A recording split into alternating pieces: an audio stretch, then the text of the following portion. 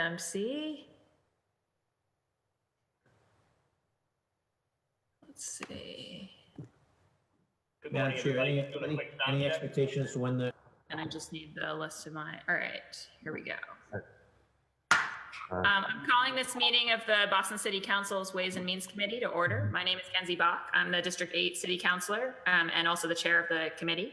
This public hearing is being recorded and live streamed at boston.gov/city-council-tv.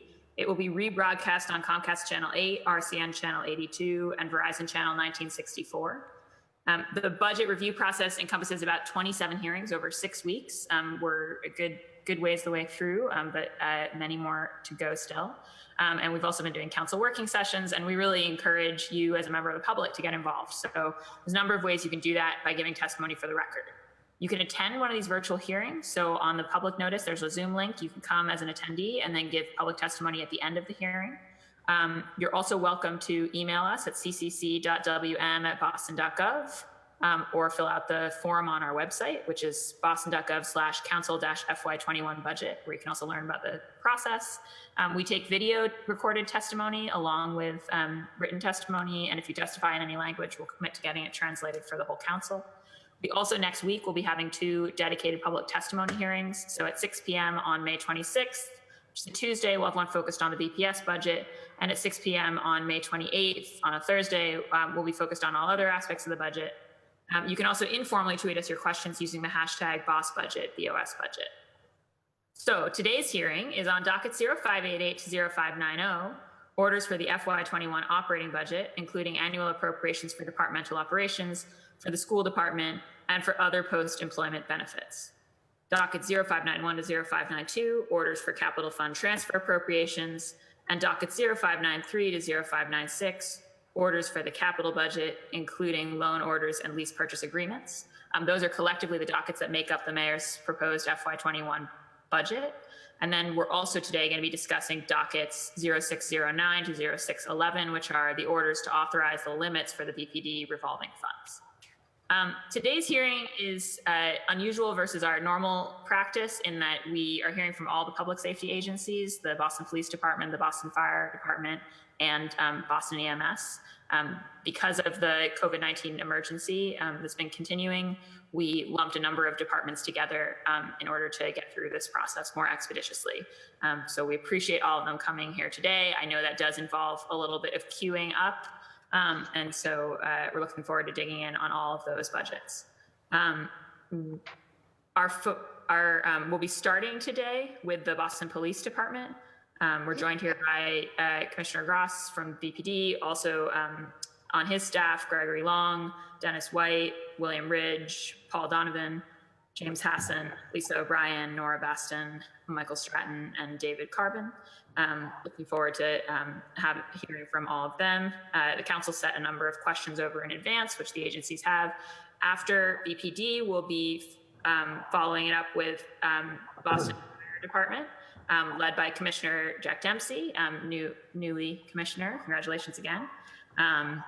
And I'll read the names of the members of his staff and then of Chief Hooley's from Boston EMS when we get to those portions of the hearing. But in order to, we know everyone's got a lot of pressing things, and so we're going to take these in order and start with the police. So without further ado, I'll pass it over to Commissioner Gross to kick us off. Thank you. Good morning, Madam Chairwoman, and thank you. As you've just heard, members of my command staff will be joining in to give testimony at this hearing. With that being said, I'd like to thank the Madam Chairwoman Bach and the members of the City Council for the opportunity to present the BPD priorities and how they relate to the fiscal 21 budget. We all know that we're in the midst of a global pandemic where we're all being challenged by the COVID-19 virus and its impact. In these uncertain times, I appreciate the important work being done by all city agencies, city officials such as yourselves, Mayor Walsh, and thank you to Mayor Walsh for steady leadership and commitment to public health and public safety. We're all working together to keep our community safe and support them through this difficult time. and we're working together to plan for recovery and future preparedness. The Boston Police Department's fiscal year 21 budget reflects the mayor's commitment to public safety. By maintaining the sworn staffing level of officers, by budgeting for 2 new recruit classes this year as well, and by continuing to make gun violence a top priority of his administration. Recognize Mayor Walsh for his commitment. We're recognizing Mayor Walsh as well for his commitment to social justice and diversity. We're supporting efforts to make the Boston Police Department more reflective of all of the communities that we serve. We're bringing the cadet program back and budgeting to put forth a class this year. And moving forward with the implementation of body-worn cameras to further transparency with the community. And supporting the superior officers' promotional exam process.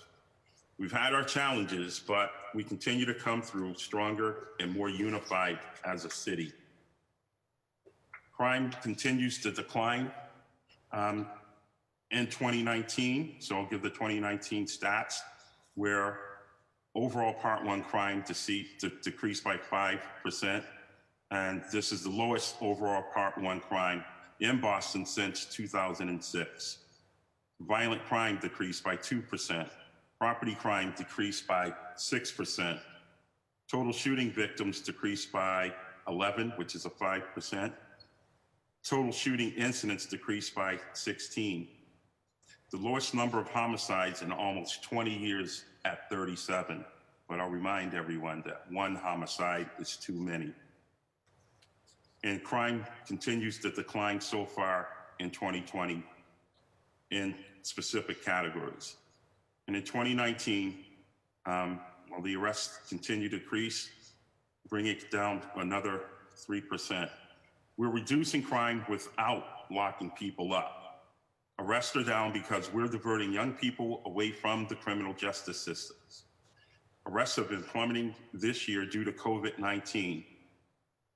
In 2019, 741 guns were taken off the street, and 504 firearms related to arrests were made.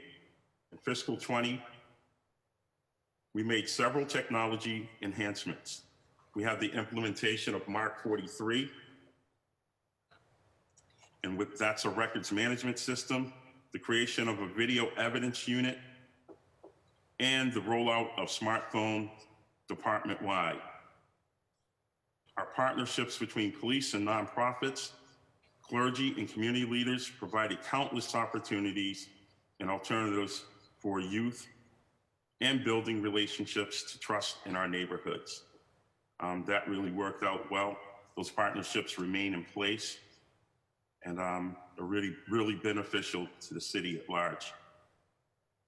These partnerships are being tested right now as social distancing guidelines and PPE requirements have made in-person outreach, engagement, and programming difficult.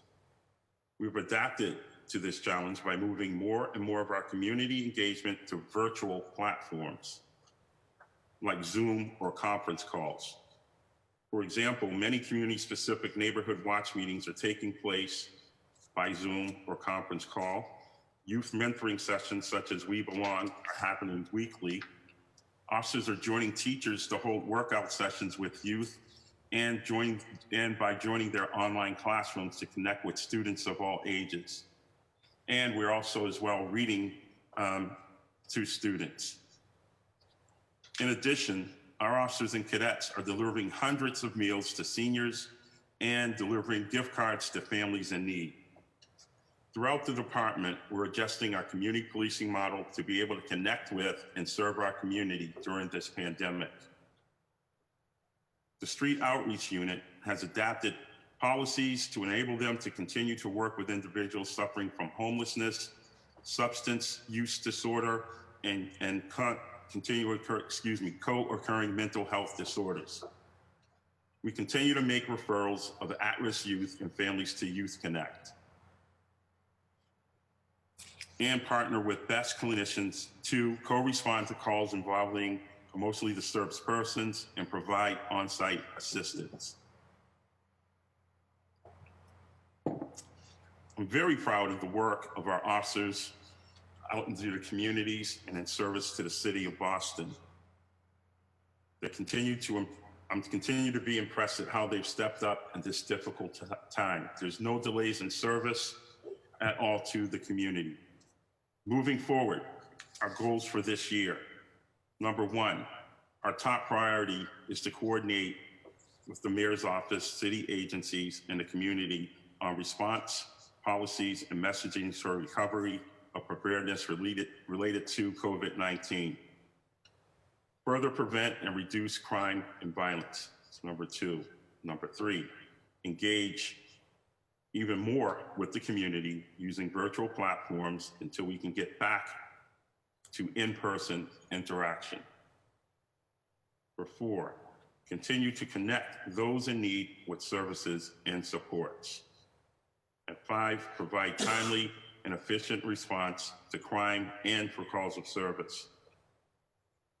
Six, support employee health, wellness, and safety by creating a culture that destigmatizes asking for help and promotes officers accessing services and supports. In closing, we're in the midst of a truly historic time in Boston, the United States, and indeed the world. The COVID-19 pandemic is a public health crisis and an economic crisis that will be impacting us for a long time. We need to work together, adapt to changing circumstances, and allocate resources as necessary to meet these challenges. With your continued support, along with that of Mayor Walsh, I am certain that the Boston Police Department is prepared to meet any challenges that lie ahead. Thank you. Great. Thank you so much, Commissioner. Before we begin questions, I just want to recognize my colleagues who have joined us, and this is also the order in which we'll do questions.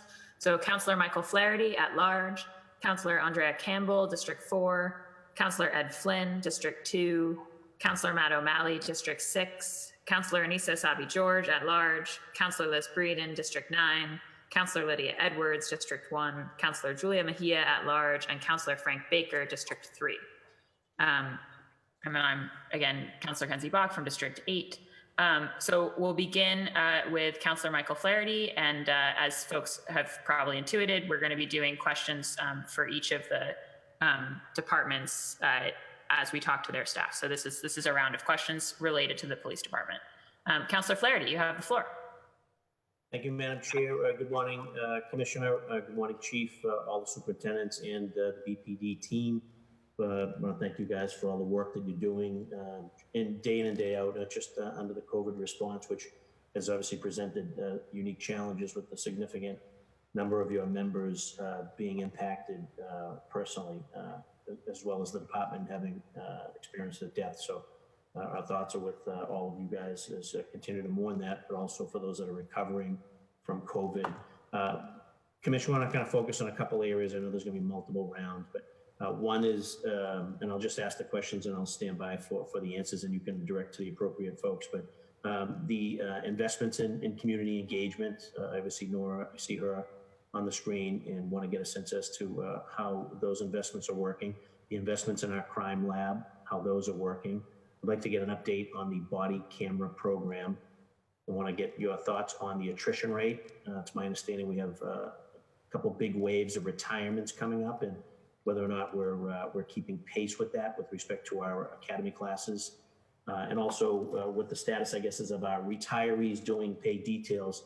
This body passed it, Mayor signed it, and it passed up at Beacon Hill, but really hasn't gone anywhere. And I think we have a unique opportunity as a city to be able to activate sort of the experience and the brain power of our retirees who have the opportunity to fulfill some of the details that are on the list that are going unmet with no cost to the city. I think we're missing an opportunity. Would love to get your thoughts as to how we can get that on track and implemented. And then lastly, it's been the bone of contention that I have every year is why we have sergeant detectives, lieutenant detectives, and captain detectives supervising detectives, and they've never been detectives themselves. It just doesn't seem logical. So I would love to see if we can get to a system where we get through the academy and folks get through their training, and then they make a decision a career decision. And do they want to go the patrolman, sergeant, lieutenant, captain route, or do they want to go the detective route and then get that necessary training? And then if at some point you want to shift during the course of your career, clearly there'll be opportunity for that. But I just think it from a management standpoint, from a command standpoint, having sergeant detectives, lieutenant detectives, and captain detectives supervising detectives when they've never been detectives, it's just I don't understand that system. So probably a conversation for another day. But I always raise it during the budget because it's a head scratcher. So that's it in a nutshell. Those are sort of my 4 or 5 areas and questions. And I appreciate the work that you do, the team that you've assembled, and I want to continue to work with you and your department to make sure we're doing the best we can to reduce crime and bringing justice to victims and their families. Well, thank you, Counselor. We'll answer those questions. First being with the Bureau of Community Engagement. I'd like to thank Mayor Walsh for allowing us to create that bureau. In 21st century policing, the BPD did not want to have the moniker of community policing being a jaded moniker. So the mayor allowed for us to create the Bureau of Community Engagement to enhance our relationship with the communities of Boston, all communities of Boston. It's worked out quite well. And to speak further on this, we'll turn this over to Superintendent Baston so she can explain her bureau. Yes, good morning, everyone. And thank you for your question, Councilor Flaherty. When you guys ask these questions about community engagement, it shows that it's not only important to us and the mayor and our mission of the police department, but also to you. To answer your question, if the investment has, how we are doing on Bureau of Community Engagement, I think it has, like the commissioner alluded to earlier, it works on 3 goals that we have in the police department. All of the programs that we run, whether it's basketball, cooking with the kids, mentorship programs with the kids, we do 3 things. It's about long-term mentorship, number 1, providing opportunities, number 2, and number 3, it's self-growth. And some of the programs over this 1 year we have been able to develop, I would like to highlight. The first program that everyone knows a lot about and that is growing is called We Belong. It's a youth leadership program designed to introduce Boston's inner city youth to public service and help discover their potential. The purpose of the program is to show youth that they can be a voice in the community and offer value to the community via public service and community outreach. Through the program, the youth will work on various projects to explore the field of public service and to discover ways to get involved in their community.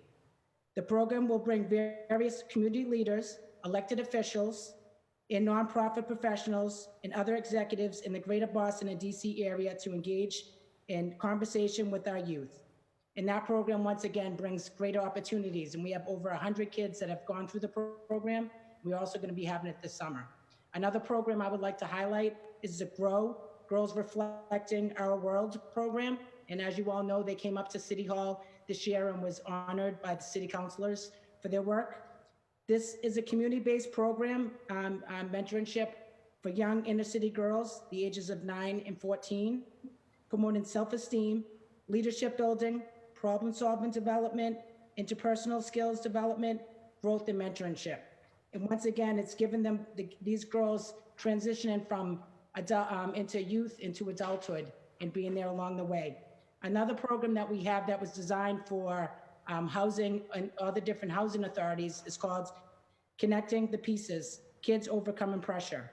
And this program is geared around hiring of youth in housing developments and creating a youth council so they connect in peace and work together to overcome peer pressure that builds barriers and sometimes create negative collaborations.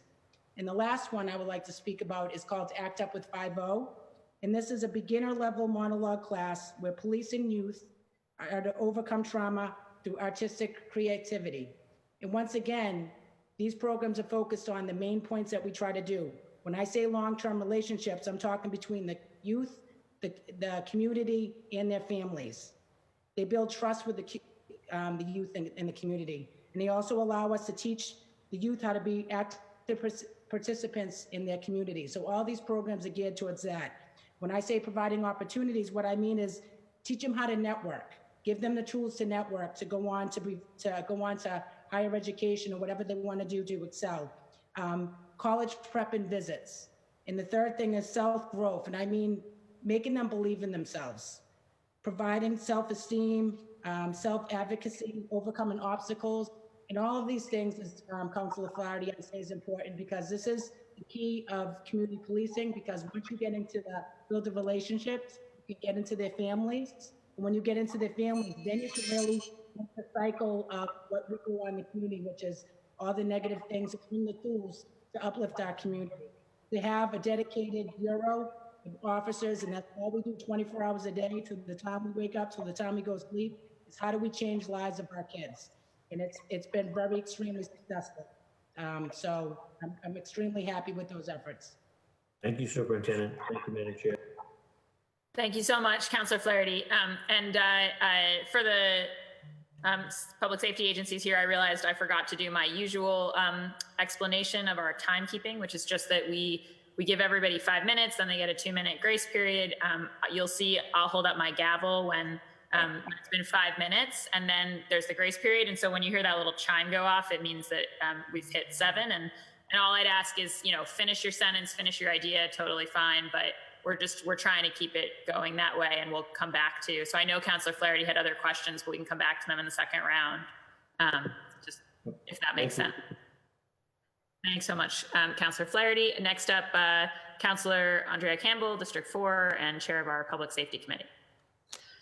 Thank you, Councilor Bach, and thank you, Commissioner, Superintendents, your entire team. Obviously, this is not an easy time for you guys. You're exposed every single day with respect to COVID-19. And of course, I want to add you're extremely busy given the violence that we continue to see in certain parts of the city. So thank you for your work.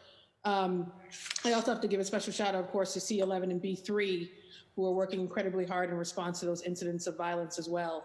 I also want to echo what Councilor Flaherty said, which is thank you for the investment in the mayor and administration in Superintendent Bastian's shop. Really important work. I'll keep the body camera question because that was one of my questions, and then we can go from there. Okay, you want an update on the body-worn cameras? Yeah, I know Councilor Flaherty asked, so we can start there, and then I have 2 more questions. Yes, so at present, we have a full implementation of our body-worn program, body-worn camera program in all of our districts and to some of our specialized units. Of course, certain specialized units aren't conducive for the usage of body-worn cameras because of the nature of the work that they do. The body-worn camera thus far has provided confidence in the officers, confidence in the community, and accountability going both ways. As we move forward in 21st century policing, you can rest assured that the body-worn cameras are here to stay with the Boston Police Department as they continue to build relationships of trust and confidence. I can have Superintendent Hassan report out on the body-worn camera project and specific statistics in our in our unit that we've created to help keep the record management of the body-worn camera system. Thank you, Commissioner. Well, it's quite an extensive program, so I'm not really sure what aspect of it they'd like to So what might be easier for the sake of time, Superintendent, just to be mindful of you guys' time too, is if maybe even just via email and through the chair, what units will be using the cameras, the timeline in terms of rollout, and if at any point the department will come back in terms of what the policy is with respect to body cameras, either to the council or the community on how it's going. But we can do that via email just to save time. And then my other questions. Council. Go ahead, Commissioner. A full implementation of the body-worn camera in all of our districts. Okay. Councilor Campbell, I just want to add, I can give you, I'll have an email sent to you. It'll give you the timeline exactly when these units, when they were trained, when they came online, and so it'll lay out the entire timeline for you, okay? Thank you, Superintendent Long, appreciate it. And then the 2 other questions, I think time will run out, is the status of the hair test and usage of the hair test conversation, and I appreciate your response there, Commissioner, status of that, and then the status of the release of the FIO data. And then I can, depending on the time, save my questions for the next round.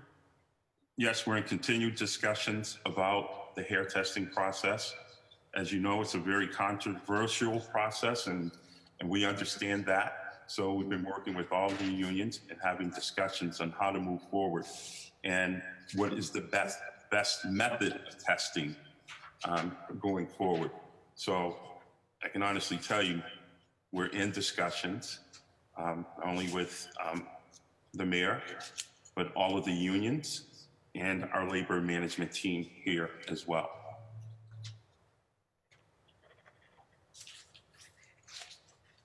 And your last question, ma'am?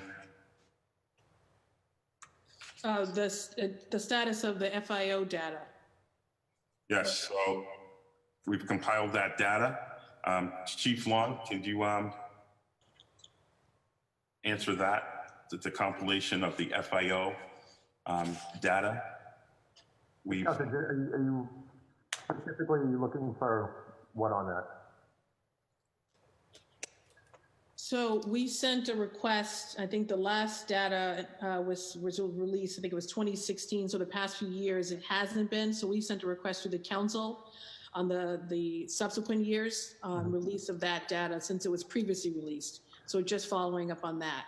Yeah, so 17, 18, and 19 have been released. They're on the Analyze Boston. They're on that. It's been posted. Thank you, Superintendent. I will take a look, and then I see the gavel. I'll wait to the next round. Thank you, guys. Thank you, Councilor Bach. Thanks so much, Councilor Campbell. Next up is Councilor Flynn, and then it'll be Councilor O'Malley. Councilor Flynn. Councilor Flynn, you with us? Yeah, I'm here. I'm sorry about that. Thank you, Councilor Bach, and thank you to the police commissioner and the staff, BPD staff that's here with them, doing excellent work in the community. Commissioner, I have two questions or comments. The first one, you and I worked on over the last couple of years, even before you were commissioner, but it was number 5 and number 6 point you mentioned today, but the health and wellness program for the Boston Police Department. You were working on that issue before you were commissioner. How is that program going? It's critical that we make sure we have the public safety personnel getting the necessary medical care and wellness programs. How's that program going, Commissioner? It's going quite well.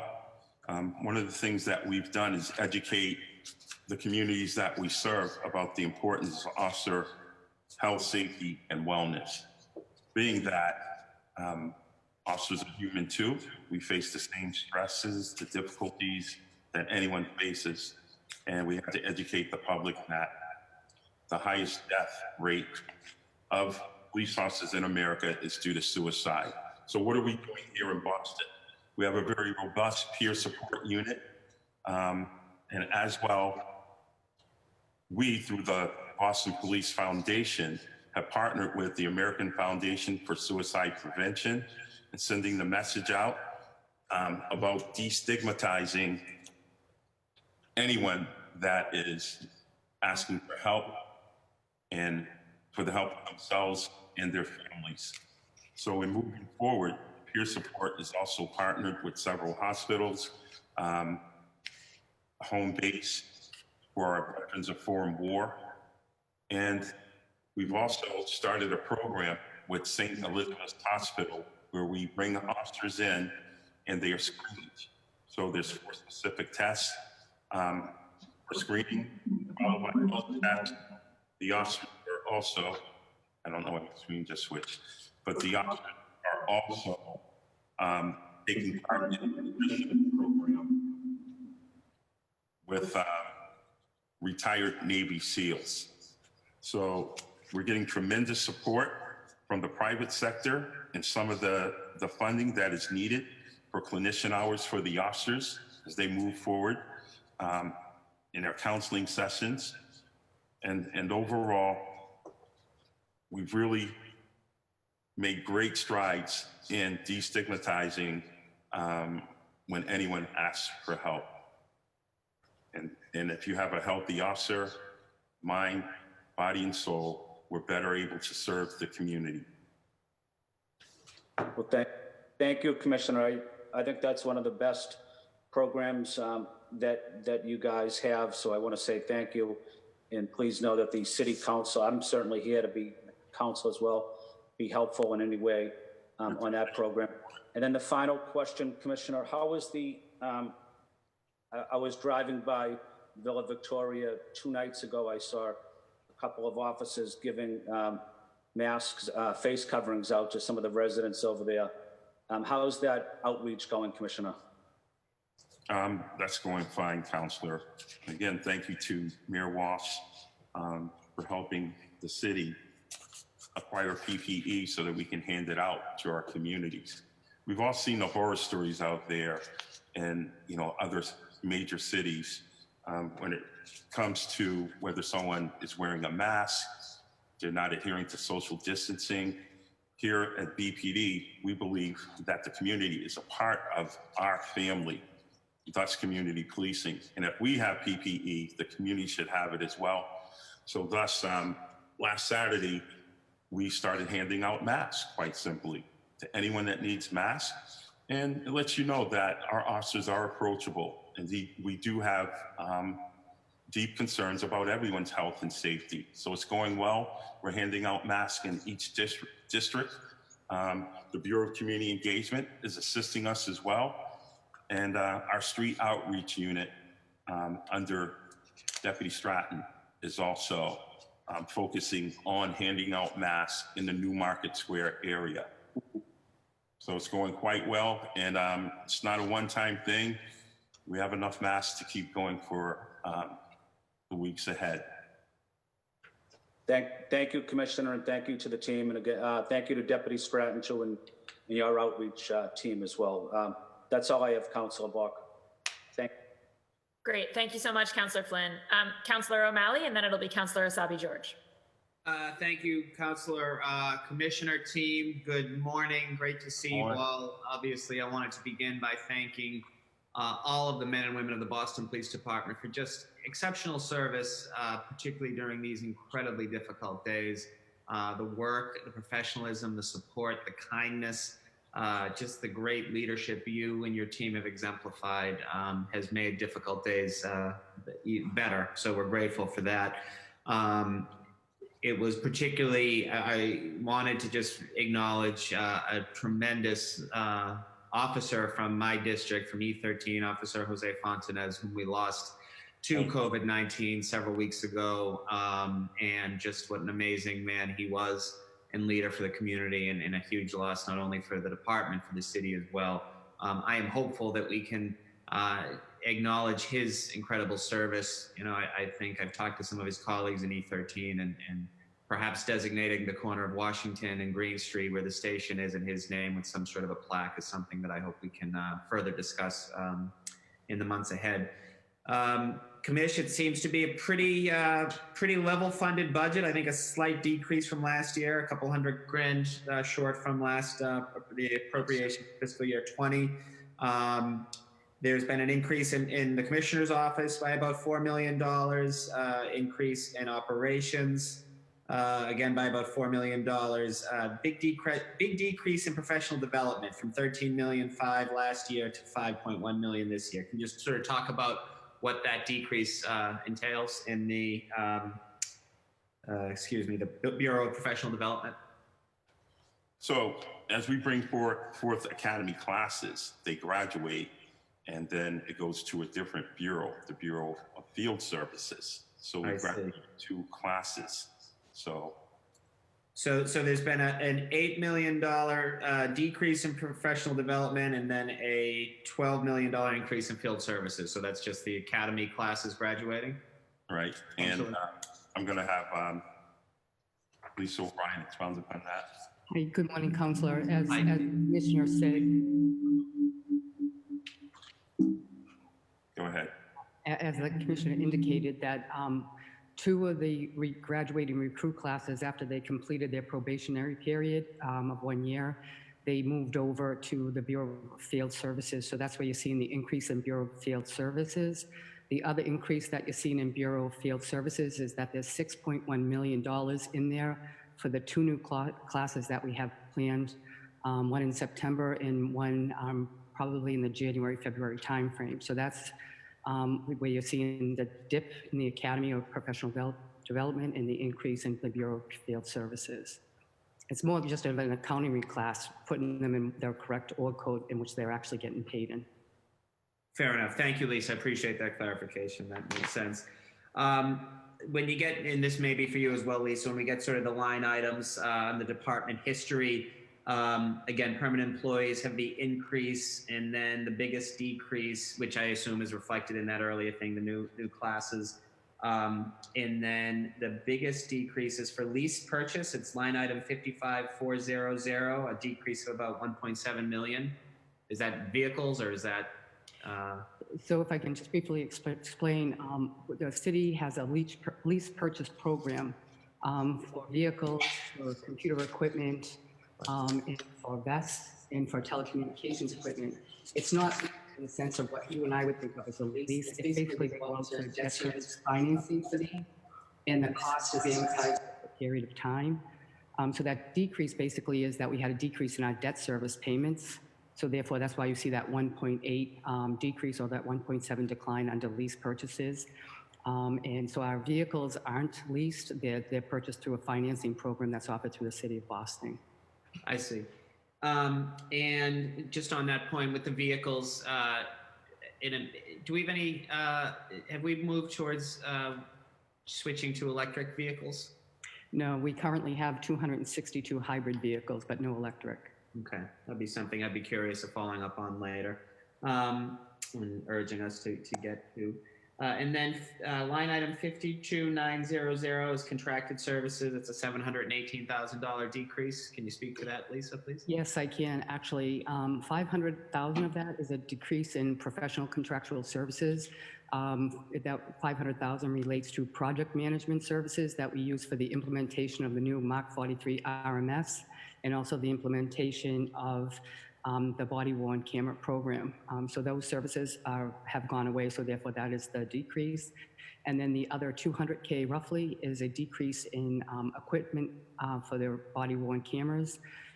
That was reduced because some of the equipment replacement was purchased in fiscal year 20 versus fiscal year 21. So therefore we did, that line was reduced accordingly. And what's the lifespan of a body-worn camera? How long will it last for? I'm not, I think roughly 3 years. We do have a replacement program in place with Axon, who's the body-worn camera vendor. And so they will replace them, I believe, like every 3 years. We have a trade-in policy or as needed. If the equipment breaks, they'll replace it as well. Great. No, I appreciate that. Thank you. That was sort of my general overview of the budget line item. So thank you, Lisa, for your great work. Superintendent Bastian, I have loved your social media account during the pandemic. It's been great to see you TikTok, and even better to see you with our dear friend Ann Murphy, who I know you've been a great friend to for many, many years. One of the things I love about, obviously, the great work you do and the commissioner, your entire team does, are some of the events that we typically look forward to every summer, from the commissioner's flashlight walks to National Night Out to the hot dog nights at Mildred Haley and South Street, where Bill Jones is a constant presence in E13. Obviously, this summer's schedule is going to be much, much different. So I'm just curious, this may be for you, Superintendent Bastian, are there any specific ideas on how we'll be able to sort of engage with the community, particularly the youth, where we won't necessarily have the same opportunity for well, we won't have an opportunity for sort of a get-together or a hot dog night or some sort of a party, so to speak. Other ways that we can really help continue to build relationships for this summer of COVID. Now, I'll be really quick because I just heard your ringer go off. So we have already started working to see how we can stay connected with our kids. And we started them to do it virtually. We just applied for a grant to get a equipment so we can do a lot of stuff, videos, have the competition, stay engaged. We got SuccessLink gave us summer spots. So we are actually they're gonna be paid internships. So they're going to be working directly with us. And believe it or not, we are connected more now with our kids on a daily basis because of not being able to see them in person. So we're thinking of having coffee via Zoom. We're thinking of ideas like that and just bringing it virtually and staying safe as possible. But we already are in the works of continuing all our programs, but just everything is going to be via Zoom or making videos, but absolutely staying connected. And like I said, we already have the summer plan in place. We're ahead of it. Great. Thanks. And later on, you can talk about the paid positions for this summer coming up in the second round. Absolutely. Thank you, Commissioner. Thanks, everybody. Thank you. Great. Thank you so much, Councilor O'Malley. You're muted, Kenzie. You muted yourself. Sorry, everyone. Thank you, Councilor O'Malley. And what I was saying is just we've been joined by our colleagues, Councilors Arroyo and Janey as well. I just wanted to flag, Commissioner, with you and Lisa in the same room, when you can only have one of you have your microphone unmuted at once. When we have them both, even for a second, we start getting that feedback. So okay, we'll work on that. Just flagging. All right, great. Next up is Councilor Asabi George, and then it'll be Councilor Breeden. Thank you, Madam Chair, and thank you, Commissioner and Chief and Superintendents and the rest of the command staff and your staff that's with us this morning. Just excited to talk to you. First, a round of thanks, as my colleagues have done and will continue to do, for your work during this particular time. I especially want to thank is it Deputy Stratton? I want to make sure I get the ranks right, for the work that's been happening over the last year or so with your outreach team, and in particular the work of Sergeant Messina and his group. I think that they are really, truly on the front lines, especially as it relates to the opioid epidemic. And although so much of our conversation and our resources have been around the COVID pandemic, the regular work certainly continues, and your group is no exception to that. So I want to thank you in advance for that. And it's certainly related to the work of the BEST team that I've advocated for over the last few years, since my time on the council. And we've been able to grow by a few numbers the amount of the number of clinicians that work with your police officers. And I just want to ask very simply, how many BEST clinicians do you need across the district, and how can we better advocate for those clinicians? And first and foremost, I'd like to thank you, because you've been a champion for the best teams and increasing those best teams. So we're working hand in hand with the Boston Medical Center and bringing more and more best clinicians to the BPD to work in partnership with our communities. As you just alluded to, we have Deputy Stratton, and he'll be speaking on all the work that he's done with the best teams and how he's moving forward. He's doing an excellent job. You know, that Newmarket Square area and the issues of mental health issues across our city, especially during this COVID-19 pandemic. It's very stressful times for many families, and we're here to help out in any way we can. So Deputy Stratton, can you speak more on the best teams? Sure. Good morning, City Councilors, and thank you for that recognition. We appreciate it. And I just wanted to go back to what one of the other City Councilors mentioned. Over the last 4 days, our units handed out probably around 300 masks to that homeless and at-risk population. We've been encouraging social distancing and the wearing of the mask to try to keep people from getting sick. And now back to the best team clinicians. The goal is to have a clinician in every district, to have them available to the officers to assist with those mental health related calls for service. That would slow down, shorten up the response time. We currently have only 4 best team clinicians. We have one that covers District A1 and A7. That's downtown Boston and East Boston. The second clinician works in the South End, covering District 4 and District 14 in Brighton. That clinician is considered part-time because she has a dual role. She's the supervisor and co-responds with an officer. The third clinician works in District B2 in Roxbury and also covers District B3 in Mattapan. That's a full-time clinician. And the last clinician works out of District 13, which is Jamaica Plain, E5, West Roxbury, and E18, which is Hyde Park. That's a part-time clinician. So those 4 clinicians are co-responding with the officers to assist with the mental health related calls for service. And with the onset of the COVID-19 pandemic, to reduce the risk of exposure to the clinicians, they were requested to work from home. So what we did at the Street Outreach Unit, to keep them available to respond with officers, we came up with a strategy to have them work with our officers in the Street Outreach Unit on a rotating basis. So daily, we have 2 clinicians who are still available to co-respond with the officers. The other 2 clinicians are working from home and are available to the officers via cell phone using a telehealth type application where they can talk with the officers directly over the phone and also with the client in the home to offer services. So that plan has been assisting the officers greatly. They're still available to the officers, and hopefully when the pandemic is gotten in control of and we get the city back to normal, our goal is to not only have the clinicians go back into the districts to respond with the officers, we would like to have additional clinicians assigned to the Street Outreach Unit to create a mental health side of the unit, because we're currently addressing homelessness, substance use, and mental health. I'd like to expand the role and have more focus on mental health, and the other side focus on the homelessness and the substance use. That's really great to have a better understanding of their roles. And I think just that summary there truly does demonstrate the need for more clinicians. So to have one in every district, the number that we've talked about in the past at similar hearings, if it wasn't last year's budget hearing, I think it's 22 clinicians, and we would want to ensure, I would like to ensure that the 4 that you have right now are full-time, and that's truly would fulfill the spirit of the work that we've done in the past.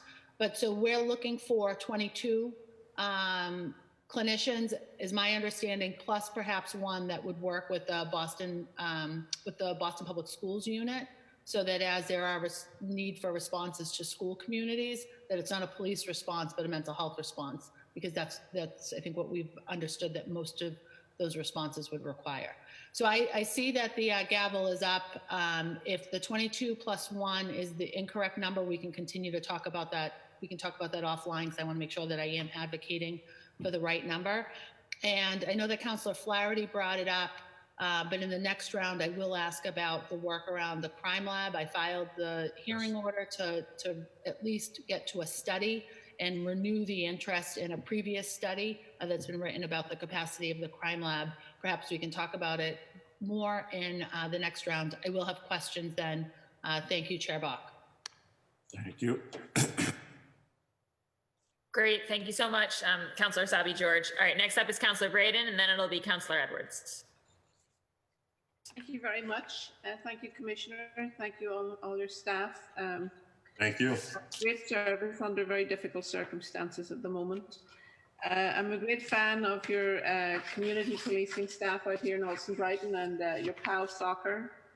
Frank Hughes does a great job, and it's a great mentorship program for our young students preparing to go out into the world and develop good character and good work practices and good community engagement. Thank you so much for that. I had a couple of questions related to Councillor Sabi George's questions. The issue, I spoke with the captain in District 14, and he said one of the biggest issues out here is actually the mental health issues. Yes. And I was wondering, in terms of intervention, it's great to hear that there's a clinician, a part-time clinician available to attend those incidents. Some of them are pretty gruesome and pretty severe mental health crises that are difficult to handle. I was just wondering, in terms of training for your staff, your officers, are they trained in de-escalation and how to handle these difficult mental health interventions that they have to do? Yes, that's an excellent question, because it allows us to educate you about what we're doing.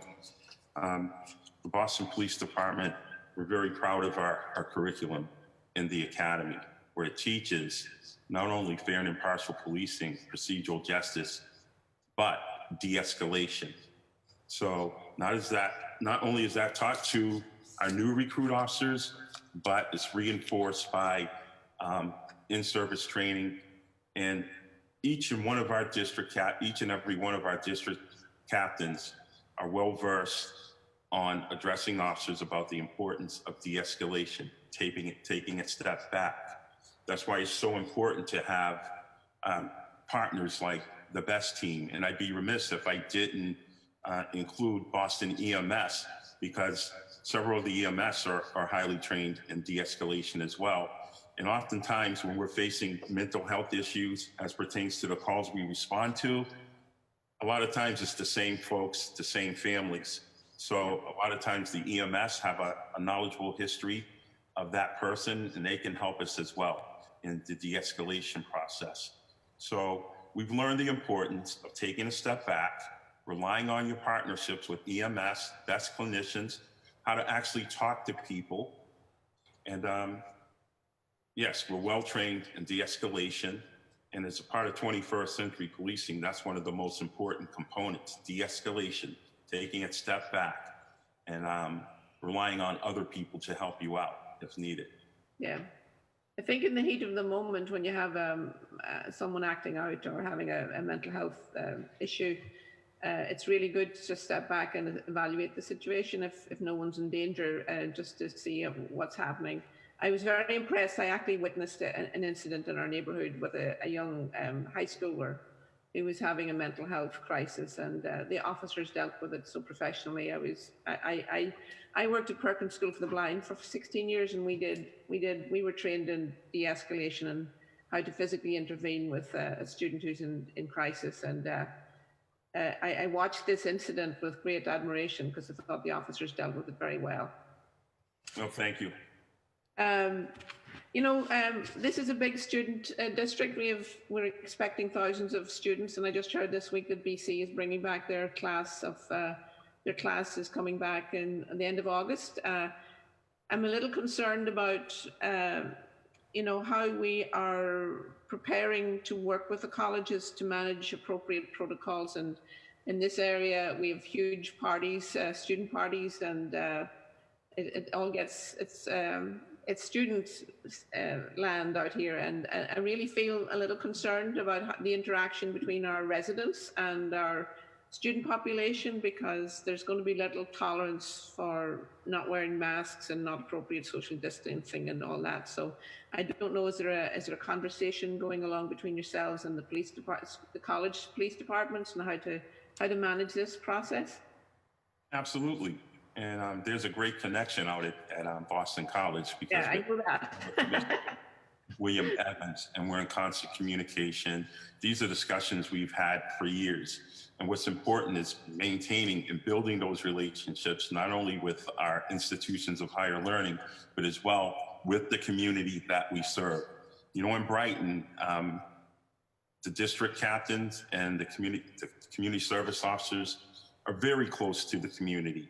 So we have these discussions, not only with folks in the communities, but with landlords, with businesses, and of course, the staffing at Boston College under former Commissioner Evans. We have these discussions and how we're going to move forward, especially moving day. And throughout the academic year, we're in constant communication, and we discuss each and every problem or potential problem and how we're going to work together to solve that. I think but if we put COVID into the equation, this year is going to be more critical, I think. And, I think there's going to be less tolerance of inappropriate lack of social distancing this year than in other years. Thank you for that. And there was another quick question. The municipal lot in Brighton Centre is next to District 14. And rightly, there's a section of it has been blocked off for police vehicles, which is fair enough. It just seems that there's a lot of police vehicles in that location, and I wonder, do you have a service garage there for police vehicles? It just seems there's a lot of extra. It seems like a lot of police vehicles at that location, and there's a tremendous pressure on parking for our local businesses there. And I just wanted to get some feedback on what the situation was there. Well, there is no service garage there, and we will definitely work with you as well as the district captain on any parking issues. We definitely don't want to take away from the community, so that's something we can discuss. Very good. And then how am I doing for time, Councillor Ball? You're up, I'm afraid. Thank you. I'll get to. I have one more question. I'll get to next time. Okay, no problem. Thank you. We're not going anywhere. Okay. Thank you, Councillor Braden. All right, next up is Councillor Edwards, and then it'll be Councillor Mejia. Councillor Edwards. Good morning, y'all. Good morning. So I'll just kind of first of all say my thank yous. I can't help again but emphasize how incredibly grateful I am for the emphasis that you've put in, Commissioner, and community policing. I see the difference in East Boston. I see it consistently in Charlestown, and it does make a huge difference that people see our officers as partners and part of the community. So thank you for that, and thank you, Nora. I want to thank again Officer Martin, or Jim Martin, and we now have a new community officer, Joe Tolo. He's doing wonderful in East Boston. Bobby Luongo, Captain Fong, Captain McCormick. They have never failed to answer my phone calls, to answer my questions, and even have difficult conversations when there have been accusations of, we discussed this, or Captain McCormick and I, of discrimination and things like that. So thank you. I think being able to be readily accessible for even the difficult stuff is important. I do appreciate, I think there was some officers, we reached out early on, wanted to talk just about the brick. I asked all questions about, support for masks, the mask ban, everything. And I just have to say that kind of communication, that open communication, even if we are going to disagree, is the testament to your leadership, Commissioner Gross. And because honestly, I think it's those moments that we grow. I do have some questions about budget specifically, and I'm going to apologize. I will not be able to make the second round. I have a very sick constituent I need to go communicate with, so I will leave after my questions. But God bless. Yeah, and honestly, God bless all of you as well. We get your statistics. We know that the infection rates for the public safety folks, and God bless and be with every single one of your officers, to EMS, to be Boston firefighters, all of you. Just so on the, because we are a very diverse city, I think it's 25% of us don't speak English as a first language. Talk to me about your language access and your, having access to either, you're increasing access for those who don't speak English to the police. Is there a language access budget item? Do you have a hotline that's multilingual? What resources is the BPD dedicated to making sure that if you don't speak English, that they're there? I know you have some wonderfully capable and incredible officers who speak more than one language, so that's part of your recruitment. But I mean, in terms of an institutional dedication line item budget, curious about that. Curious also, I think we talked after one of the hearings on immigrants on the Trust Act. You came right over to the immigrant advocates. Thank you again for even the difficult conversations. And we talked about UNT visas. We talked about people being able to come forward. I'm just curious if I'd love to see some, I don't know, an item or budget item dedicated to that specific outreach for those who are victims of crimes who may be undocumented. Only because a lot of times honestly, I mean, they are particularly vulnerable and they're very scared about coming forward. Absolutely, they are. And then I'm also, I know we also talked about recruitment, how the force is getting older. No offense to I'm 40. I'm getting older too. I get older every year. So I'm not trying to call the force old. But you brought this up. I think someone else brought this up at several hearings about how we're creating pipelines, especially of diversity. I had a young woman, a Latin woman a Latina from East Boston High School, and she was a freshman. And I said, "What do you want to be when you grow up?" She said, "I want to be a police officer." No doubt about it in her mind. And I was very excited about that. But I'm curious about your pipeline and what budget, what kind of money we're putting in to make sure that pipeline is filled with as many people, young folks of all different backgrounds as well. So I know it's a lot, but I feel like I only got one round. So thank you. As for our ability to speak to each and every community in our great city, and we know that the city of Boston is now 50 to 53% people of color and made up of all God's children. So the BPD is focused on what if someone needs help. Through our 911 operations and our call center, we do have the ability to help out folks with the interpreters that we have there. As well, we have several officers that speak several different languages, and some of them 2 or 3, whether it's from Mandarin, Haitian Creole, to French Creole, because there's different levels to that, as well as Polish. I can go into a litany of them and I will provide you with that list, but we're very happy because that shows that, to your question about recruiting, we're making sure that everybody knows that each and every neighborhood of Boston, your children, your loved ones, we want you as a part of our first responder family.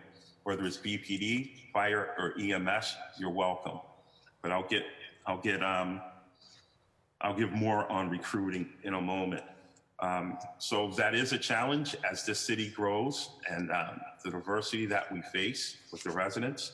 So we're very mindful that we have to serve each and every member of the community. And if they need help, we will have the ability to reach out to them through an interpreter. That's something we're constantly working on. I believe your second questions pertain to the undocumented population. I'd like to thank you for your advocacy, because having your voice out there as well as the voice of other city councilors, it does help us build a relationship of trust with the undocumented community. Here's why. Oftentimes they're coming from a place where there's a very corrupt or police system, and they're victims. They're just trying to, increase their quality of life and the future of their families. And so often there's a belief that police are the same all over the world. But when you come to the city of Boston, I guarantee you, once you are in Boston, you are a resident of Boston, and you will be treated respectfully. So with that being said, each and every one of our officers is well versed on the acceptance of everyone to our city, and they will be treated the same as anyone else, with honor, decency, and respect.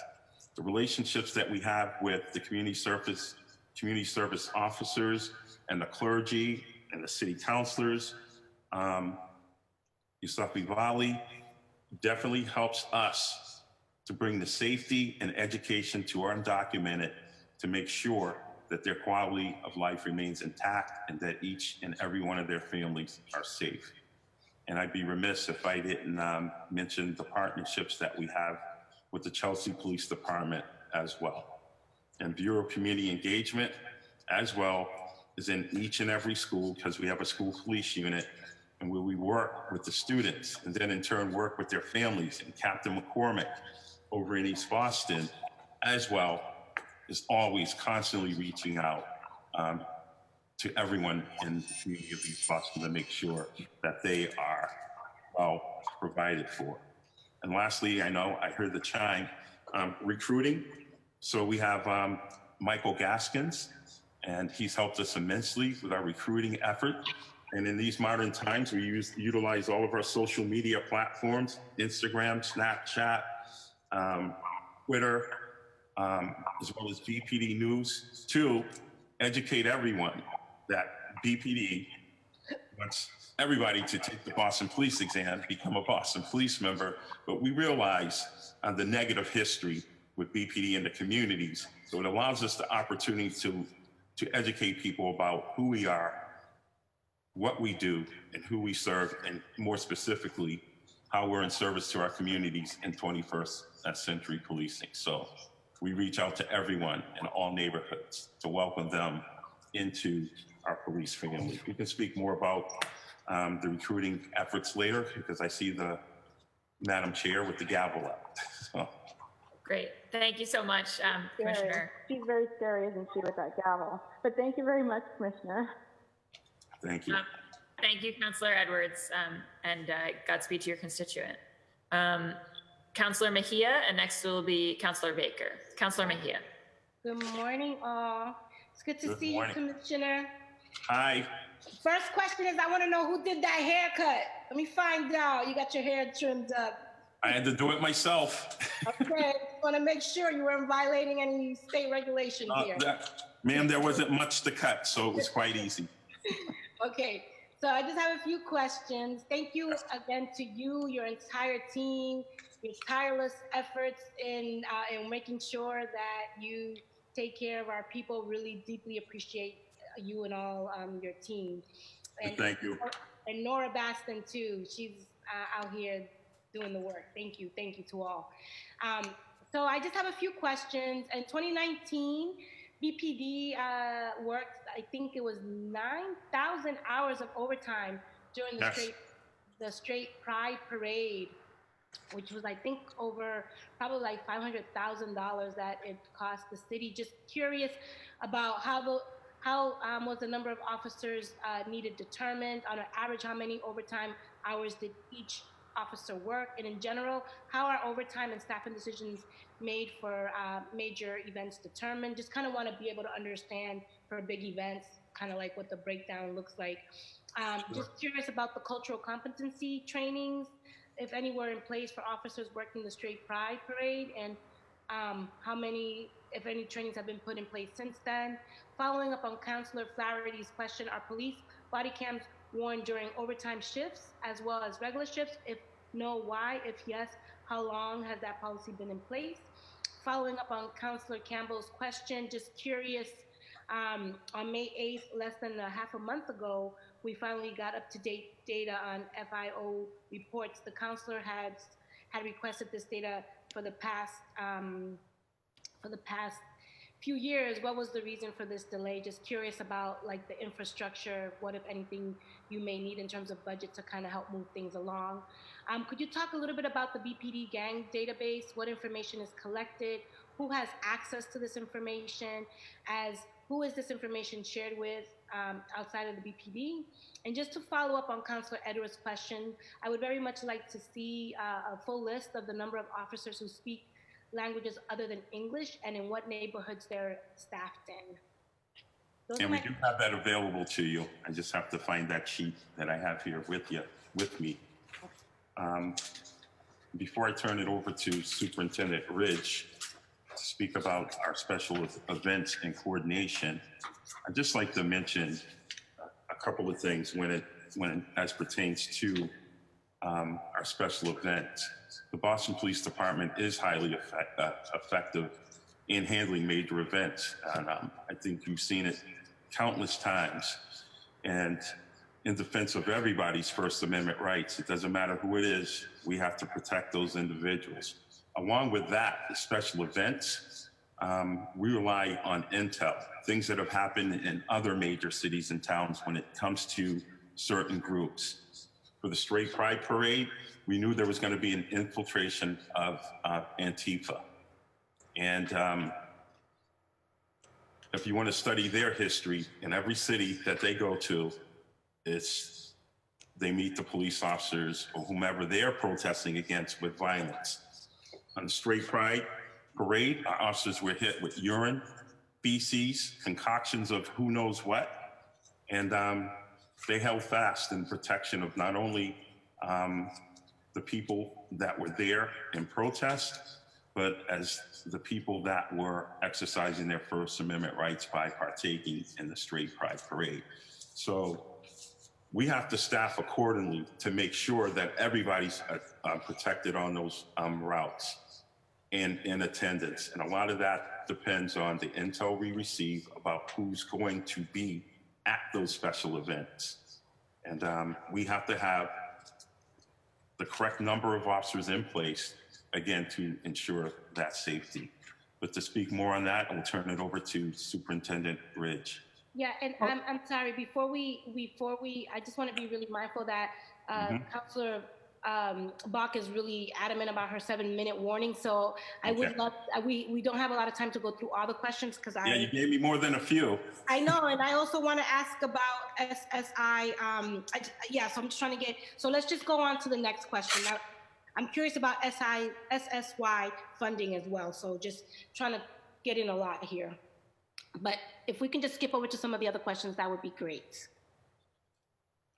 So the next question was about body-worn cameras? Yep, just high level. Yes, again, the body-worn cameras have been implemented in each of our districts. We have 11 districts. And right now, I believe your question pertained is, are they worn during OT? So we're definitely in conversation with labor from City Hall as well as our union, because it is a bargaining issue at this point. All right. We're fully cognizant, and our goal is to have body-worn cameras worn on all shifts, whether it's overtime as well. Okay, great. I feel like we need more than 7 minutes, Bach. We definitely do. There's Let's go on to the next question. I would just say just keep going. Okay. Do you want me to answer your question about the FIOs? Yes, please. All right, so obviously, you know, I answered earlier, 2017, 18, 19 have been posted on BPD News and Analyze Boston. The question was, where were they for 2017, 18, I mean, 17, 18, and 19? Like, probably the easiest answer I can give you for that, it was staffing issues here as it relates to, you know, public records requests that we get. We were able to kind of maneuver around some resources here, obviously, to put that together. We understand the importance of, you know, making those available, and we have every intention on a yearly basis. We're going to be, those are going to be posted. Okay, great. Thank you. So let's go on to the gang database. Just wanted to just get some clarity around that, and then would love to hear about the languages spoken, and then just SSY funding. Okay, and here to discuss the gang database is the Deputy Director of Boston Regional Intelligence Center, Dave Carabin. Are you on? Good morning, everybody. To answer the questions that you had, ma'am, the gang assessment database is it's a database maintained by the Boston Police Department that includes gang members and gang associates that have been verified using a 10-point verification system. You asked about the information that is collected.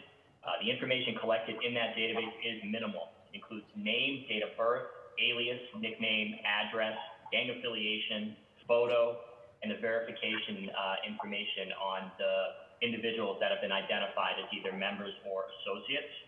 And in terms of your question of who has access to the database is open to all sworn members of the Boston Police Department, as well as select authorized users. For example, an authorized user might be a civilian that works within the Boston Regional Intelligence Center. There are a total of 4 people that are not part of Boston Police Department that have access to that, but their access is extremely limited in how it is that they can obtain access to that database. Thank you. Councilor Bach, I heard the traumatizing shine there. We'll circle back on a second. I will say that on the language access front, you know, the council did send a request for information over to the department that included a request about folks speaking different languages, and the department said they're not in the language pool formally, but we have them. But we have not, to my knowledge, received that list. Right here. We'll make sure you get those, Madam Chair. If you could send that over through the chair, that would be fantastic. And that we do have them. Thank you. Thank you so much.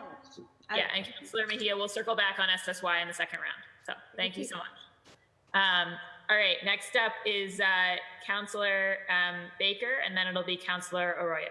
Councilor Baker. Morning, Commissioner. Good morning, Councilor. Thank you for all you do and your team that's with you. It's been a joy to work with you guys. A couple things. Can I get an update on when the next academy classes are, and an update on cadet classes, like what we see for those in this upcoming year? Yeah, maybe if I can get that, and then I just have two other small questions. No problem. First of all, I'd like to thank you all for your support, because as you know, We do have a high attrition rate. The population of Boston is growing. And by your support, you're able to voice your opinions about the need for more Boston police officers. So that's why we've been able to put out 2 recent academy classes, cadet classes, and we want to continue that in the future. So I want to turn it over to Superintendent Hassan in regards to our recruiting efforts. All of that is with him and our upcoming academy class. Good morning, Counselor. We're scheduled to have a class in October, November, and then with a second class going in for February, March.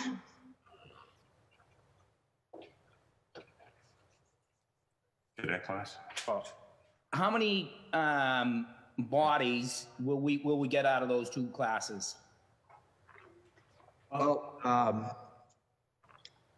we're scheduled to put in, I think, about 60 in the first class and 120 in the second, which will take about 39 or 96. So that's what we're hoping with the dropout rate. Thank you. Deputy Stratton, how are you today? Thank you for the work you do down on Mass and Cass. Can you just talk a little bit about what you're seeing down there? Are you seeing an influx of people? Are we seeing maybe the same faces or less people? And also, how is the Section 35 program going? Are you using it during this time, and has it been effective? Yes, the crowd, the weather's getting better, so of course the crowds are going to look bigger. There are a lot of new faces out there. We're seeing people from other communities and in some cases other states. And we're also seeing an influx of people who are being released from the criminal justice system to addresses given as shelters. And so they're released to the shelter and they're right out in that area. So the crowd, it looks bigger because of the weather, and we are seeing other people from other communities. As far as the Section 35, the courts are closed to the public, and that did hinder the process, but we came up with a strategy. We worked with the courts to do teleconference hearings for the Section 35 involuntary commitments. And how that works is we set up a command post and we work with the courts. So when an officer wants to complete an affidavit to get the involuntary commitment, they teleconference with the court, they get the affidavit, and if we locate the client is brought to our command post, which is at 1010 Mass Ave and staffed by the Street Outreach Unit. They're brought to that outpost, and we communicate with the court via teleconference. A clinician is provided, a defense attorney for the client is provided, and once the client has spoken to the clinician and the defense attorney, then the judge is brought on the conference and the hearing is conducted and a decision is made whether the client will be committed to a treatment facility or deemed well enough to be released. So we're seeing an increase in those Section 35s because we not only get them from family members, police officers are applying for them, but we're seeing a large number from hospitals. Hospitals have a lot of patients who are suffering from substance use disorder, whether it be drugs or alcohol, and they're applying for these affidavits and then getting the order, and they're picked up from the hospital by police officers and brought to the command post. So we're trying to work out a process to do those teleconference hearings right at the hospital with the courts as well. But we did devise a strategy, and we are doing the hearings, and it's going well with the cooperation of the courts. Interesting that the hospitals are starting to get on board there now. And you said there was do you see an increase in the Section 35s over the last, say, 2 months? I do, because we're handling all of them, so we have a good grasp of the numbers. The Street Outreach Unit was very familiar with the process, and we're doing them on a regular basis. And let's be clear, it's a last resort. Somebody has to be in really critical condition, seriously ill, and definitely a risk of harm to themselves or others. So we only use it as a last resort to get the person the help they need. So with the influx of the cases coming out of the hospitals and officers citywide calling us to assist. We've seen probably maybe a 40%, 50% increase in the hearings. We're doing 3 to 5 a week. Excellent.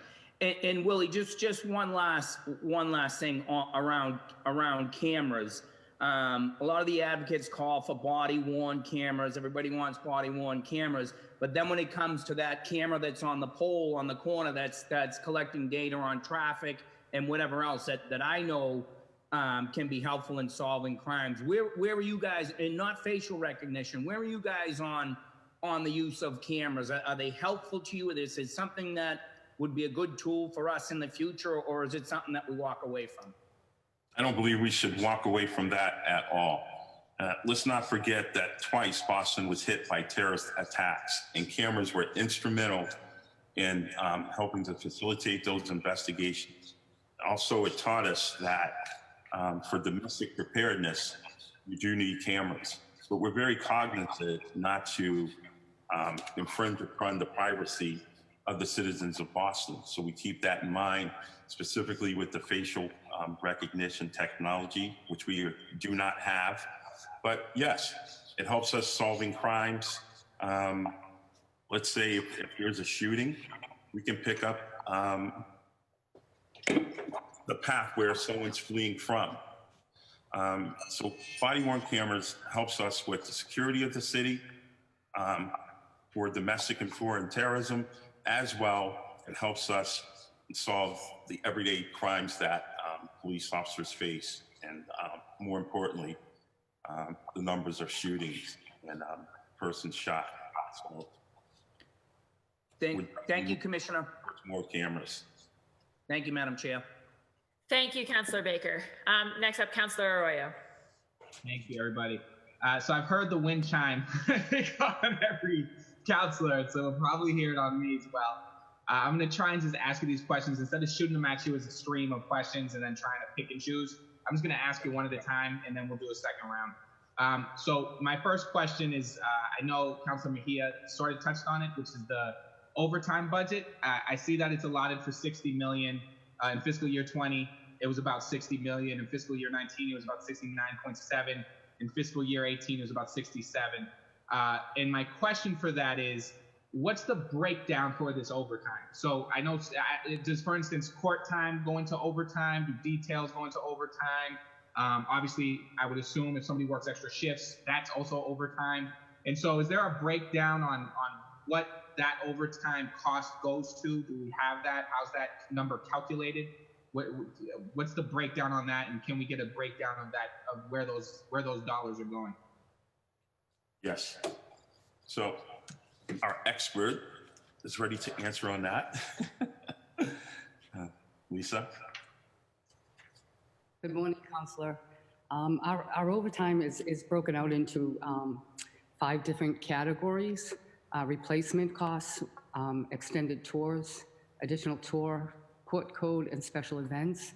The majority of our overtime really stems from replacement costs and extended tours. These are heavily weighted, roughly 33 and 31% of our total overtime costs.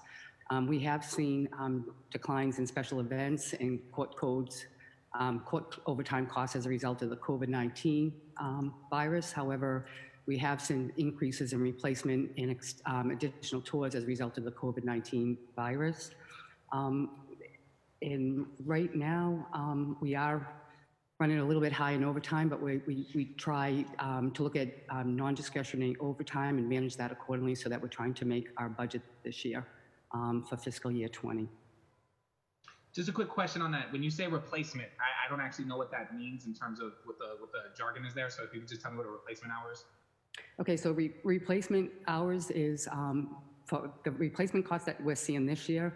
A lot of it has to do with in-service training that we did in the early months of this fiscal year for the body-worn cameras. There is some replacement costs for our officers who have been infected by the COVID-19 virus. Actually, 29% of the COVID-19 hours represent replacement costs for those officers infected. And then the remainder of replacement costs is staffing issues that we might have around vacation time, sick time, and those officers that are out injured. We have to replace those officers to maintain staffing levels at the districts. Got it. So that makes sense. Thank you so much for that. Of course. The next part is I'm just going to follow up on, I think, Councilor Campbell and Councilor McKee asked questions about the FIO data. One of the things that I noticed about that data was there was some missing data. So, for example, for the FIO subject ethnicity data, 32.9% are categorized as unknown or missing. That comes to about 4,632 individuals. Why? What accounts for that missing data? Why does that happen? And is there a remedy? So, as we all know, when it comes to identifying your race and ethnicity, certain people aren't comfortable with providing that, and we cannot guess. So we put it down as an unknown. So that technically has to do with respecting everyone's individual rights and how they identify. If they don't wish to identify, that creates a problem with how that data is inputted as pertains to race and ethnicity. So there's nothing dubious going on about that. As we move forward in these modern times, a lot of people don't want to give their ethnicity, and they find it offensive if you ask, are you black? Are you white? You know, I see a time coming in the future where people are like, hey, I'm just human. So just as a follow-up to that, so does that mean for the rest of that race and ethnicity data, that's all voluntarily given, that every subject that was the subject of an FIO voluntarily spoke to an officer and gave that race and data? So for the rest of that, well, there's some individuals that we know and that we are aware of, and they've already been identified as a certain race or ethnicity, but then there are others who do not wish to identify. So I guess my point is, with those other folks, what you're saying is they've all self-identified either at some point, not necessarily for that FIO, at some point in their history with BPD, they've self-identified. So I guess what I'm asking is there's no guesswork there, right? Every person there has said, this is what I am, this is my ethnicity. Is that what you're saying? So in the instances where we don't have it, it's simply because they won't give it to us? Pretty much that's correct. And as you know, we're both persons of color. There's many different hues. So if you say someone's Latino and they're Cape Verdean, or someone that is very lightly complected, that they're white, and actually they're African American, then you can see what we face. Again, the city is 50% to 53% people of color now. So you don't want to guess in the wrong category because it will affect the numbers. I agree. So the second part to that FIO, which might have a clean answer, is that the files for that show that the numbers of individuals or subjects have gone up in terms of the amount of folks FIO'd. And so is there any like an answer for that that's clean as to why that would happen in terms of, you know, possibly population increase, possibly more officers on the job? What's the analysis for why those FIO numbers would go up? Well, there are a couple of reasons. Yes, there is an increase in population, and depending on what's happening in certain sections of the city as pertains to crimes and the levels of crime, when we stop to talk to people, we just document it. We want everything documented so that it shows what we're doing in our interactions and how we're interacting with people on the street. And as well, if you break down the FIO, it's field interrogation observation. So a lot of our FIOs are just plain observations. So it's not always a physical encounter. Oftentimes, it's observation. So number of I see the gap, and I'm sorry I got to do it this way. This is not a great method, but just a question on the social media surveillance program, which I believe is called Geophedia. What metric does BPD use to determine the success of that program? How do you determine whether or not that program is being successful? What are the metrics we use internally for that? And what policies do you have in regard to the Geophedia program or the social media surveillance? And what's the policies governing information sharing on it? Just if you can answer that with the wind chimes are going to go off. So until that happens. Okay. So over to Dave Caravan.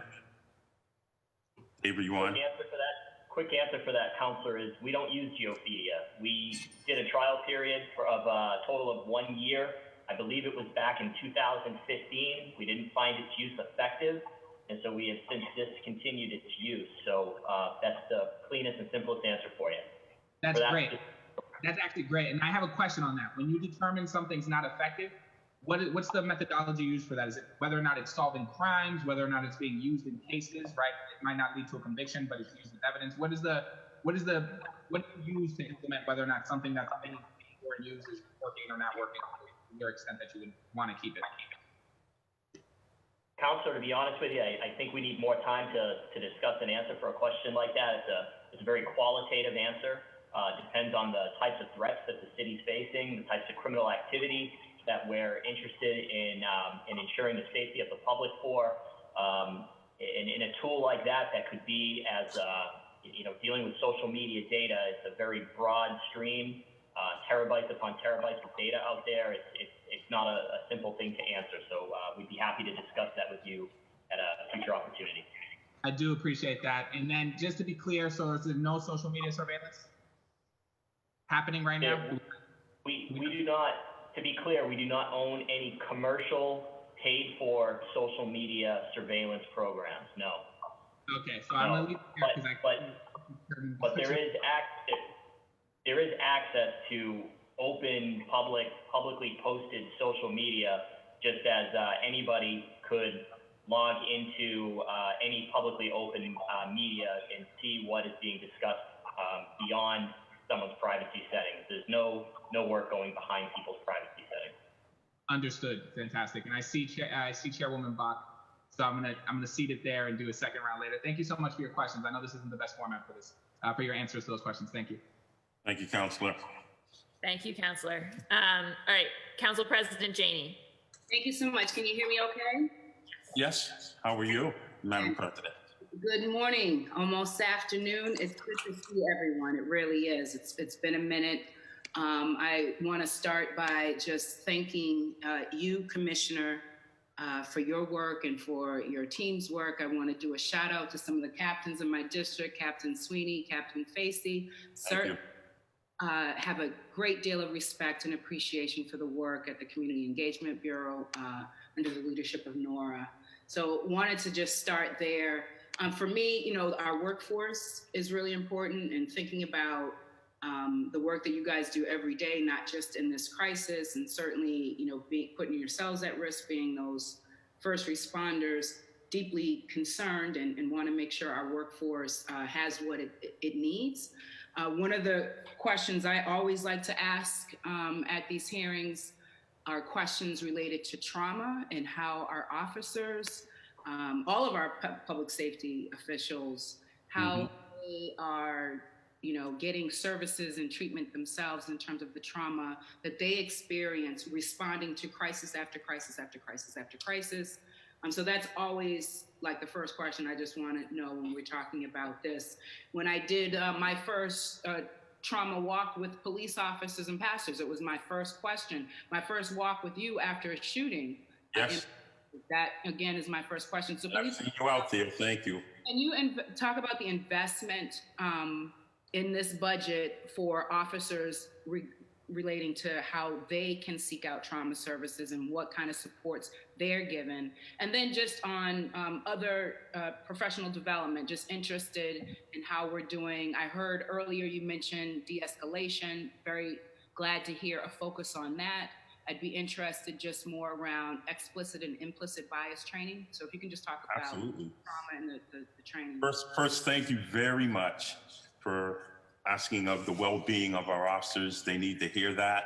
Across the nation, there's a growing anti-police sentiment, but believe it or not, in Boston, we have a lot of great folks like you that do appreciate this tough and difficult job. As I alluded to earlier in testimony, Boston police officers are human too. And the amount of calls that we respond to, often they're very traumatic, not only for the citizens, but for the officers. With that being said, gone are the days when you hold everything in, you don't want to talk about it because it would seem as though you're weak. So again, I just like to to tout our peer support unit. Any officer can reach out and have services provided to them and their families to help with any trauma that they're experiencing. Commissioner, excuse me, I'm sorry. I just know that our chairwoman is trying to. I was going to wrap it up. I promise. So to clarify, is it the process that the officer then reaches out, or is it also, we know that there was this question on this question, which I do like because Brick is actually on the line, but I don't know. I think he has to mute. Kinsey, can we mute Ricardo? I can't mute him. Can you mute him? And I hope I get a do-over on my time here. I'll give Counselor, I was going to answer that. So here's what I'm saying. So yeah, my clarifying question is it incumbent upon the officer to seek out the service, or do we automatically say there was a shootout on X number, whatever street it was, and these officers were involved, or these officers responded and saw, the unfortunate scenes when we see, that was going to be part of my answer. Oh, okay. Okay, go ahead. I'm sorry. Thank you. Yeah, it depends on what call. Let's say we've had several calls, unfortunately, where there could be an infant that passed. We automatically send our peer support unit, not only for the Boston police officers, but as well as the 911 call takers and or dispatchers.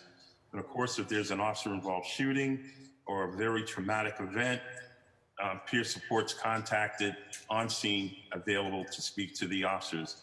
And as well, we've fostered a culture where we, quite frankly, look out for each other. It's incumbent upon the district captains and the supervisors to get to know the officers that they are working with. And peer support helps us recognize through their training with each and every Boston police officers some of the signs of trauma, stress, and we're all each other's watch persons. Speak to the explicit, implicit racial bias training or any dollar amounts that are invested in this budget toward that.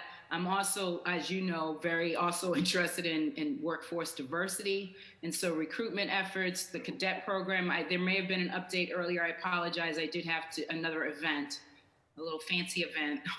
So I may have missed that conversation, but certainly interested in any way that this budget, there's an investment that will help us increase diversity.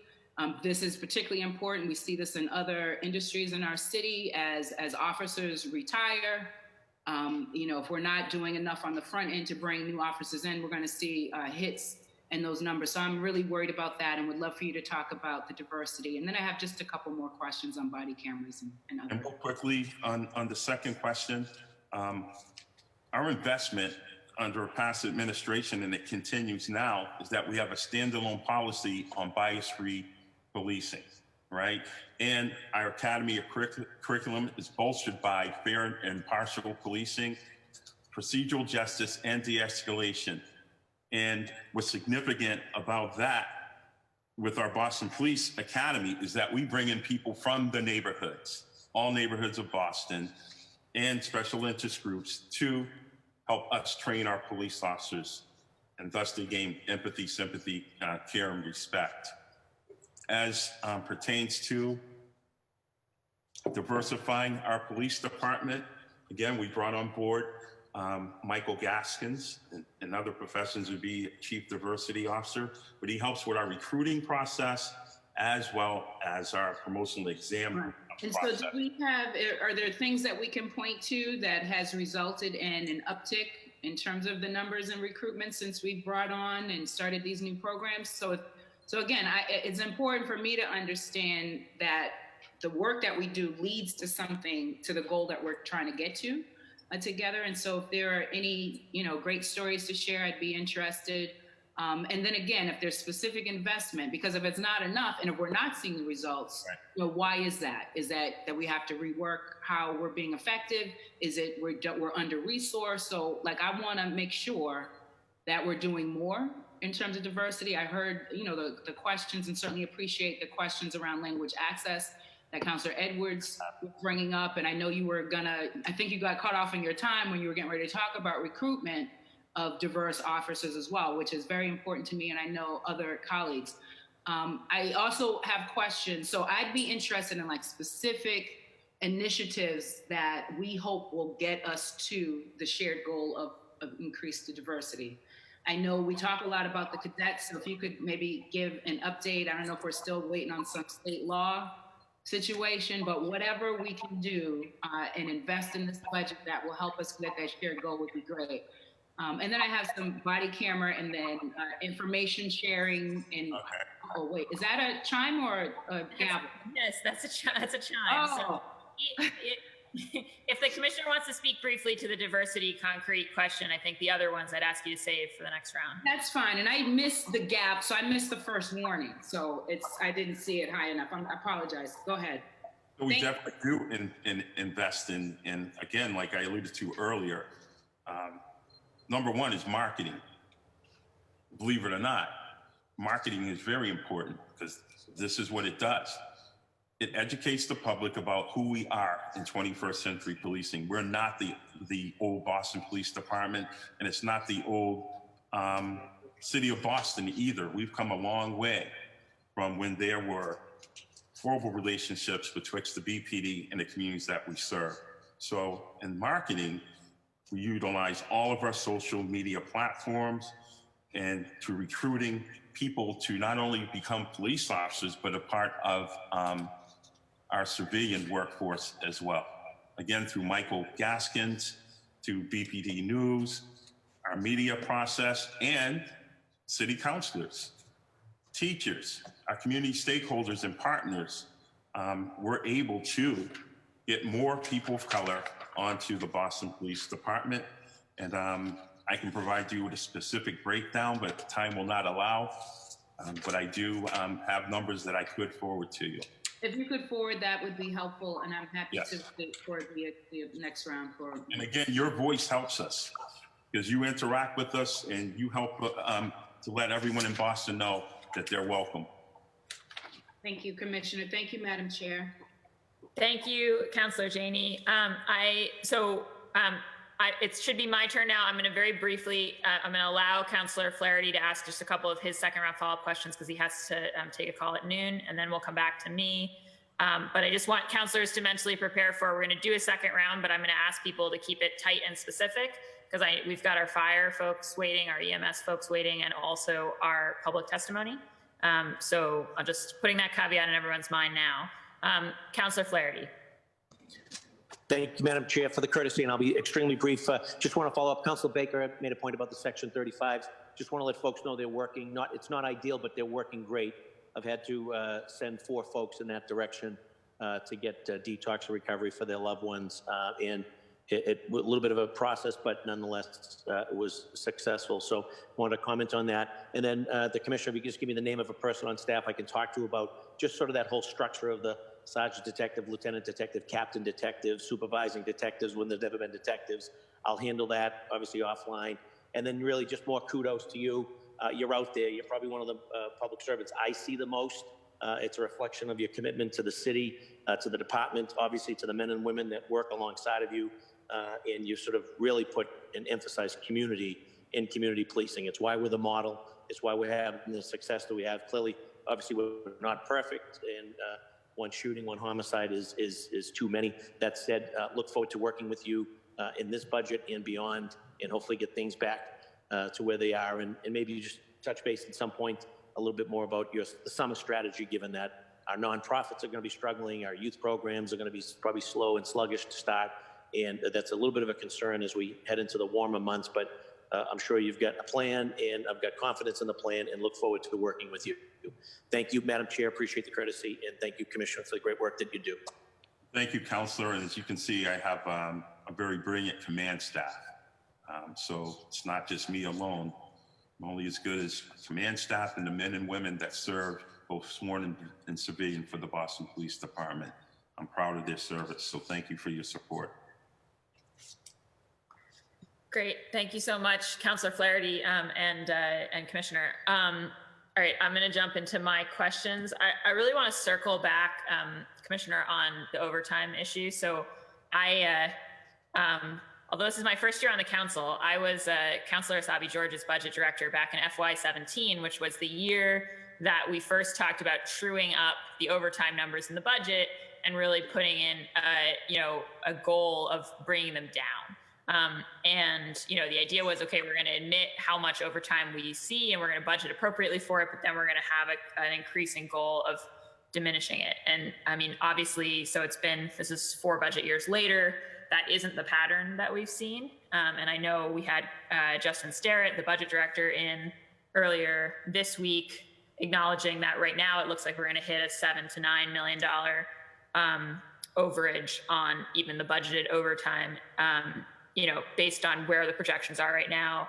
And it looked from the budget numbers that we got from your team from March 31st, like a significant amount of that overage was already in place pre-COVID-19, right? So it wasn't just the current emergency that we're in.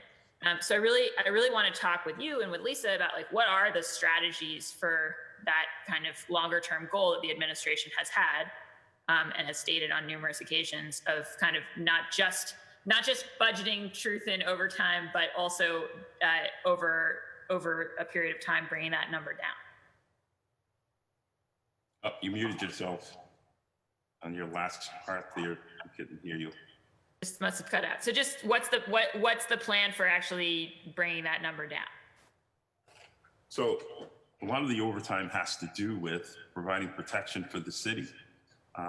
You've heard about our attrition rate, the number of officers that are retiring, the number of officers we can bring on through our limited academy. And what I mean by limited academy, we have pretty much working out of a retrofitted elementary school. So we can only put out a certain number of officers at a time, maybe 100 to 120.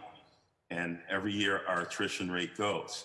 So with officers out injured, attrition rate, we have to make sure that our calls to service are answered and the staffing levels at each and every district are at a point where we can answer those services. So a lot of the overtime goes to backfill, a replacement overtime rather, to make sure that we can answer our calls to service. The population is growing and quite frankly, ma'am, we have to answer our calls to service and until we get the staffing levels up to where they need to be, overtime will remain in place because we have to provide the services to the city.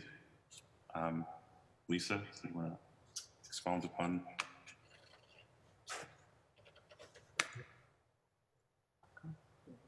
Hi, Councillor. I know that you mentioned pre-COVID overtime costs. We did have several unusual elements driving up some of our overtime costs this year, such as the in-service training that we had for the summer months beginning in July through September and October for the training of the body-worn cameras for all the districts, all the patrol force. One of the other unusual items that we have now is we do have increased overtime costs in the Mass Cass area, and that's driving up some of our overtime costs. And again, we continuously look at ways, especially on discretionary overtime, to trim that down. We have a bi-weekly meeting with ComStat where we go around the room and talk about some of the overages and why they're over. And again, a lot of our overtime costs, as the Commissioner alluded to, is replacement for officers that are who are injured, sick, or they're trying to maintain staffing levels at the districts. Thanks. Yeah, I guess my point would be that I think that I'm absolutely sympathetic, Commissioner, to the need to do the work, right, to staff the police adequately at the city. I think that what we presume as a council is that the budget that is brought to us each year is a budget where the administration says this is what we need to do this job. And the fact that every year we're seeing an overtime number that goes way over. I guess my question is not, why isn't this magically solved this year, but it is, what is the strategy long-term for getting to those adequate staffing levels so that we aren't going to overtime, or changing our policy procedures so that we're not going to overtime as much? I mean, I hear you, Lisa, saying there's exceptional cases this year and also that you guys are looking at it. I guess it's just that it feels like, deja vu in terms of each year's budget on this front.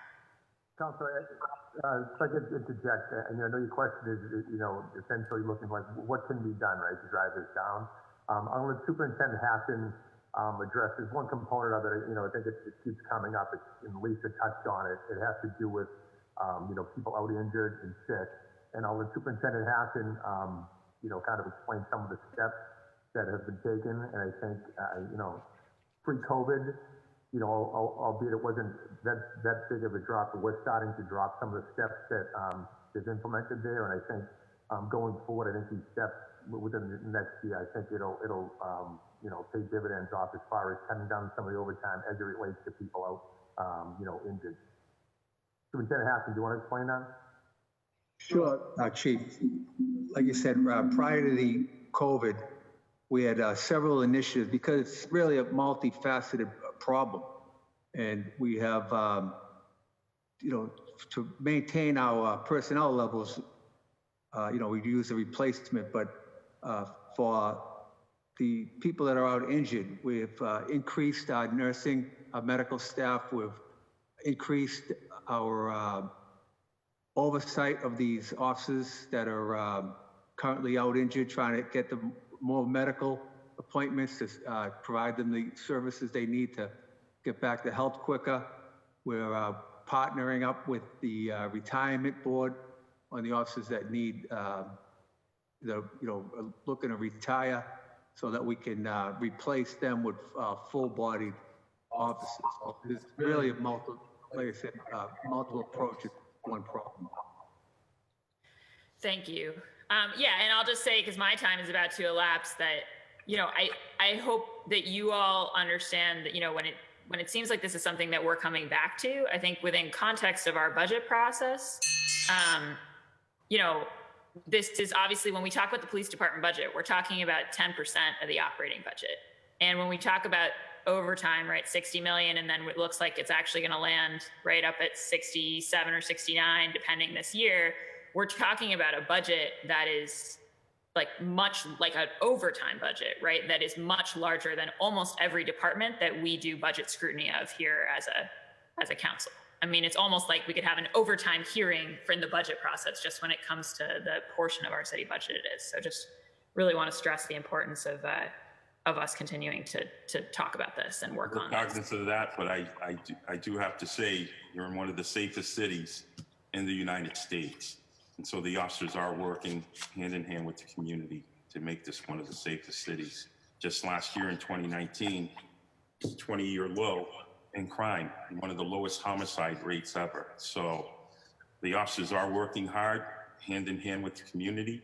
And again, attrition rate, the number of officers out injured.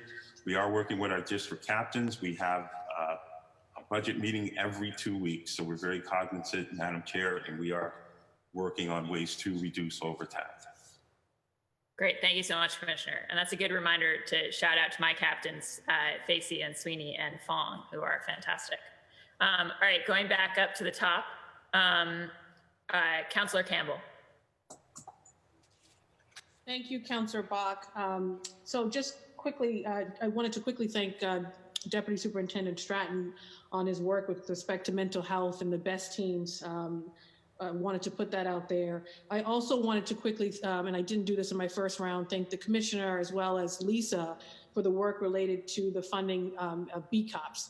It was one thing to push to get that funding from the state to have more officers in our business districts, but then to get the money in the process, Lisa was instrumental. So Lisa, thank you very much for your help with respect to that.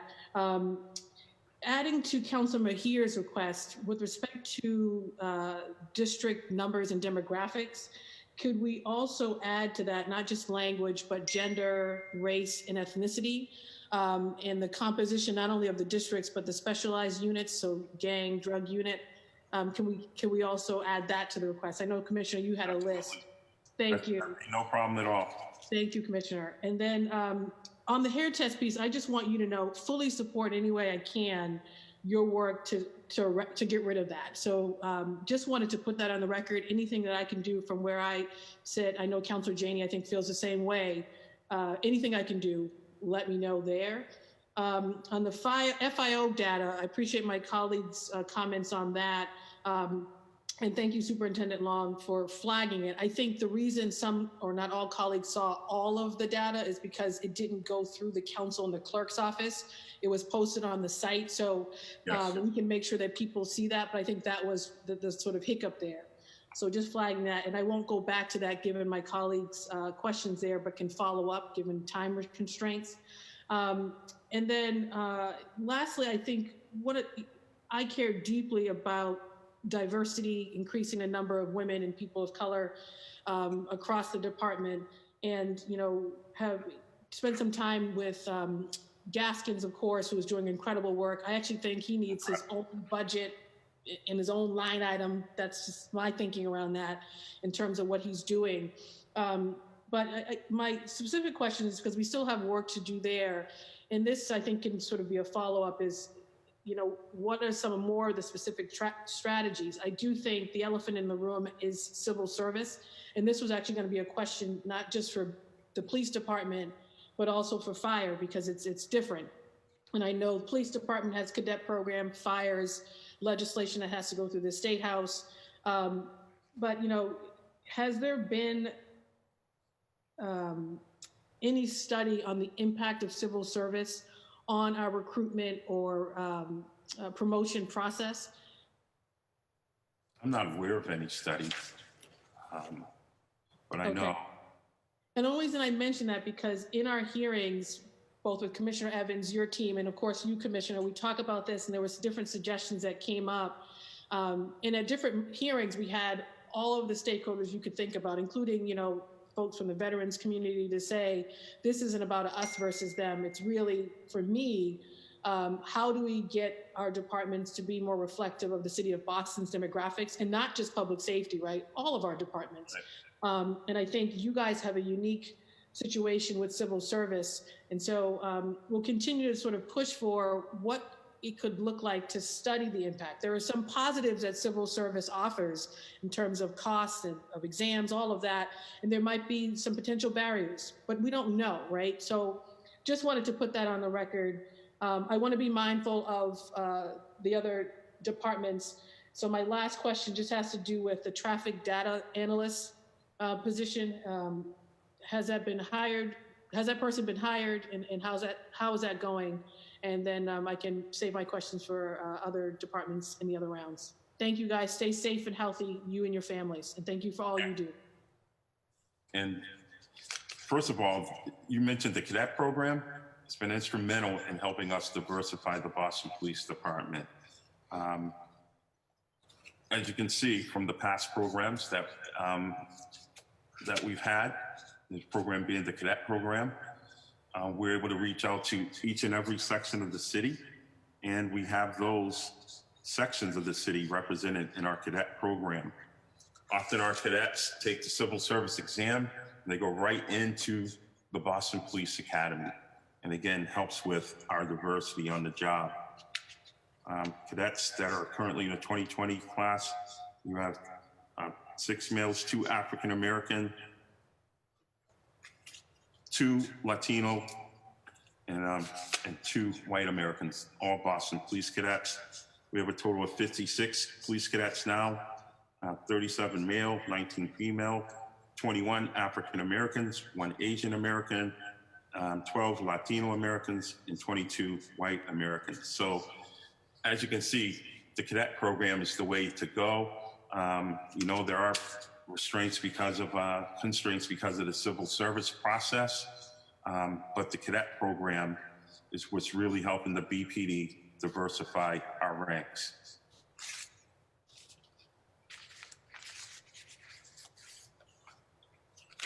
And I can provide you with more of a breakdown of the total Boston Police Department as pertains to our diversity within the sworn ranks. I don't think time would allot for me to go over all of the categories in place. No, we can send it through email, Commissioner. Thank you very much. Definitely send you that through email. And I'd love to have a discussion with you as well about, again, how you can help us recruit. Just by some of the things that you said in support of the BPD, it shows that we are working together with all of our city councilors, and people in the streets see that in our communities. And then they know that they're welcome in the BPD, and part of that has to do with the messaging from the city councilors as well. Thank you, Commissioner. Great, thank you so much, Councillor Campbell. I think, Councillor Flynn, are you here? And Councillor Bach, on the traffic analyst position, if time doesn't allow, we can do it through email. I know it's in the request, but I'm not sure if we got a response to that. Thank you. Yes. Yeah, we haven't, we definitely will want one. I know it's an interest of a number of councillors. Councillor Flynn? I think Councillor O'Malley, we may be jumping to you. Thank you, Madam Chair. I will keep it brief because I know we've got a number of other, can you hear me? Yep, we can hear you. Perfect. Sorry about that, Commissioner. I know we have a number of other public safety departments to hear from, so I will keep it brief. I'll start with, again, a thank you, Commissioner, you and your team for their exceptional service, particularly during these trying days. And then my question is, I think you alluded to it during the first round, as the Superintendent Bastian and I were talking about sort of the summer programming and ways to really interact with our kids. You had talked about, you had teased the idea of some youth job positions, and I apologies if you talked about it with the subsequent speaker. I had to mute my call for a minute, but can you talk briefly about some of the job opportunities slated for this summer, particularly for our youth? So again, you know, one of the most important things that we have to look out going forward this summer is the programs, initiatives, and job opportunities for the youth in the city.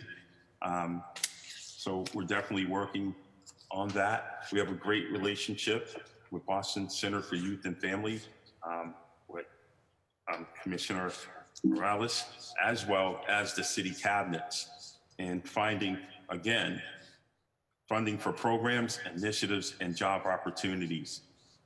The Bureau of Community Engagement has done a great job, and one of the programs they have is We Belong. I'd like to turn it over to Superintendent Bastian because she has some unique opportunities for the youth in Boston that we're very proud of. Superintendent Bastian. Thank you, Commissioner. And Matt, so we got 20 positions, paid positions for the summer that we're right now going through the hiring process for the We Belong program. So we already have that paid, that's going to be paid. We have 15 slots for all the housing developments. That's the ones called Kids Overcoming Pressure. And then we have 12 slots for Act Up with 5.0. And then we're going to continue the Women in Blue CSI camp. We're going to do that virtually. We're also going to be working with the Boys and Girls Club, BCYF, Erica Butler's Girls Leadership Program. So we are very connected, and we already have over like 100 or 150 kids now that have signed up and that are going to be working with us. So working with BCYF and Commissioner Morales is important. So we're working with them hand in hand. All we're just waiting to see is how the program's going to operate, how whatever the restrictions are going to be.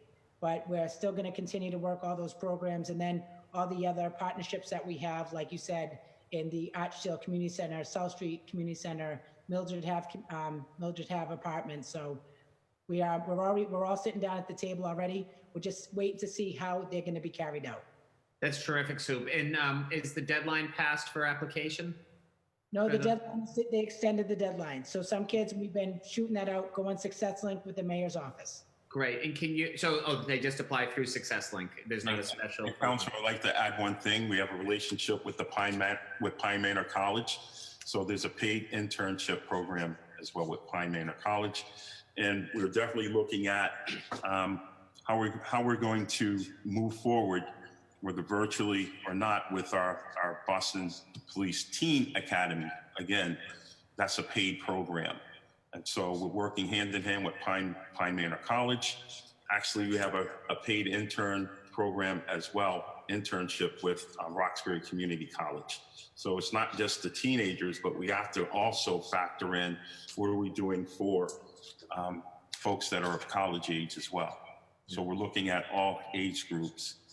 And whether it's programs from Boston Center for Youth and Family or BPD, you can know this, City of Boston, that we are all working together. Mayor Walsh keeps us on point. And again, one of the major points on his agenda is to find things for our youth to do this summer. Job opportunities, and again, programs and initiatives. And we're all working together on that. And we invite you as well to provide us with any opportunities that we can help you out with. No, that's great. I will definitely share the link. I can think of a number of young people from my district who I think would benefit immensely. And again, it's important for a whole host of reasons. A, it offers young people a good paying job during the summer. But B, it helps really continue to address, and speaking specifically about the summer jobs with BPD or with BPD affiliates, to help build relationships between our law enforcement officials and members of the community. And C, it really helps us potentially, spark an interest for these young people who may decide they want to pursue a career in law enforcement. That's a great way to help diversify our ranks, promote young Bostonians to give back to their city, to serve. It's really a terrific thing. So I'm glad to hear that that's continued and has really grown. It's a testament to all of you. My last question, because I said I'd be brief, is more of a plug.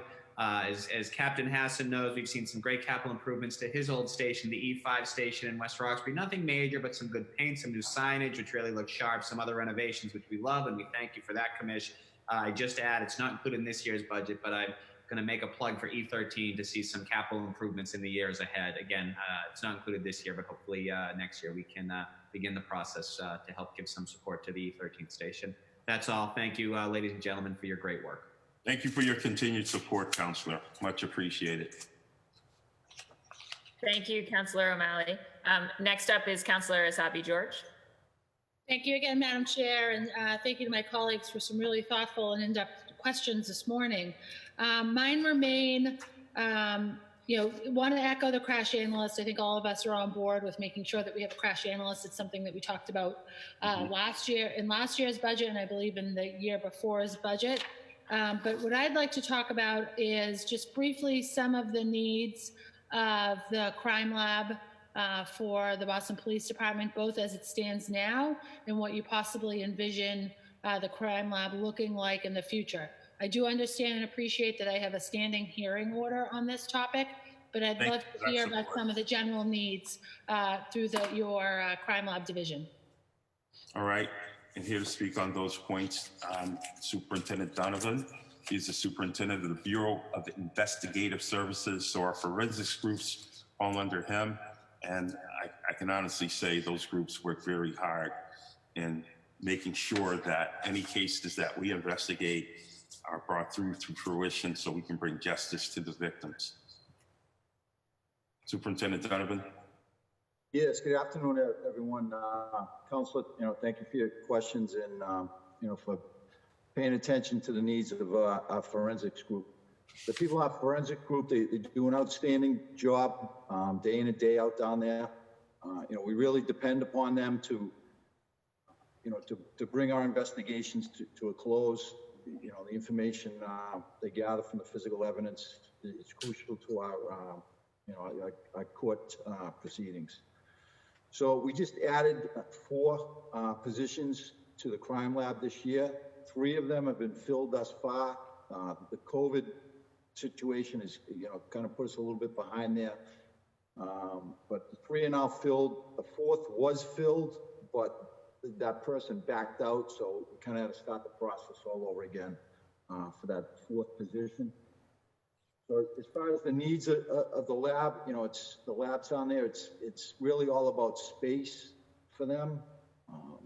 As we go forward, we're going to need, the most modern equipment and technology, and we're going to need additional staff. They're at their limits right now down there in the lab for both of those. So we really, we've been, as you know, you've been down here, you've looked, we've been talking about it, but in the next year, we really have to focus in on getting that done because, certainly 5 years out from now, the need is absolutely going to be there for the need for additional space going forward. So I appreciate your help in that going forward. And as well, we're partaking in the study of what it looks like to move the forensics, part of the forensics groups to the first floor. So we're looking at that as well. We need to build out because we're definitely running out of room. And I'd just like to thank you for your advocacy, and you know the importance of the work that we do here, and the importance of having a dedicated, fully accredited forensics group. And so it definitely needs more staffing, but with that, you do, Commissioner, you do have, and Superintendent Donovan, a lab that is fully accredited, nationally and globally renowned, and really does set the standard and set the bar for what forensic studies and what crime labs should be. And I want to make sure that you have the resources you need to really help the residents here in the city of Boston. And I think at the very least we should be, and I'll continue to advocate for a study to review the needs, the full needs of a crime lab, and the full needs for your efforts really on behalf of all of our residents. My understanding is there's an old study that was done that we'll maybe have to dust that off and refresh it a little bit for modern time, and take into account the more modern needs of forensic studies and all that. You know, a science that I don't particularly understand, but recognize the need for our residents. And we're going to have to do that soon, trust me. Okay, very good. So that work is just ahead of us, and we'll get to it. I don't have any further questions for you today, but I do want to give a special thanks, and most of my colleagues have done that, or a special recognition to the need of the efforts of the Office of Community Engagement with Superintendent Baston, her work, not just because she sometimes engages me in some of those social media efforts, which I gladly and happily do my very best to engage in myself, but just appreciate her efforts, especially on behalf of the young women in the city of Boston and the way that she's become such a role model for them. So thank you, Superintendent Baston, for all that you do there. And I do want to echo, I'm just looking at my notes here, I want to echo, I brought it up in our internal working session with the council, and Council President Janey brought it up, just making sure that we have great mental health access for the men and women of Boston Police, and that mental health is in equal and parity to physical health, and making sure that that continues along the way. So I just want to echo Council President Janey's comments around that and double down on it. I think there are also some additional concerns, and I don't think my colleagues from South Boston brought it up in this session, but the seaport coverage, I'm not sure what it would mean for an additional investment to make sure that we had enough police officers to also cover the South Boston waterfront, also known as the seaport, as we often butt up against our state partners in that geographical area. It's a question. You have partial coverage, ma'am. That comes up, and I'm happy to hear a response to that in my final minutes, but it will also come up in the fire segment as well as the EMS segment of today's hearing. And that is it for me, Madam Chair. Thank you. Yep. Great, thank you. All right, Councillor Braden, and then it'll be Councillor Mejia. Thank you. Okay, where were we? Thank you. I want to reiterate my concern about the concern about the traffic analyst, crash analyst. I think that's really important. Yes. It's very difficult to plan appropriate modifications to our streetscape, to do traffic calming, etc. if we don't have good data. And I think that's really important. I can't emphasize that enough.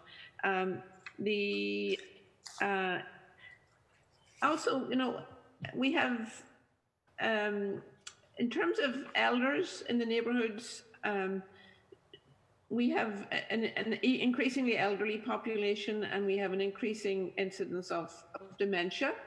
I just had a question. I have a background in geriatric care, and I had a question about training for your staff and your officers in relation to dealing with wanderers, and it's a mental health issue, but it's a particularly sensitive issue with regard to elders who maybe are losing their cognitive abilities with regard to driving, or they're getting lost in the neighborhood, or they're invading other people's property and things like that.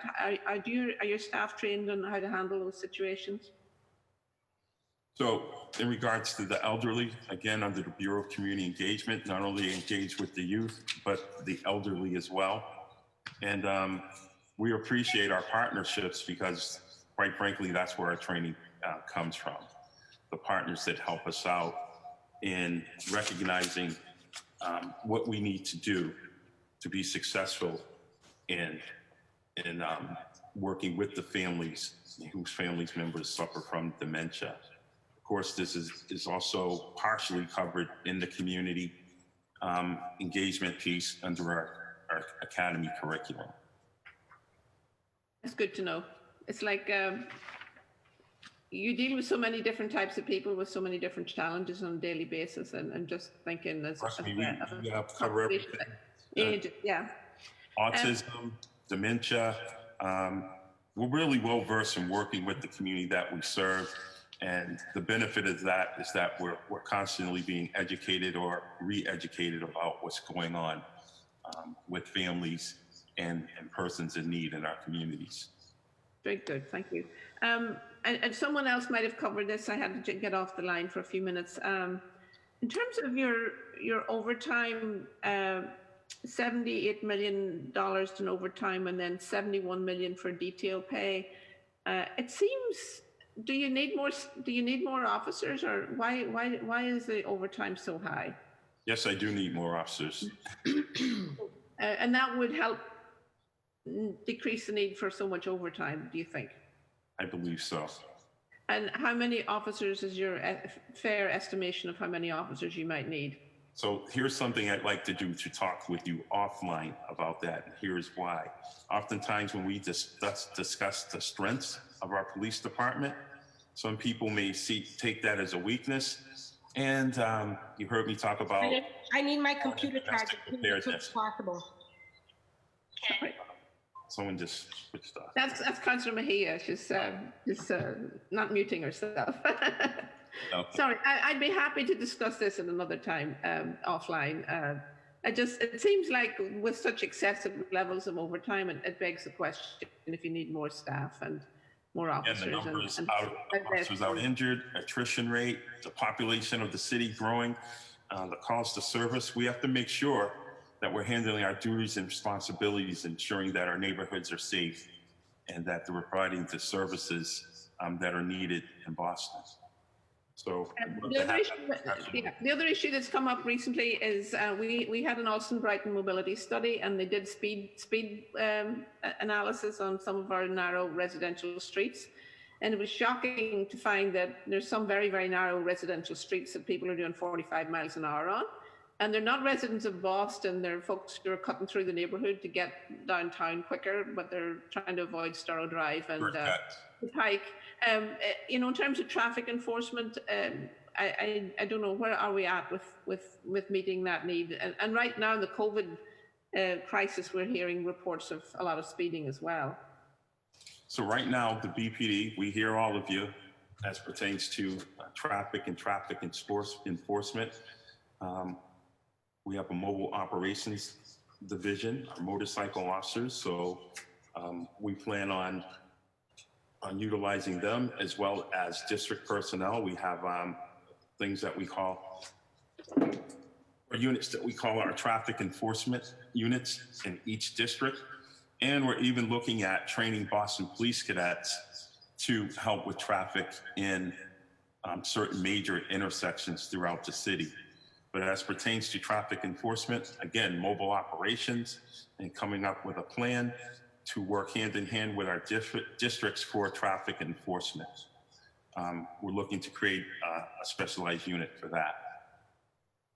Good, because pedestrian safety and bicyclist safety is we all have all our different road users. The car has been king for so long that, and now in this post-COVID scenario, we're anticipating more people cycling and more pedestrians. So anything we can do to improve safety is very appreciated. Thank you. I'd be remiss if I didn't mention that where we have concurrent jurisdiction with the MBTA, the transit police rather, and the state police, we're working hand in hand as we did in South Boston after a tragic event involving a toddler that was struck and killed.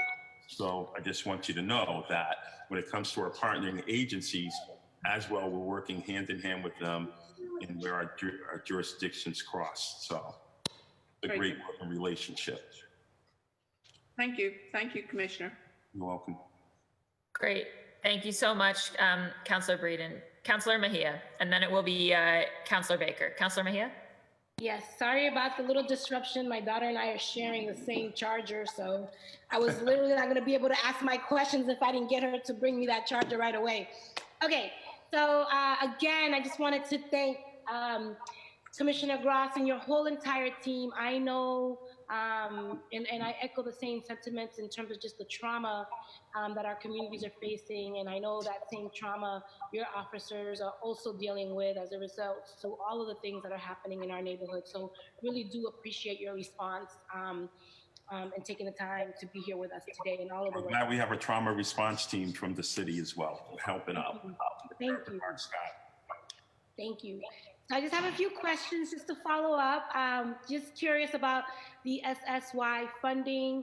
I'm also curious just to follow up on my previous question on the gang database point system. How are those values of those points determined? Just curious about kind of like how we figure those things out. Why, for example, is self-admission worth twice that of a documented association through BPD incident report? I'm just trying to get some clarity around that. In regards to the diversity in the cadet programs and in the ranks, does BPD collect data on non-binary genders or sexual orientation? Just wondering kind of what information is secured there.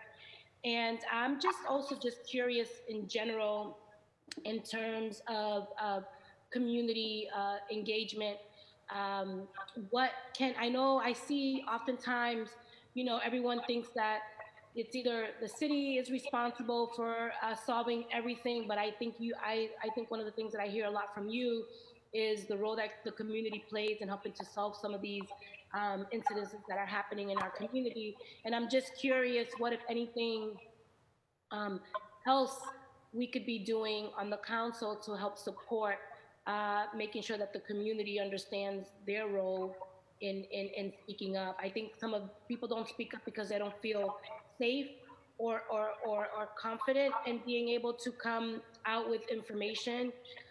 So I'm just curious as to what, if anything, we can do to help support that process. Okay, so you have that. And the answer to the SSY, that's very extensive. I don't know if you wanted to discuss that offline, but.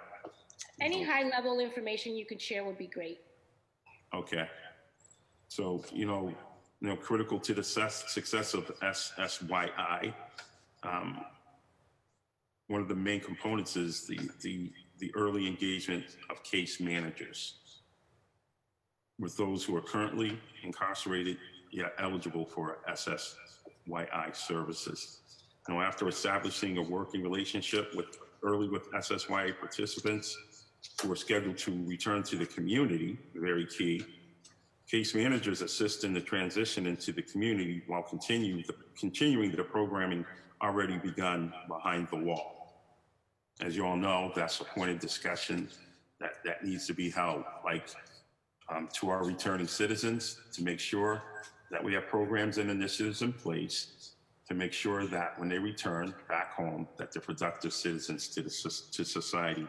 And SSYI definitely helps us out in that.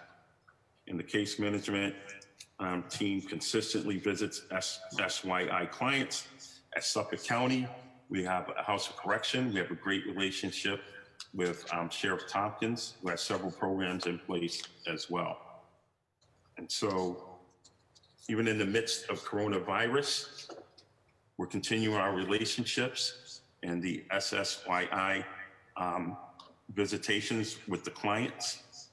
And we're just gonna have to continue those relationships. We can't let COVID-19 be a barrier into our services of our returning citizens. And are you collecting any data on SSY? Do you have any data that you can share with us? I do not at this point, but we will get back to you. Okay, great. Thank you. 70,000 was added this year. I have some numbers coming in. We do have 70,000 that was added to supplement the programs. For women. For women. Thank you.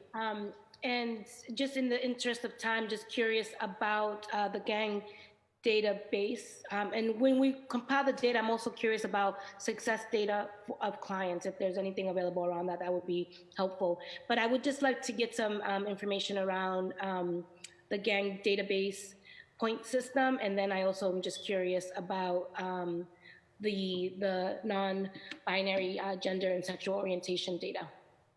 Okay, and again, we have Dave Caravan. Want to address that, please, Dave? Sir, good morning, Counselor. In terms of the point system that's used for the gang assessment database, it's important to note that the gang assessment database is managed under a department policy referred to as Rule 335, which outlines the use case and how the gang assessment database is in fact utilized across the department. The department uses a 10-point verification system to determine when an individual will be considered a gang member or a gang associate.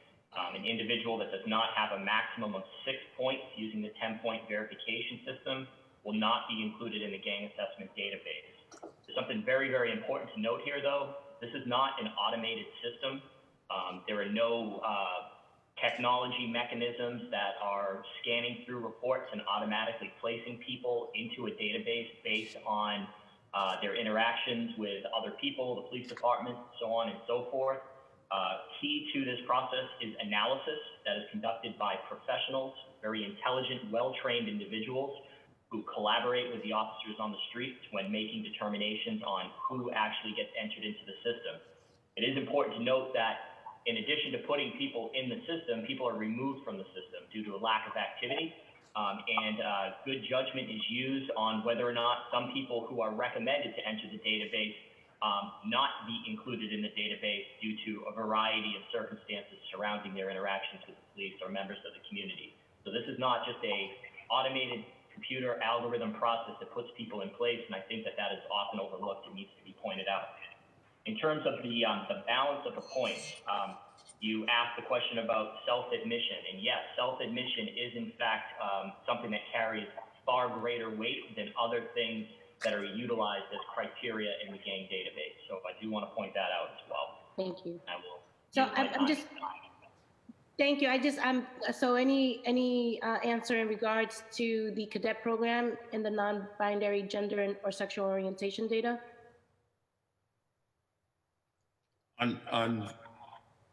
On recruitment of cadets?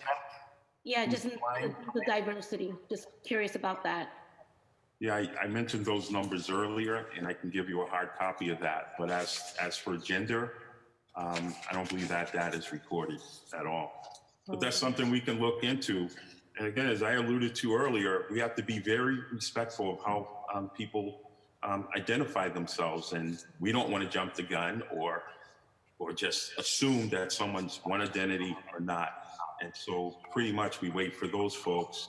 And we respect everybody in their ethnicity and how they want to be identified, or their gender and how they want to be identified. So to us, it does not matter. If you want to be a Boston Police Cadet, come on board. You want to identify, that just helps us educate folks out there that this job is for everyone. So we wait for folks to self-identify. And again, that helps us with our marketing to show that we're different from the days of yore, and that no matter who you are, you're welcome. Thank you. Thank you so much. Thank you. Great. Thanks so much, Councilor Mejia. Next up is Councilor Baker, then Councilor Arroyo. Councilor Baker. Thank you, Madam Chair. Willie, I just like to advocate for Greg Mahoney and his shop that's there. They were part of my bargaining unit when I was over the printing department, and I like to advocate for them. He's done a really good job of handling your printing needs, and I know he was supported this year. I want to thank you for that. Yes. Supported in some of the equipment that he wanted. If I could get just someone send over an updated, like what he was looking for and what he got. It doesn't need to be too detailed. And it also and we're also working with help from you and Superintendent Hassan, working with Hackney if there's any updates on that. And you can just email those over to me. We don't need to get into that here. And my last point that I wanted to make was, I'm amazed at how well behaved the city's been during this epidemic here, pandemic. I don't know how long it's going to last. Do you have any indicators of what we may expect during the during the summer? And if not, indicators that we can point to of what we think may happen? Maybe are there any new plans, or what are we going to do differently this summer to make sure that we're prepared for any sort of things that may happen or arise? That's an excellent question. We definitely have to work in partnership. One of the things that we do every year is we create a summer safety initiative, working with Dr. Rufus Falk. I'm working with the clergy, Boston Centers for the Youth and Family, Commissioner Morales, Boston Public Health Commission with Chief Martinez. We're talking about a partnership of folks that are well educated and have great relationships with the community and the people we serve, and that have the ability to problem solve with the community.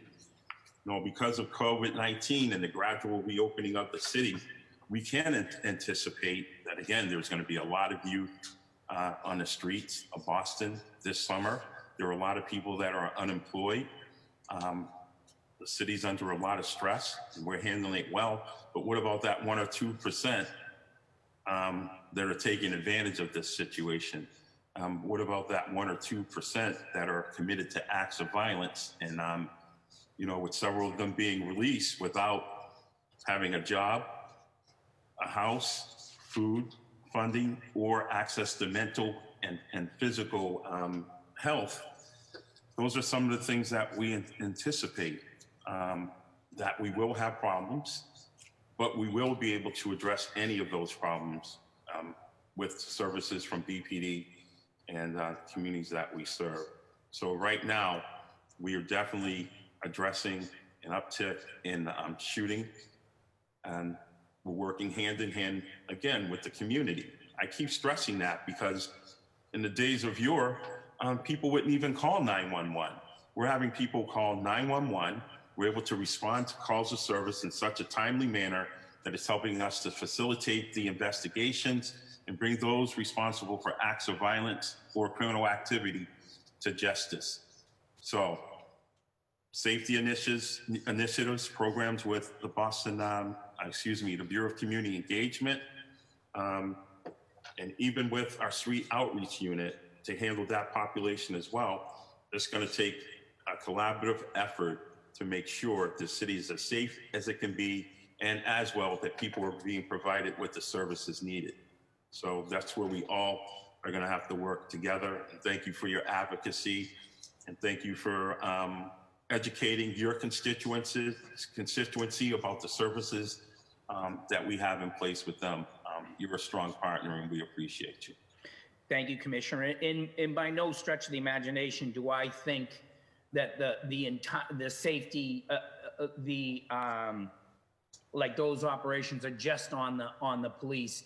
That's as much or more on the community and us to make sure that kids have things to do and have places to be, and we're mentoring and talking to them, making sure that behaviors are in line.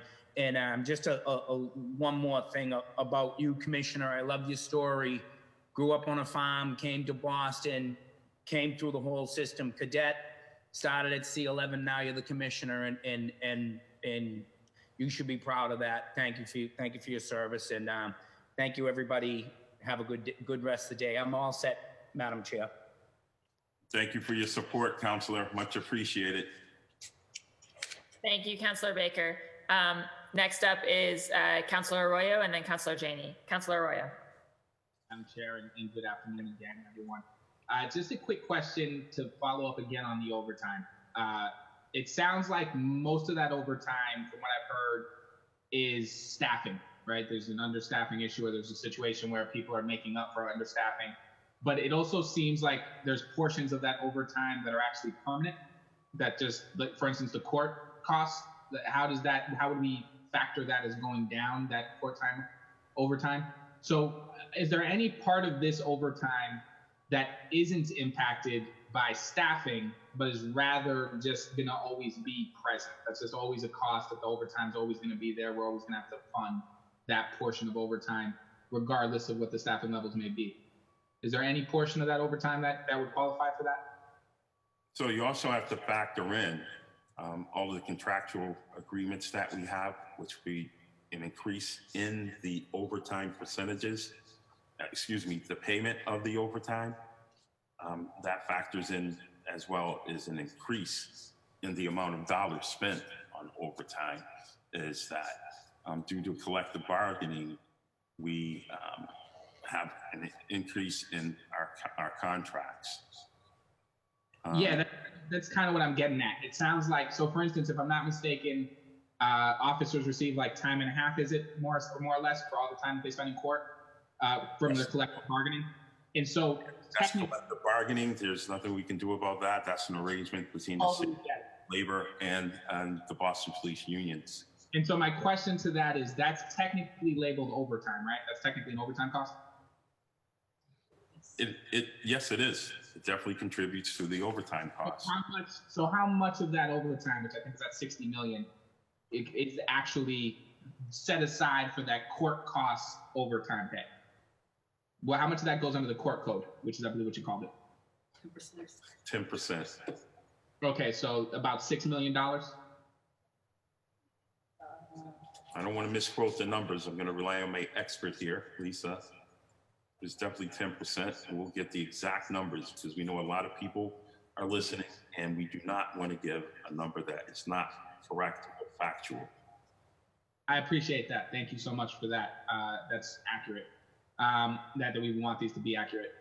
So here's my reason that I asked for that. I would like to know how I think one of the solutions towards this overtime is helping you with staffing, right? Getting more staff is what it sounds like would help decrease some of that overtime cost.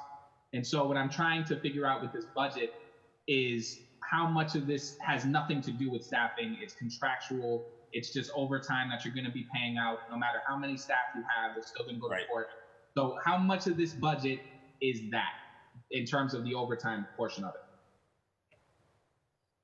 So again, completely unrelated to staffing, just related to contractual bargaining.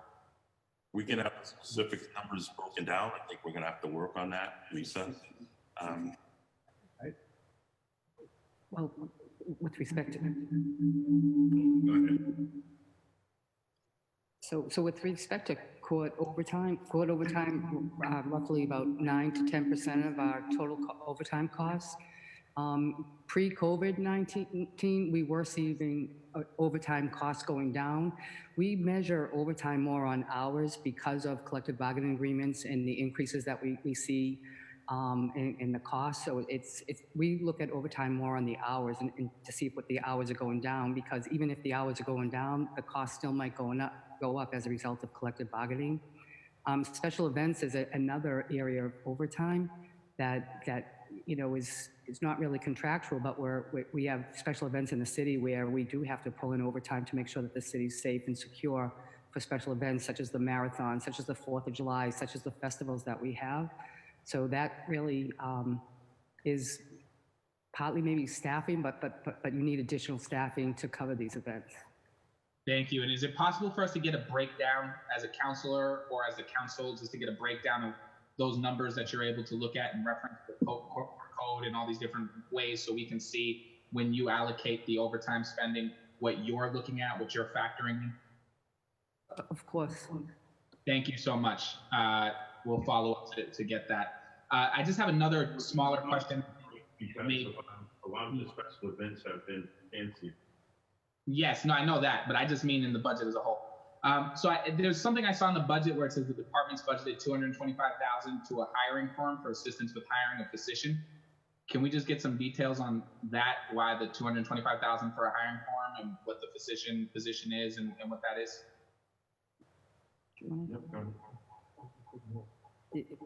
So Councilor, that 225, we have occupational health, which oversee the wellness of our offices and evaluate their injury and the treatment of their injury and get them to return to work. We hire an outside physician who comes in and assists with our occupational health department. And this year we contracted with SMI, I think it's almost like a headhunting agency for medical professionals. And we have, currently right now, we have one physician, primary care physician in occupational health. We have a nurse practitioner to help see our offices.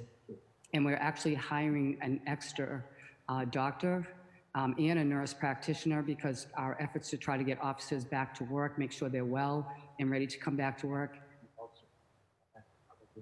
And we also added another exam room for this extra physician and for this extra nurse practitioner, so we can look at some smaller injuries and get them in quick and out and evaluated and healthy and back to work in a timely manner. Thank you for answering that. And then just finally, because I see the gavel's up, so I'm probably going to end it here on these questions. Rick, if they're still available, I just have a question for them as to how much of the city budget goes towards the Boston Regional Intelligence Center. Well, I can answer that too.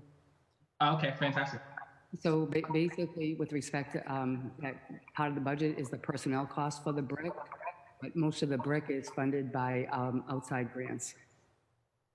And so mostly when it goes to Boston spending for brick, it's for the personnel or for the person. Correct, but also too, some of the analysts, and Dave Caravan could speak on the number of the analysts down there that are also like funded through grants and then are hired through outside contractual service agencies. There's the win time. So I'm gonna end it there. I'll do some follow up on that. I just want to thank Commissioner Gross. Has been incredibly responsive when I've reached out to him privately, and I just want to thank him for that. It's incredibly helpful when we're working within our community to get those updates. And so thank you so much. And then if Superintendent Patton's on, I've seen you all over the place. So from a community engagement perspective, you're doing fantastic. Thank you so much for being in our communities and making sure that you're really a friendly face for them to respond to and interact with, and that means a lot. So thank you so much to both of you and for everybody on the call for answering questions. Great, thank you, Councillor Arroyo. Councillor Janey and then Councillor Flynn. Councillor Janey? Thank you so much. Just trying to get my questions in order. It was just a few follow-ups, and I appreciate that Councillor Campbell brought up the hair testing and that advocacy. And again, however we can be helpful, happy to do that. On the cadets, I know we spent a little bit of time talking about that. I'm not sure I just heard what % of the cadets. I know it's a successful program and we want to continue to invest in that, and that there are some challenges with the civil service exam, but what % of cadets on average become police officers? Do we have an update to say?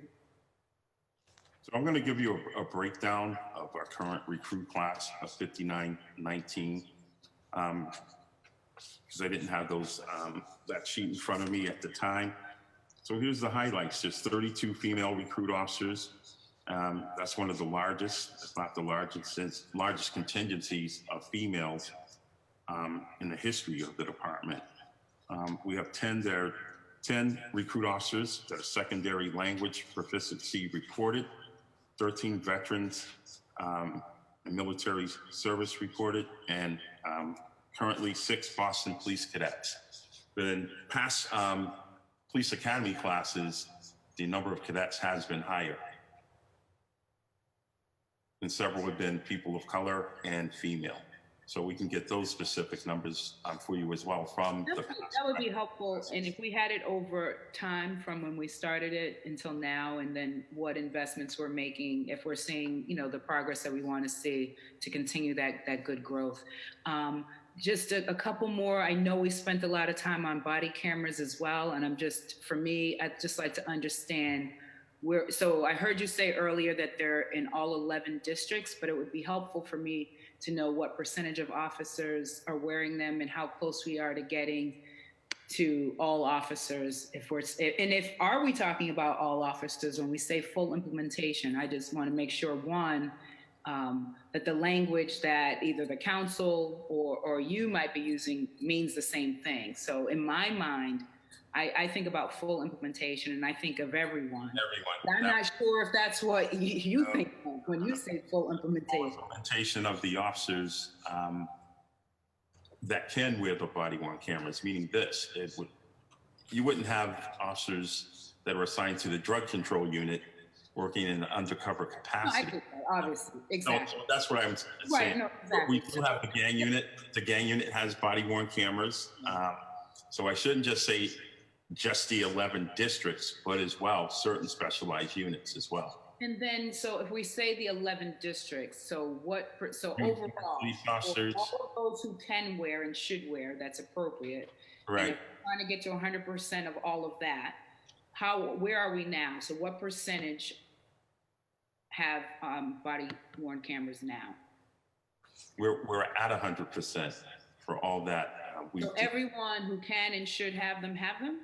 Yes. They then Now we have to work on wearing body-worn cameras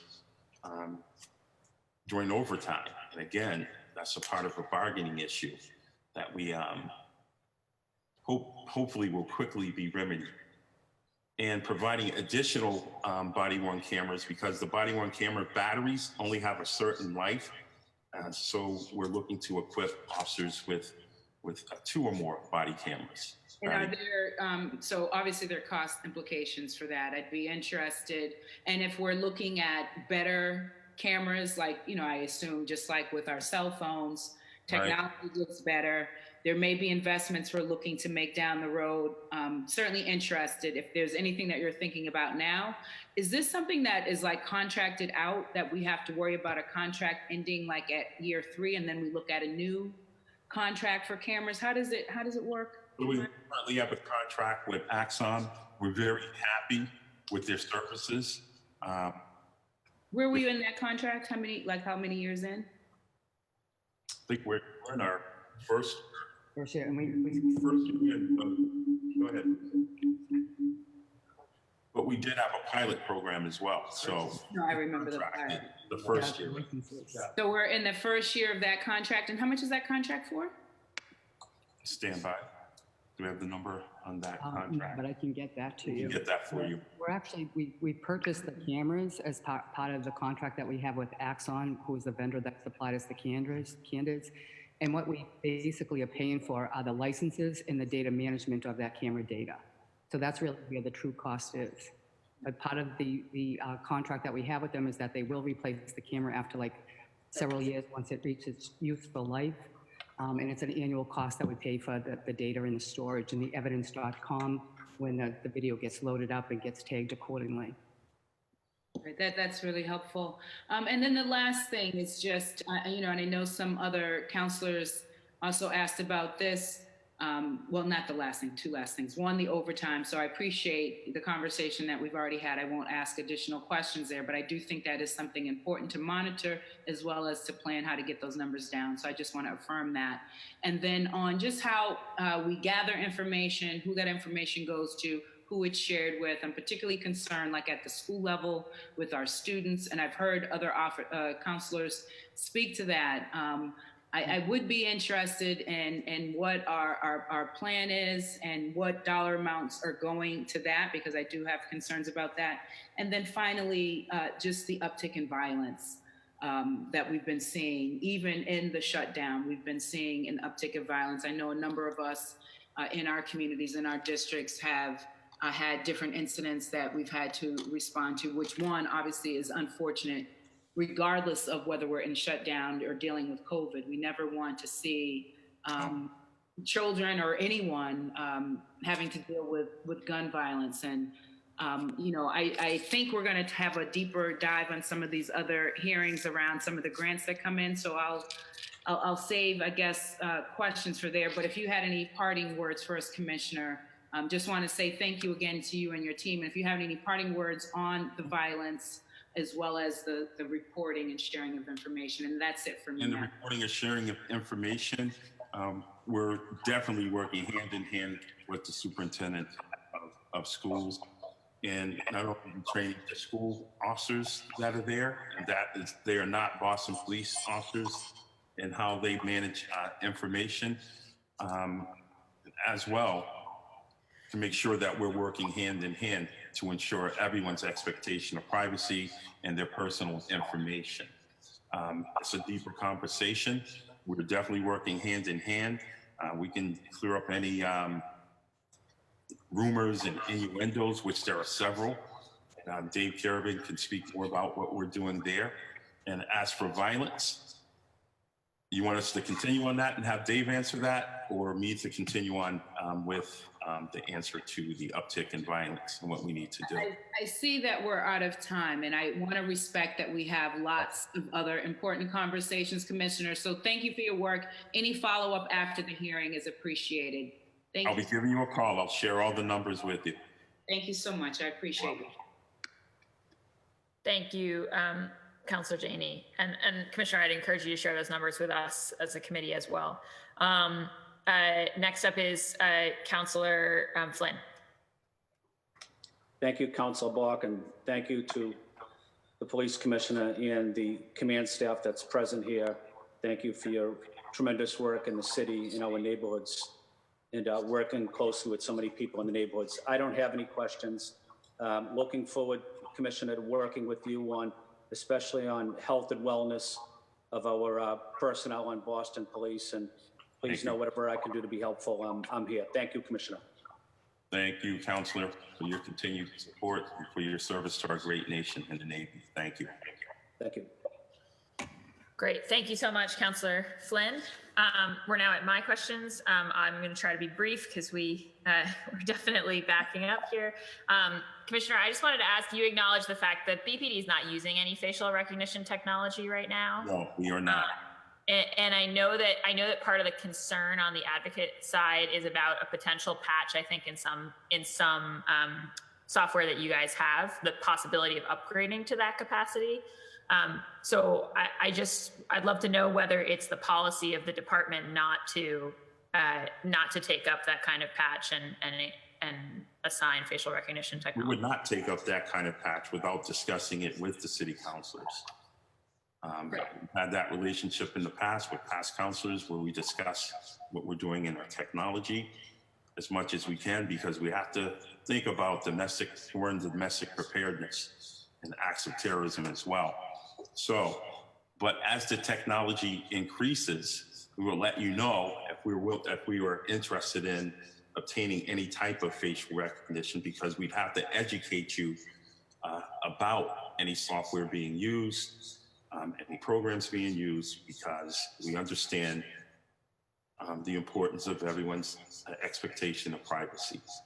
And for me, facial recognition just isn't there yet for me. It's not 100%. I've stated that 4 years ago, last year, state it right now. But let's see where technology takes us. But the importance is that we have an open line of communication about any implementation of any changes that are going to take place in BPD's technology. Great, thank you. Yes, and I look forward to our further conversation about that in other hearings. I just want to affirm quickly, just my colleague Councilor Asabi George referenced the best clinicians. Would love to see us, on a pathway to increasing those. And I know we heard a bit about where we are and where we might want to be, but do you have a plan for adding that clinician capacity? So part of that, of adding clinicians, has to do with Boston Medical Center. They really have stringent qualifications, and what we're hearing from them, a lot of folks don't qualify, or once they find out what that job entails, they opt out. And so basically it depends on our relationship that we have with Boston Medical Center and their ability to provide more best clinicians for us. Got it. Great. And just wanted to agree with Councilor Flynn on, the importance. I used to work at the Housing Authority, and I think, there used to be a much larger dedicated BHA police force. And as you know, federal funding for that stepped back. And so it really is, the BHA housing developments are just like all neighborhoods of the city. They're part of BPD's area. And I think it's really important to have those community policing relationships and, relationships of trust and mutual knowledge, especially at the housing developments. We have very strong relationships with our housing developments. Yeah. And then the last thing I'll say, because again, I want to be brief, is just I do think, we'll be following up as a committee on a bunch of these specific information requests. I do think, as I mentioned before, the BPD budgets, I mean, because, it's an important function of the city. It is more than 10% of the city budget. And I think that the level of line detail that we have as a council is not really, it's not really parallel to the level that we get, for instance, on the public schools department. And I think some of my frustration a little bit with the dynamics of this hearing is, we're asking you a bunch of line item questions that, Right. frankly, There's not enough time. yeah, and so I think if we had more line item level detail like we do from BPS, we wouldn't have as many of these, like, this, what percentage of whatever questions. So I think I'll be following up, with your team and with Lisa. I think it would be great to get. I agree. This shouldn't be our last discussion. We can help clarify things and educate each other about what we're doing with the BPD and how you can assist us. But yeah, those are the questions that you have that we'll be able to answer, but there's time constraints here. Yeah, exactly. Right. Which is why information sharing is so important. Yeah. And just want to echo again, the importance of, I think we're all really looking to work together on, and we appreciate that as well. And really this summer, keeping everybody in the city safe. It's just going to be so important.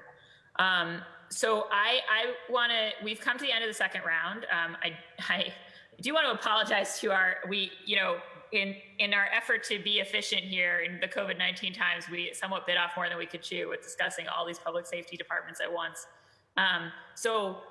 With apologies to Commissioner Dempsey and Chief Hooley, I think what we're going to do, because we have a city council rule that if a hearing is expected to take more than 3 hours, we're meant to take some public testimony, not at the end. And because this hearing has already taken more than 3 hours, I think what we're going to do is I'll now turn to some public testimony. We've got some folks signed up to testify.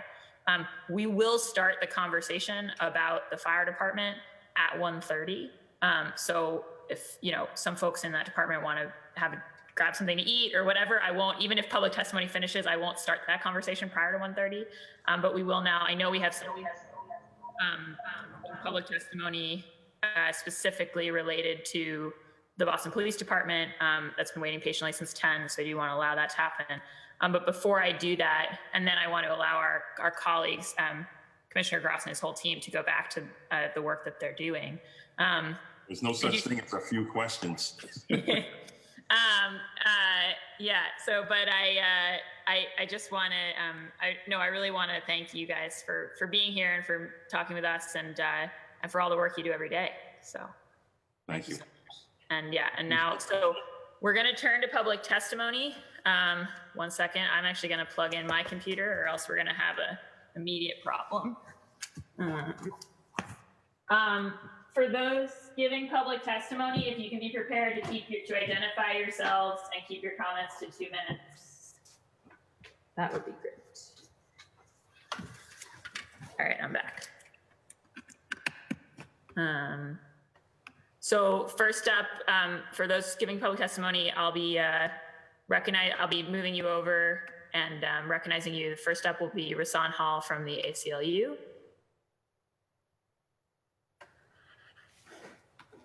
Rasan, when you're in, if you can just identify yourself and keep your testimony brief, that would be lovely. Thank you. Rasan, are you there? Yeah, I'm here. I'm good to go? Yes, you're good to go. Okay, wonderful. Thank you to the members of the council. My name is Rasan Hall.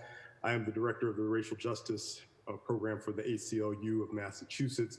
We recommend that the Boston City Council consider the issues of efficacy in youth programming, transparency in operations, racial bias, and overarching surveillance programs while determining the best use of taxpayer funds for the Boston Police Department. With the recent release of FIO data, there shows that there continues to be significant racial disparities. And although BPD has put forward a disclaimer about not using simple benchmarks, their 2015 study revealed that the researchers could not determine whether the identified patterns of racially disparate treatment were generated by bias or another process.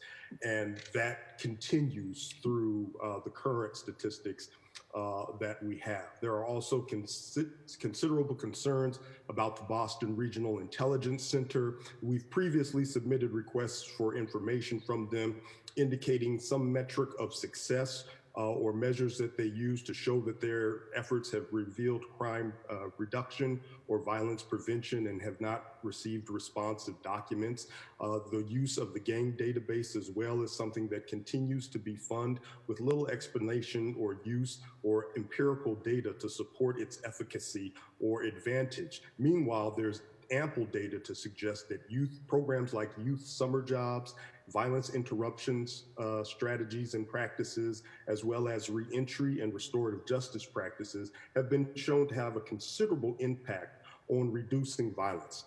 We're glad to hear that the commissioner is in favor of not using facial surveillance technology systems, and we look forward to being able to work with him to ensure that the department continues not to use those types of technology. And so we'd be looking forward to having some level of engagement on citizen oversight and review of surveillance technologies in the future before any procurements are made of any type of surveillance technology, whether it's social media or facial recognition technology. I see the gavel. Okay, so I will end there, but I trust that, and we will also submit written testimony, but I think there are just better ways to engage the residents of the city to keep us safe that don't require a police-based approach. Thank you so much, Rasan. Next up will be Ayana Auberg and then Jarell Laronel, sorry. And if you can just introduce yourself, identify yourself, and then, yeah, and do look for, after 2 minutes, I'll raise my gavel so you know. Ayana, go ahead. Hi, everybody. My name is Ayana Auberg, and I work with Families for Justice on Stealing. So I'm present at this hearing today because we believe that the City of Boston must reduce the Boston Police Department budget in order to achieve thriving and healthy communities. The City Council needs to address a lack of investment in predominantly Black and Brown communities and an overinvestment in their criminalization and surveillance. Our organization recently completed an extensive participatory research project called the Listening Tour to gather the experiences and expertise of the most impacted women from the most incarcerated neighborhoods in the state, which include Roxbury, Dorchester, and Mattapan. We surveyed 152 women in Boston who are formerly incarcerated and have incarcerated loved ones. One highlight that resonated with us from the listening tour is that the earlier a woman is arrested, the more likely she is to have multiple arrests throughout her life. More than half of the listening tour women were arrested for the first time as teenagers, and 78% of women were arrested before the age of 25. For the group of women who were first arrested under the age of 18, they were far more likely to have been arrested more than 30 times in their lives than the other women we talked with. Police arrest women and girls for problems which typically have to do with poverty, trauma, and mental health and addiction. These are all issues that typically are met with arrest or police harassment as a first response in our communities. We asked women what was going on in their lives at the time of arrest, and most responded that they didn't have enough money for necessities like housing, food, childcare, and more. Many women are struggling with their mental health and substance use. Many women are survivors of abuse and violence, and many live in neighborhoods that are under-resourced and not invested in. Meanwhile, as mentioned plenty of times today, the Boston Police Department has an overtime budget of $70 million.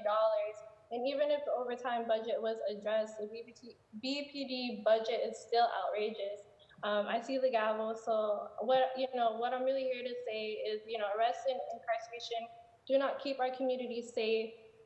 We are working to respond to harm in our communities without creating further harm. And I'm asking the City Council to please take a stand. Real public safety comes from cutting the Boston Police budget and investing in what communities need: housing, healthcare, treatment, education, youth jobs, and economic development, including for formerly incarcerated people who need housing, healing, and economic stability after prison or jail. The women we organize with who have been incarcerated, have incarcerated loved ones, and live in neighborhoods that are most impacted by incarceration all have a clear vision for what thriving communities look like and ideas for how to get there. And we hope you will listen to our needs as well as the solutions coming from young people living in the city when we review the budget. Thank you. Great. Thank you so much. Next up is Jarrell, and then it'll be Elijah Patterson, and then James Hills. Jarrell? Jarrell, you have to unmute yourself. There you go. Yeah, can you hear me? Yep, now I can. Hi, everybody. Yeah, thank you. Yeah, thank you for having me, and I hope everyone's loved ones are healthy and safe. My name is Jarrell Larnell, and I appreciate the City Council Committee on Ways and Means on hearing me out today. I am a resident of Dorchester, more specifically the Common Square, Franklin Field area. And this is one of the most incarcerated sections of Boston. I am formerly incarcerated, so my voice is a real intangible person who epitomizes the disinvestment of my neighborhood and an excessively funded police force.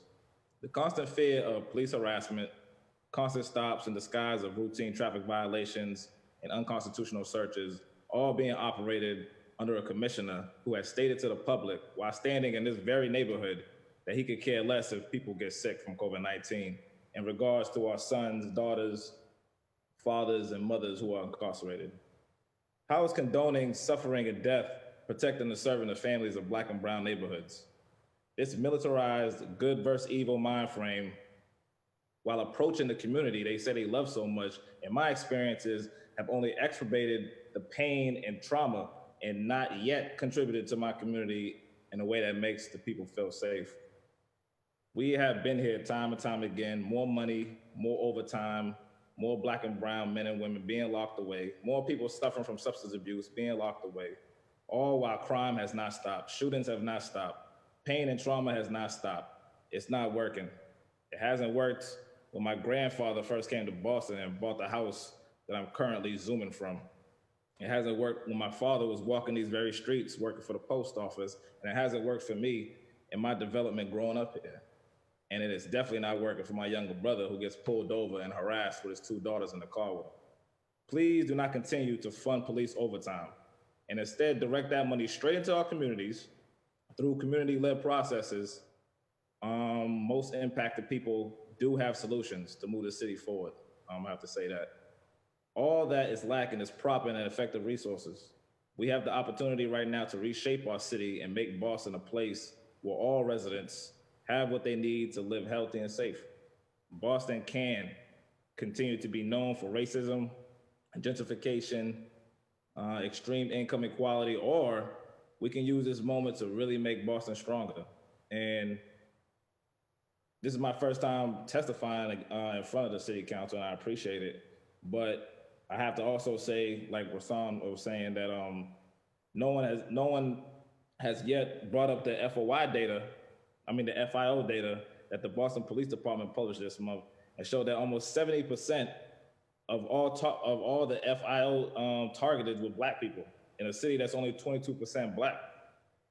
They praise without adequately challenging about ongoing racism profiling. This has been going on for decades, and like as a resident of Boston, and I've been on both sides of the fence. I just want to say that, can you please look into this matter?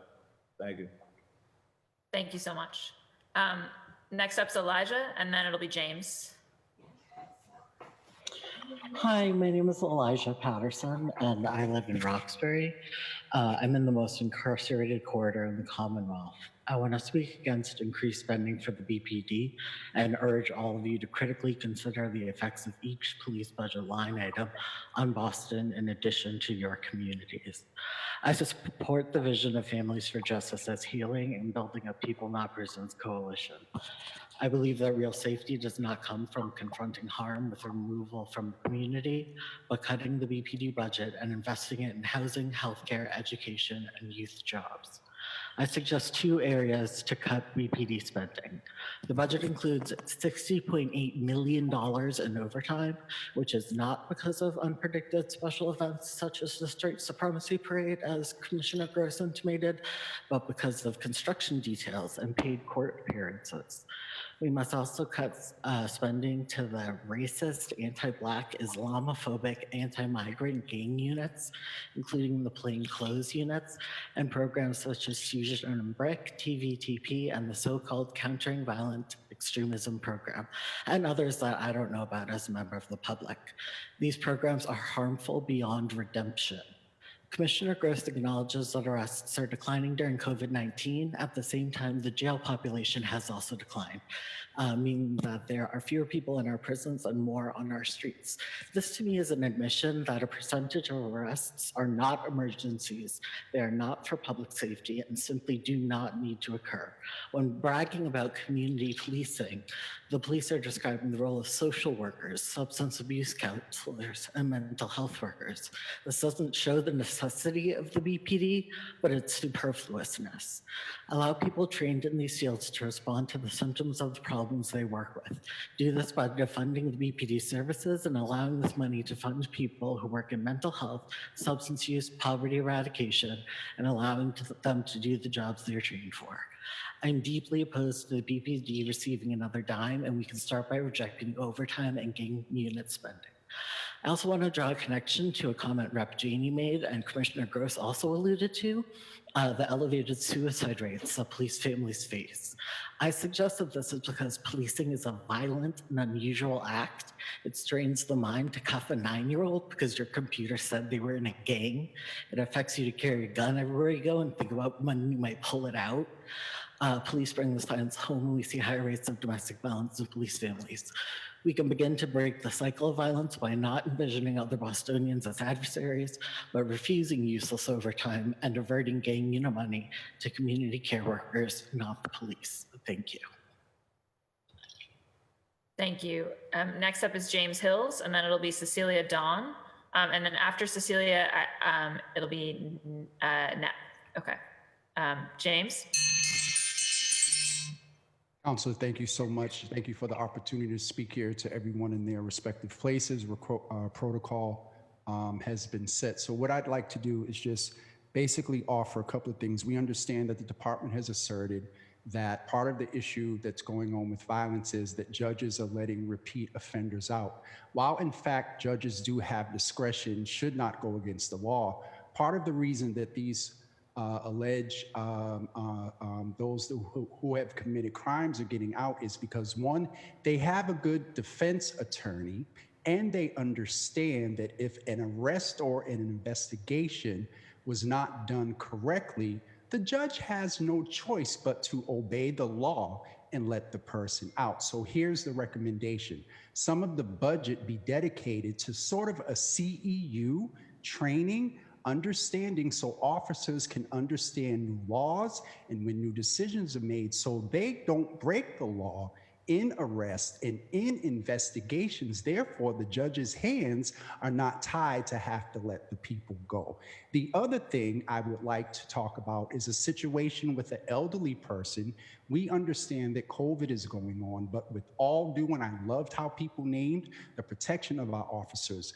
From a public health and public safety standpoint, our officers, the district staff, the court officers, and those that deal with those that have to come in need to be protected. So what is being done for them? But with this situation, a person was let go before a victim was notified. We're not going to get into the blame game of BPD, DA, and the clerk magistrate's office. However, given COVID, still going to be active after July 1st, would there be consideration to increasing the victim witness advocate line item so there are more victim witness advocates that until the DA's office gets their stuff together after 5 and over the weekend, if we're here to protect and serve, then serve the community, especially elderly, when those that commit crimes on them and assault them get a phone call when the person that did it gets out. Lastly, I will mimic, thank you, Councilor Mejia,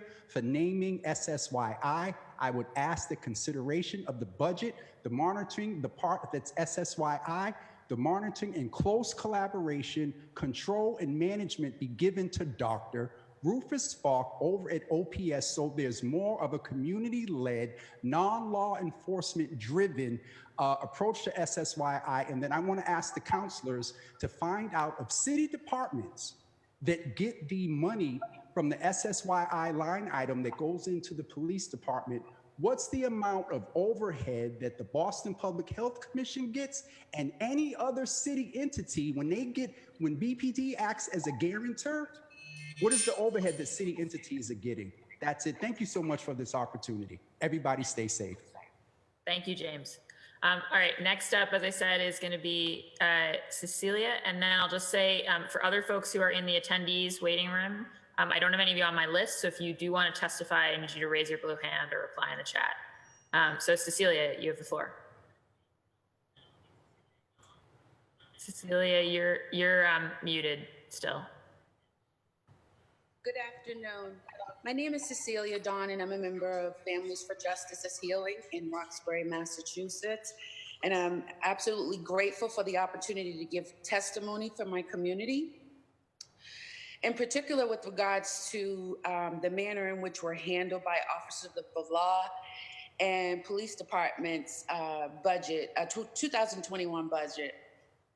We especially should focus on the Community-Based Violence Prevention Fund and how it could improve our community. However, $0 have been budgeted since 2018. It's imperative we reverse the revolutionary act of war on our youth, the playground to prison pipeline. Due to lack of resources, our city must extend existing social and economic development programs. Instead of building a new prison, establish effective mentoring programs for teens in their turning point of their lives, transforming the street mentalities. Unfortunately, a large percentage of our youth have been disconnected and can't identify with success. They don't foresee a future, nor do they concern for a successful one. Who assists these families where role models aren't present? Sadly so, our fathers, sons, brothers, uncles are in prison, deceased or simply just not present in the home. Someone to teach them how to love and value their families, which ultimately filter our communities. We cage and condition our loved ones like animals. And when they return to society, they're X'd out, excluded from normalcy, and treated like criminals, further leading to the pipeline of recidivism. For failure to design effective reentry programs that reestablish social relationships, such as prison to work programs, prison to homes maybe, prison to PhD programs. Their only option should not be limited to returning to a way of life initially causing incarceration. This does not define our future as individuals or our community. This community would like to see the Boston Police Department actively engage in rejuvenating our communities. This really saddens me. They need to regain trust, respect for authority, sponsor ongoing cultural events, maybe create some fishing events for our youth, historical trips, sports competitions, monthly meetings promoting initiative programs for families, effective communication with police authority classes. Maybe offer our children something they may never receive. As difficult as it is to believe for our youth, some of them have never left the city. It's discouraging, disheartening, and completely unacceptable. What can our children rely on? Most have become accustomed to routine, I'm almost done, routine responses when policing our communities, detaining our loved ones, and dividing our families for excessive periods of time without full understanding. When do our children get to bear witness of productive problem solving and reuniting families? How will they avoid excessive force tactics that promote and provoke negative social behaviors and without arrest whenever possible? Our children are taught not to call the police for fear of prison, fear of losing their families, fears of being displaced from their loved ones. The trust and respect for police has declined as a nation. We didn't wait deciding to dislike or disrespect police authority. This is a direct result of some officers that have caused harm in our communities. Harm caused by the us against them mentality, the vigilante approach during routine foot and vehicle stops, but more importantly, arrest tactics, particularly in the inner city on our youth. This question in particular is solely for our Commissioner Gross. Certainly, everyone understands the frustration of violence in our city. While we all respect and support efforts that respectfully and effectively maintain safe communities, it is without judgment. I must speak on the unexpected and unnecessary comment our commissioner made in reference to a shooting. I personally was offended by that comment, and it definitely enraged not only your people, but the people. Children who respect and honor heroism were watching. I hope, and you probably disagree, I deeply and desperately and humbly encourage you to give a humanizing public apology in hopes that that comment was made in result of a traumatic, unmanaged anger and frustration. We're killing our race. Now more than, okay, can I just have one more paragraph left? Is that okay? I'm sorry. It's just. Okay, no problem. Thank you. Thank you so much. Thank you to everyone who testified publicly. I really appreciate you all waiting and sharing your views. And I want to again thank the commissioner and his staff all for being here today with us for so many hours. It's been 3.5 hours since the start of this hearing. So Commissioner Gross, thank you again. We, as I said, are about to transition at 1:30 in 1 minute to Commissioner Dempsey and the fire team. And I want our BPD folks to feel free to leave and go back to their duties. So thank you, Commissioner. Thank you. Thank you, Madam Chair. Thank you, everyone, for your input. Thank you. Thank you. Thank you. I thank the public for their comments as well. Listen. Yeah, and I appreciate you, Commissioner, staying on for the public testimony. Thank you. Thank you, guys. Thank you, everyone. Thank you. Thank you, counselors. Much appreciated. Muchas gracias. Thank you. Have a great day. Thank you. Okay, Commissioner Dempsey. Are we going to another? Do we go to another? Do we get a new Zoom link? No. This is all one hearing. This is all one hearing.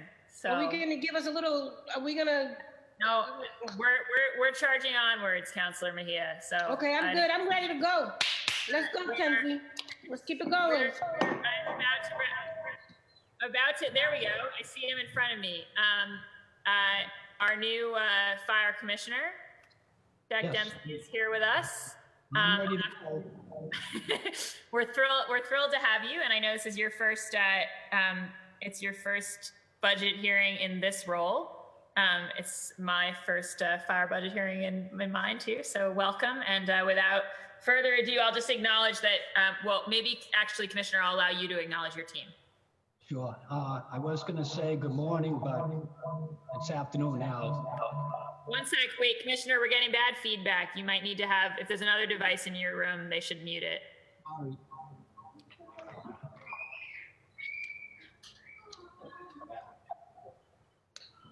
Anissa, I like your shirt. Your shirt is.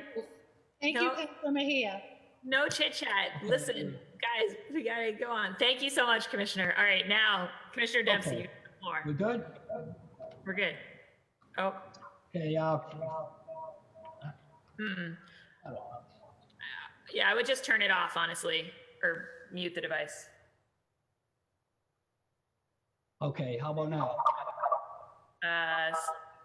Still no luck. Maybe just. Can you hear me? Yeah, that's great. Okay, sorry about that. So first, I would like to thank Mayor Walsh and his continued support for the Boston Fire Department. I would also like to thank the mayor's staff and the Office of Budget Management for their diligence and insight as we prepared for the fiscal year 21 budget. I would like to specifically thank Justin Sterrett, Marianne Peckham, and David Yurkovich for their assistance. I would also like to thank my budget team composed of Deputy Commissioner of Admin and Finance, Kathleen Judge, and Senior Budget Analyst, Bill Caesar, for their hard work they put into this year's budget process. I would also like to thank the rest of my command staff members for their assistance with this budget preparation. Chief of Operations of Field Services, Andre Stallworth, Chief of Operations for Support Services, Joe McMahon, and Deputy Commissioner for Labor Relations, Human Resources, and Legal Affairs, Connie Wong. And I would like to thank the City Council for your continued support of the Boston Fire Department for holding this hearing on the fiscal year 21 Fire Department budget. Fiscal year 21 will be an important year for us on several fronts. I was offered the Fire Commissioner job on March 12th, late in the day. That was Commissioner Finn's last day. The following day, COVID-19 was declared a national emergency. I have read all your questions and will do my best to answer each of them, but there has not been enough hours in my day. So aside from having, I'm going to try to answer most of them in this brief that I have, which will be a little bit long, but maybe answered a lot of questions that you had submitted already. Aside from having to make critical decisions my first few days that would help keep the department at full strength during this emergency, we have also had to conduct normal emergency operations. We have fought a number of multiple alarm fires during this pandemic. The latest was yesterday at approximately 4 a.m. We also had a serious fire at 1 a.m. this morning. In all this, my overall goal is to complete the mission of the Boston Fire Department, which is to provide fire suppression and emergency services to the citizens of Boston. In order to accomplish this, I need to support the safety, health, and wellness of all our firefighters. This has resulted in an investment of PPE in excess of $500,000. As of this morning, the Boston Fire Department has 6 COVID-19 positive members, 15 quarantined, and we've had 232 members return to duty.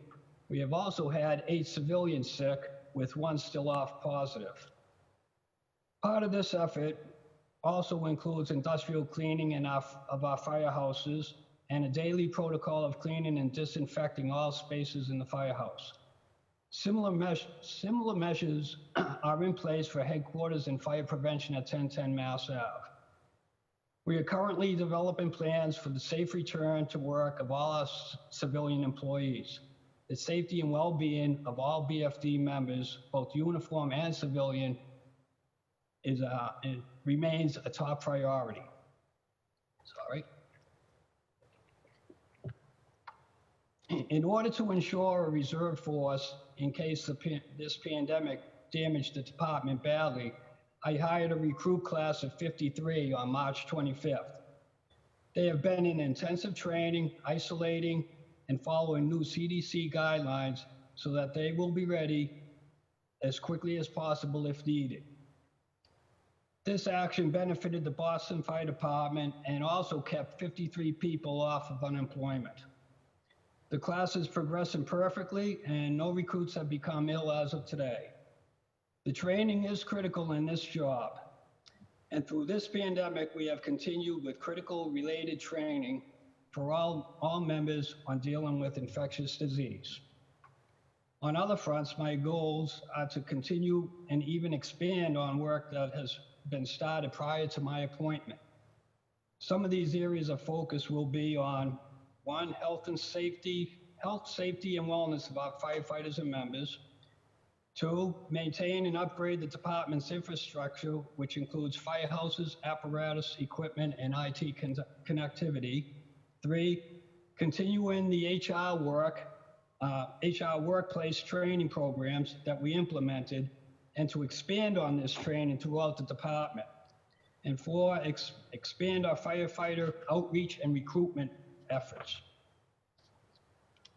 Although in the public eye, our department is great at putting out fires and responding to all types of emergency incidents, we need to also focus on the HR side of management and leadership.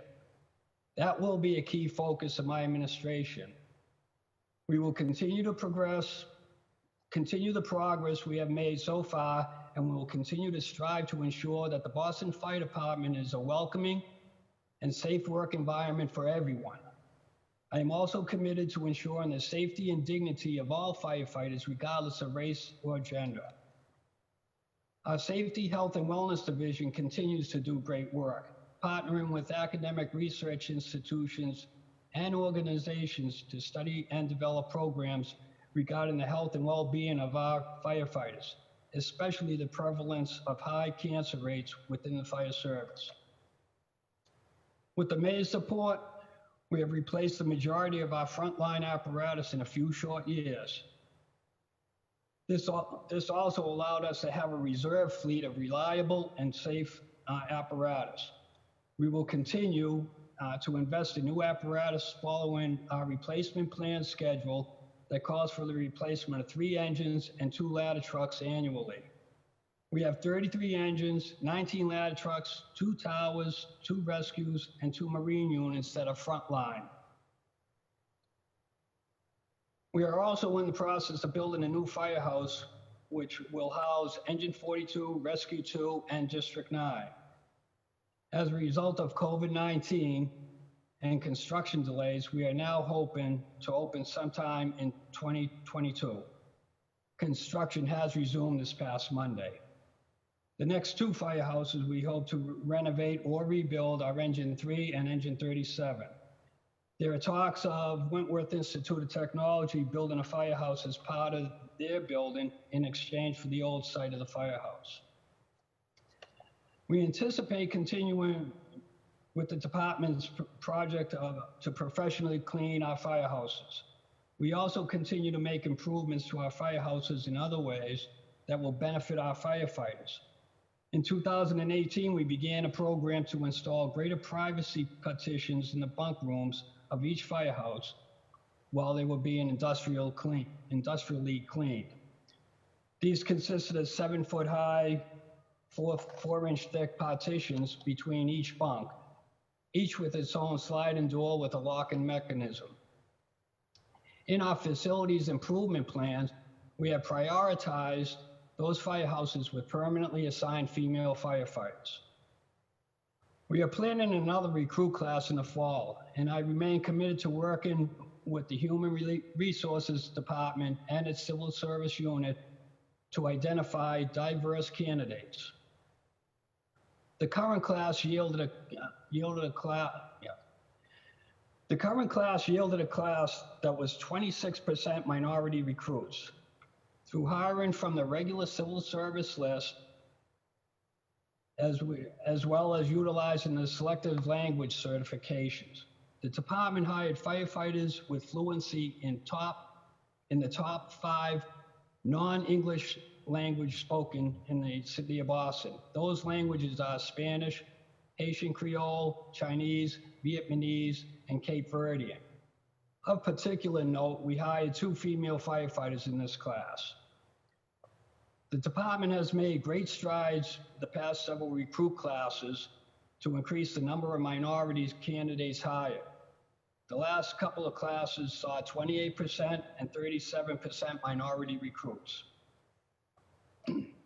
These efforts show the incremental improvements and progress the department is making in diversifying its recruit classes, utilizing tools and avenues currently available under the civil service hiring rules. Our recruitment team focused heavily on outreach efforts in Boston's minority neighborhoods and on female recruitment for this year's 2020 firefighter entry-level exam. The number of Boston minority applicants increased in every demographic from the 2018 exam as compared to this year's 2020 exam. The most improved statistic is in the female candidate demographic, which improved from only 59 candidates in 2018 to 124 female candidates who applied for the 2020 examination. We also held a highly successful information session with a large turnout specifically geared toward female candidates. This is due in large part to the efforts of our recruitment team, and I'd like to publicly thank them for their enthusiasm in taking on this task and for all their hard work. The department has been expanding its outreach and recruitment activities the past several years. For our recruitment efforts, the department has a two-pronged strategy. One, conduct outreach and recruitment to eligible age women and people of color at recruitment fairs through local civil and community organizations and institutions and with veteran organizations. Two, create a pipeline of future candidates by engaging with Boston's youth. Through the Boston Fire Department's Teen Academy, the department's community enrichment program, and other fairs or conferences targeted for young Bostonians.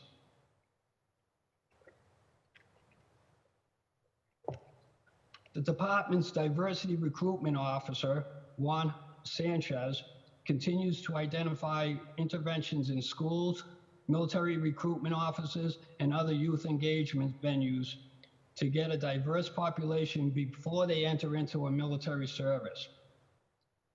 We are hoping that we will be able to attract diverse recruits after they return from active duty military service. Youth engagement recruitment efforts are important because it allows the department to share information with the city's teenage population about pursuing a fire service career with the Boston Fire Department through mentorship, career counseling, and on-the-job training. Some of these programs include the following: Boston Fire Teen Academy, which is a summer program for City of Boston youth between the ages of 16 and 18 to get an inside perspective of the Fire Academy. We are hoping that the Teen Academy in some form will be held this summer, depending upon safety guidelines to be issued by the city and state as we begin to reopen business.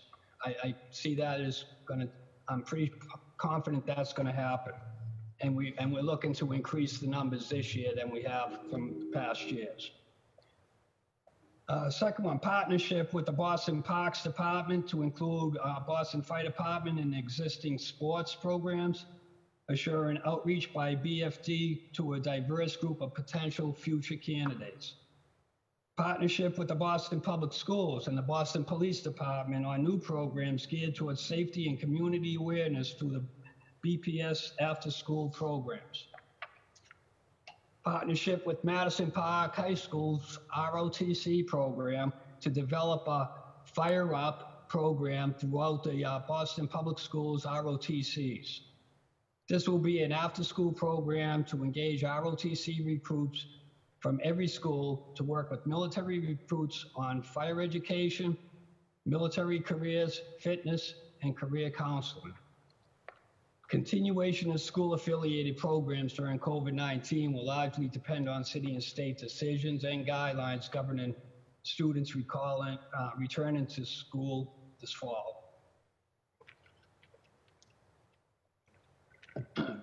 We have also engaged more youth through the BFD's Community Enrichment Program, a basketball league for Boston youth in the city's minority neighborhoods. The program was created 2 years ago and is organized and run by 2 minority Boston firefighters, providing the youth with mentorship and showing them a career path in the fire service and public safety. We also continue to attend community meetings, job fairs, and other outreach events in every community in the city of Boston. One has also continued to focus on veteran recruitment and veteran outreach to help identify and zero in on our demographic-specific recruitment strategy. He works with the city's Veteran Services Department, as well as with the state counterpart. We have also conducted outreach and recruitment with a number of veteran organizations and military recruitment programs, including PAYS, which is Partnership for Youth Success, a program that helps identify local and Massachusetts veterans who are transitioning out of the military. Recruit Military, a military recruitment partner that hosts career fairs with a focus on veterans, enabling the department to tap into their database to help identify qualified veterans for our recruitment efforts. Hire a Vet, which specializes in career fairs and employment opportunities for veterans. And finally, Boston area military recruitment stations. The department continues to work on the recommendations that the Hodge investigation report provided. We had already begun some of this work prior to the issuance of the report, and will continue working on the recommendations outlined. We have conducted a number of HR trainings over the past several years. Anti-harassment training conducted by OHR, in-house by BFD, and by outside vendors. Respectful workplace training conducted by the department's Human Resource Office at selected firehouses, and that's going to continue. Diversity, implicit bias, and respectful workplace training conducted by an outside vendor. Additional diversity and respectful workplace tailored specifically for the fire service, entitled Leadership Case Studies, Respect in the Workplace, which focuses on the role the fire officer plays in managing human resource liability, particularly in the areas of harassment and retaliation. This course utilizes a case study approach to teaching this topic, with real-life firehouse scenarios as a major part of the discussion and curriculum. These topics were presented to all officers from deputy chief down to the first line supervisors. We have also continued additional respectful workplace training with the department's junior officer leadership training program for newly promoted lieutenants. Beyond all of these trainings, the department planned to provide similar training to reach all line firefighters. A vendor, RPM Solutions, was retained by the city and department to develop a program to conduct training for all firefighters on every group in every firehouse. This program kicked off in February of this year with all the chiefs. Rollout of the program was to begin in late March, but suspended due to COVID-19. We hope to get that back on track as soon as possible. On other fronts, the department will continue to work on the following. BFD's rules and policies are under review. Draft rules such as the BFD Anti-Harassment Rule, Rule 1841, have been revised. We will work with the union to discuss adoption of this and other revised or new rules and policies.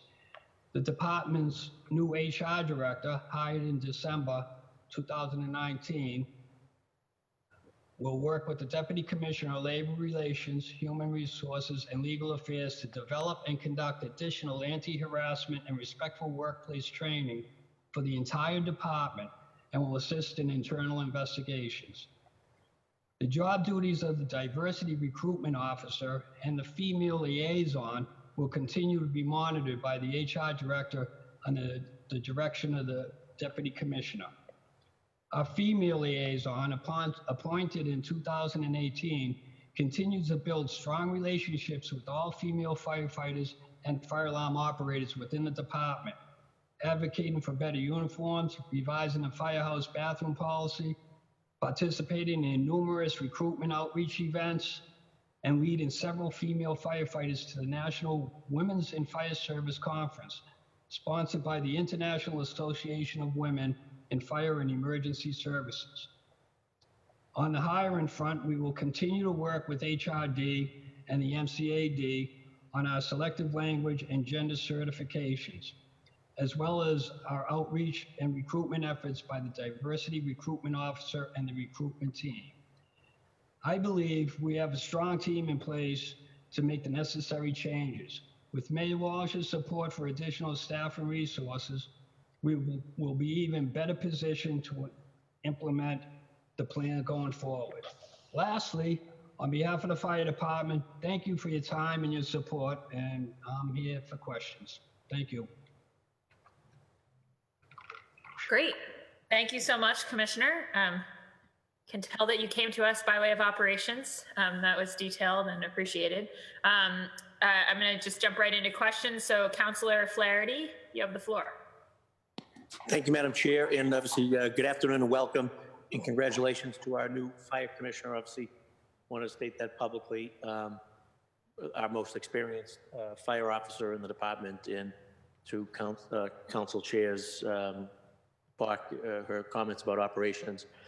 Your experience around incident command and emergency management, given the time you spent as fire marshal, is going to serve you well. It's going to serve our city well. So, and also on behalf of a lot of the families, your quick and swift decisive action early in this COVID response to take the necessary proactive measures to protect men and women of your department in each and every single firehouse was welcomed by the membership and their families. And as a result, although you've had some COVID positives among your ranks, it could have and would have been a lot worse had you not taken that decisive action as our acting commissioner prior to your permanent appointment. So kudos on that front for being proactive. My questions obviously are going to revolve around the 2 chief districts that were eliminated in the previous administration. We've got a gas pipeline out in Councillor O'Malley's district, and in Councillor Bach's district around the hospitals. We eliminated that chief position. So I'm always going to continue to advocate to have those chiefs replaced. And obviously the added bonus, in addition to the enhanced public safety with having those chief cars there, would be on the backfill in the command. We would see an increase in diversity, particularly in decision-making positions, and I think that would be the added bonus. I also wanted to comment and give you kudos for your attention to detail in your opening presentation and for lifting up efforts around diversity inclusion. Those are always welcome, and of course, a big chunk of that is out of your hands because of absolute veteran preference, and so attention to detail in those areas, and obviously continued working together will hopefully result in more men and women joining the department from every corner of our city. So with that, and also just ask that you continue to keep the health and wellness of your members in mind, and continue the great work of your predecessor in that regard, and the safety, and get those cancer rates down, get those heart and lung issues down, and attention to detail on the health and wellness would be welcome moving forward as well. So thank you, and listen to your responses, Commissioner, and again, congrats, and look forward to working with you to continue to enhance one of the best fire suppression departments in the world, and that's the Boston Fire Department. Thank you, Council. Did you want me to respond to that, the 2 districts? Yeah, or at least just to keep it in mind as you're moving forward. And I know you're just getting in there, and you're just kind of getting your feet wet. I totally understand it, but I think there's a void in both West Roxbury and the hospital area, and of course, and lastly, as the South Boston waterfront continues to grow, and I'm sure I'm speaking on behalf of Council Flynn as well here, is that we've been asking for some thought to be given to a fire station down along the waterfront, given such growth down there. But thank you, Commissioner. Okay, thank you. Great. Thank you so much, Councillor Flaherty. Next up, Councillor Campbell.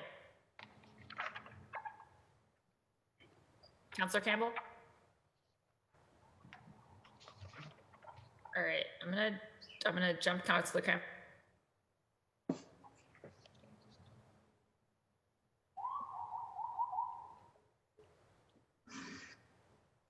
Whoops.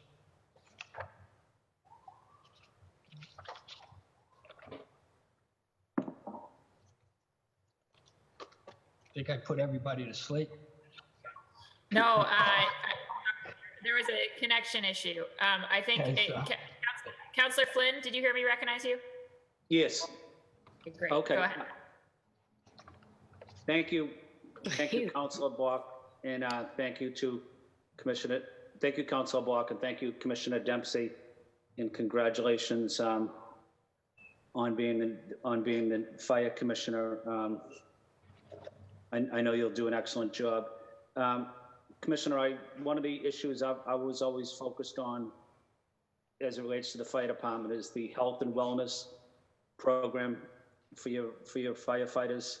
Can you give us a little bit of background how the program is going, what type of services or programs you might offer to firefighters to make sure that they're physically healthy, they're mentally healthy, and that they have all the resources they need to be successful in their career and in their life too?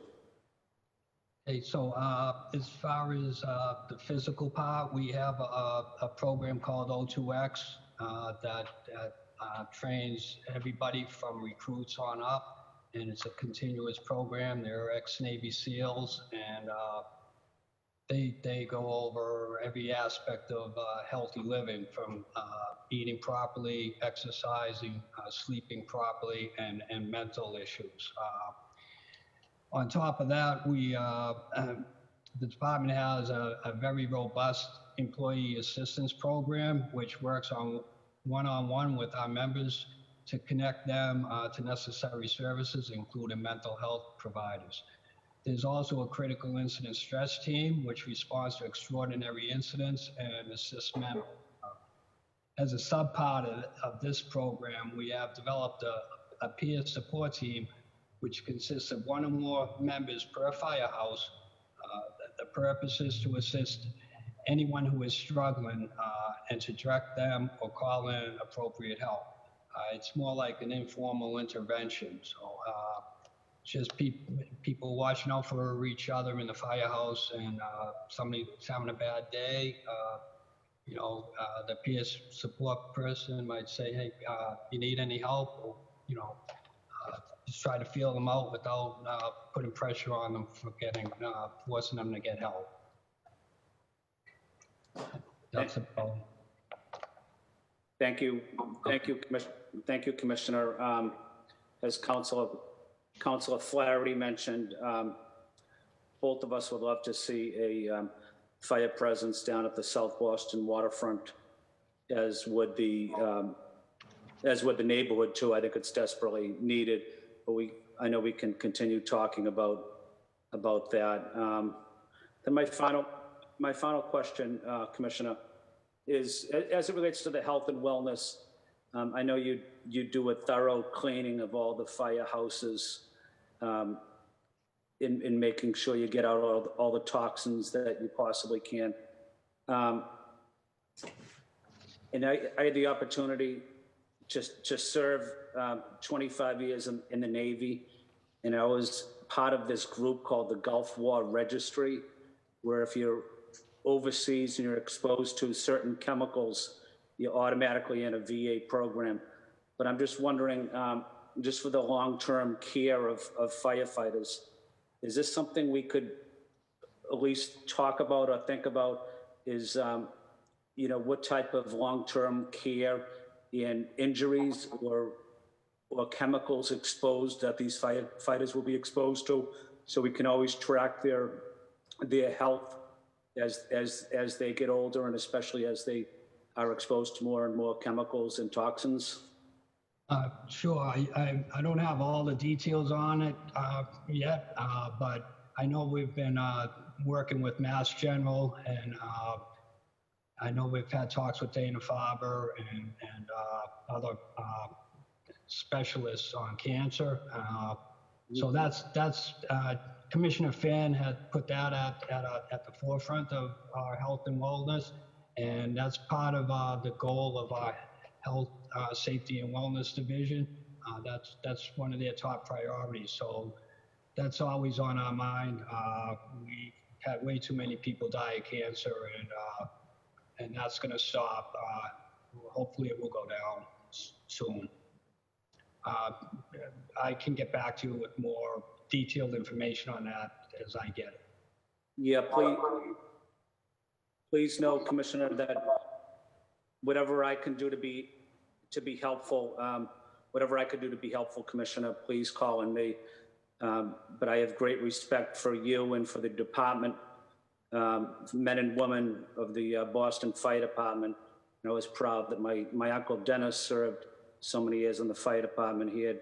He always had great respect for the department as well. So I just want to say thank you to you, Commissioner, and welcome as the new commissioner of the Boston Fire Department. Thank you, Council. Great. Thank you so much, Councillor Flynn. And now, sorry, there was some confusion earlier. I think my line is a little weak at the moment, so I'm going back to Councillor Campbell. Councillor Campbell? Thank you, Councillor Bach, and thank you, Commissioner, and your team. And frankly, thank you for your patience today. Clearly, the time has run over. So I know you guys responded to questions from the working session, so I'll be really brief. Just want to thank you, congratulate you on the new role, here to serve in partnership with you, and also, of course, with all of your team members, many of whom I know well. I care deeply around the diversity issue, right? Ensuring that there are more women and folks of color who are able to join that department and to serve, and especially care about it because we know we have a lot of folks from the city of Boston who dream of joining that department, and it can be challenging. So I'd love to hear a little bit more around strategy. I know that the cadet program is one big piece. And by the way, that's my son, Aiden, who I may pick up in a minute, who also says hello. That's who is in the background. But that's my only line of questions, and then I can follow up separately. I know you guys are out there on the front lines. Thank you for your service. My best to you and your incredible men and women who serve. Stay safe and healthy.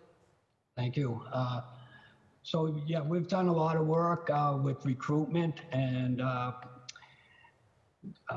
lot of it was based on the veterans because that's where we were drawing from. But I have the recent numbers for people that have signed up for the 2020 exam. We have 625 non-veterans, 141 disabled veterans, and only 74 veterans. So for a total of 840 people that's currently signed up. I don't know if that number is going to increase, but that tells me that a lot of non-veterans have a good shot of getting on the fire department this time around. I'm not sure why those numbers are going up or down, but the experts can figure that one out. That being said, a lot of our effort too is on the teen program, and my view is that if we get them early, so they come to the Teen Fire Academy, we can show them what it's like to be a firefighter. But we're not only giving them advice on being a firefighter. Maybe they want to be a cop. Maybe they want to go in the military. And part of it is directing them. So we want to open their eyes to all the possibilities. So going in the military is not a bad thing. There's a lot of good branches, and some of these kids, they don't want to go to college maybe. Military is not a bad thing. Go in, learn how to drive a tank or fly in a helicopter or whatever. It's an adventure too.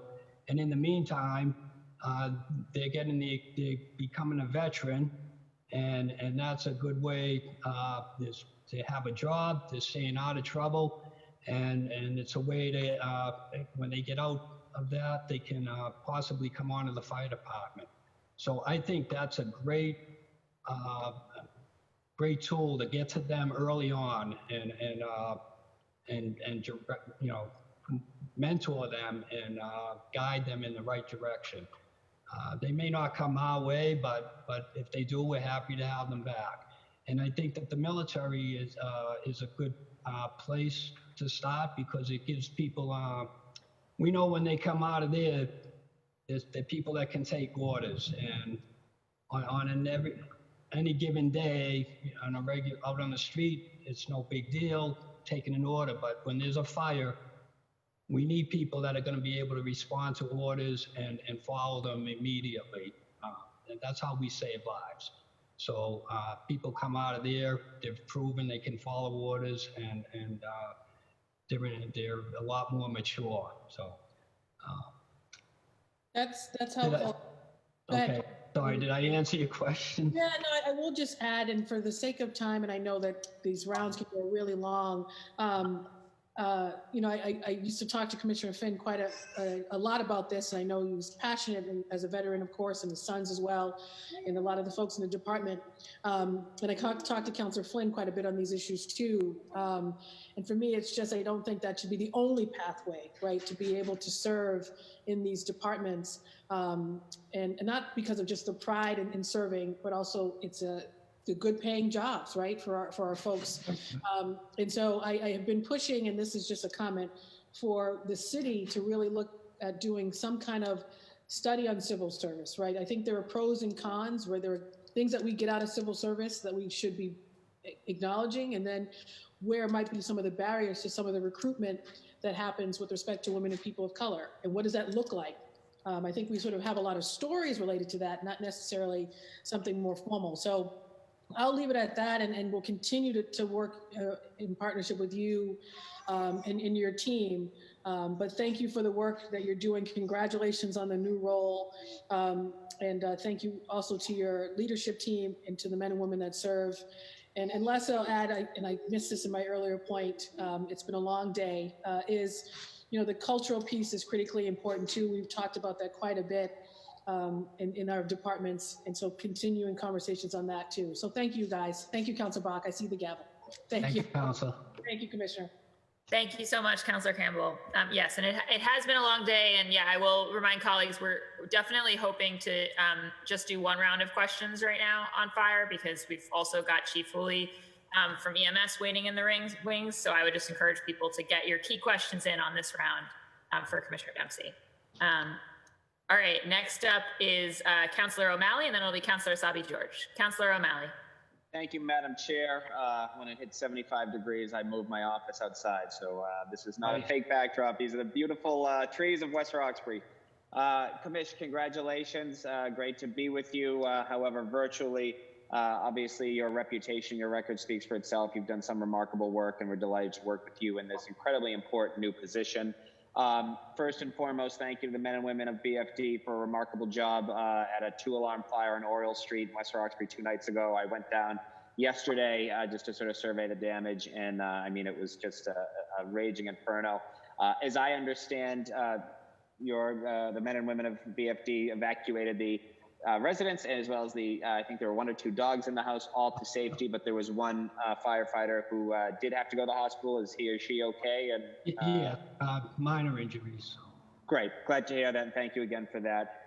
Thank you for your remarks and your opening comments about real efforts and a commitment to both diversify the workforce, but also address better gender representation. So I really appreciate your effort there. I know it's something my colleagues and I all care about.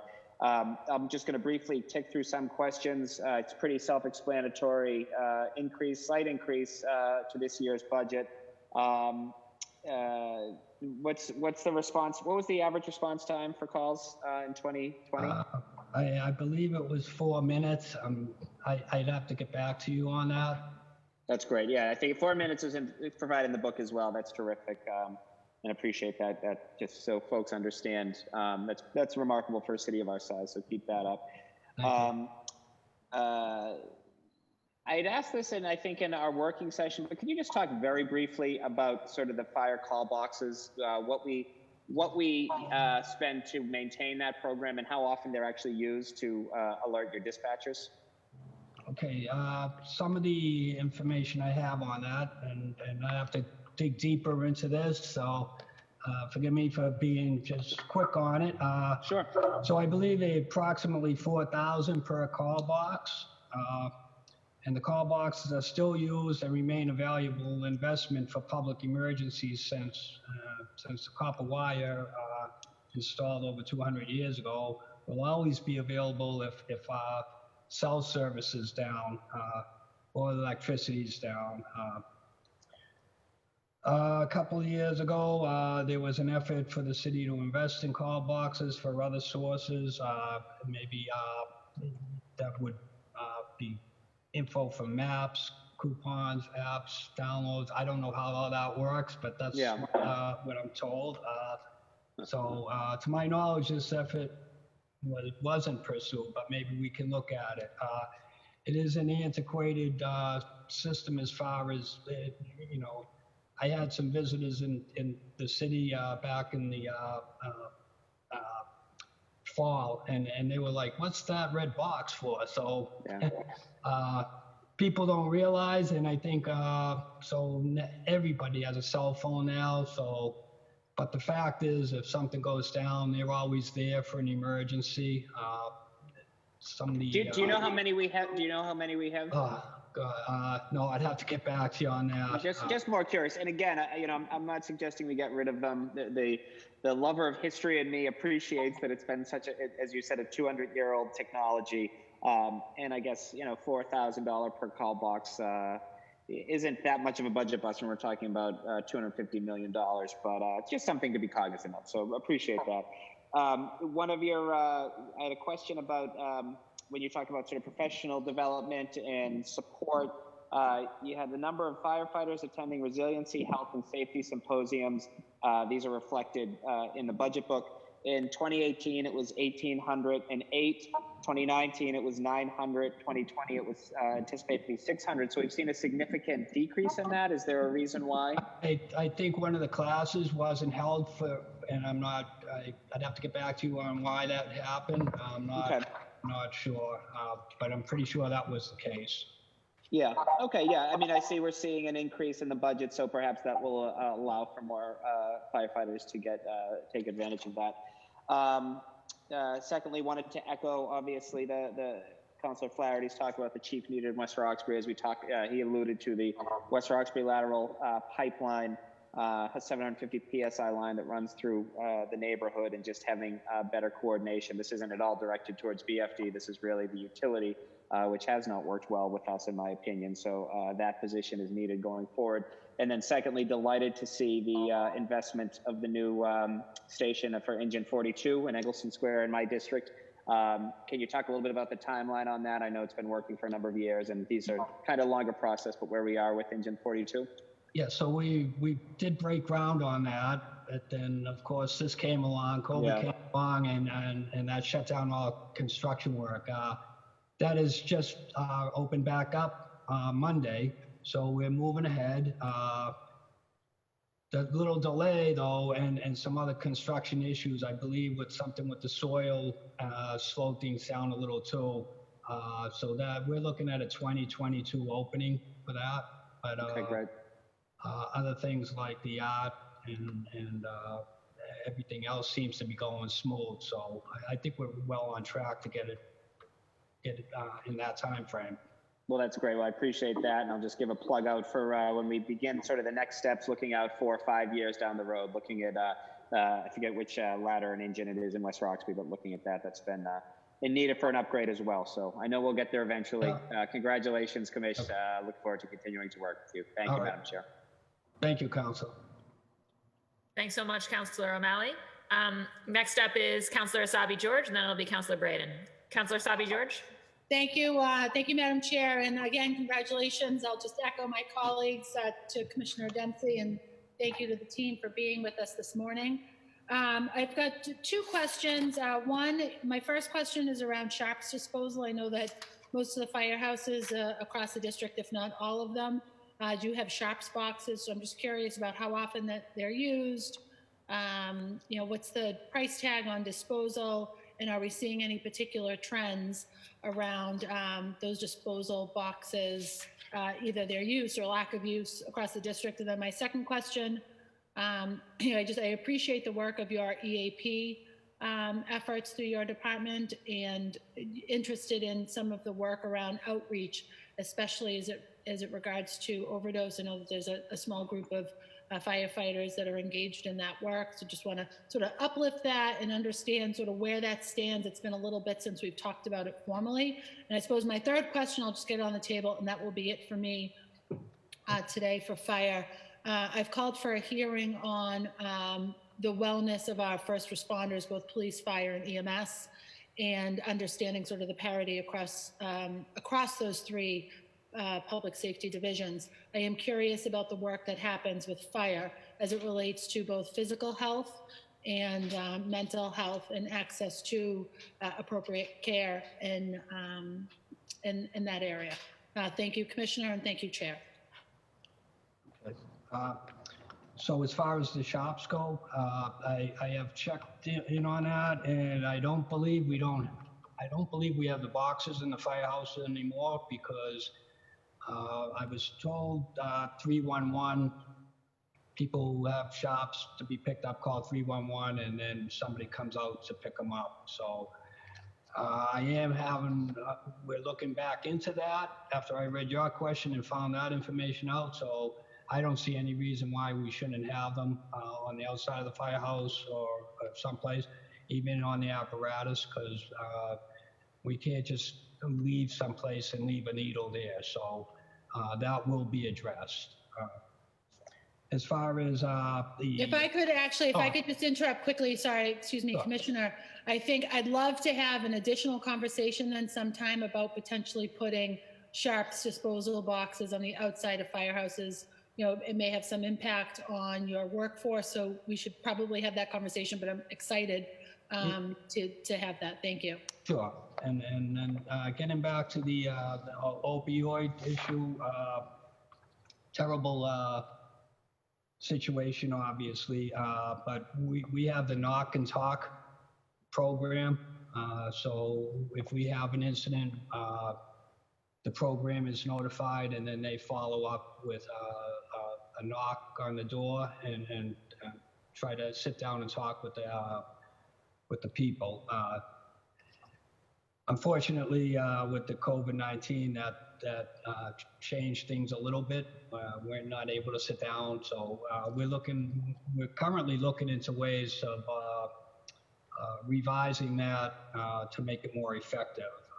I don't have much more on that right now.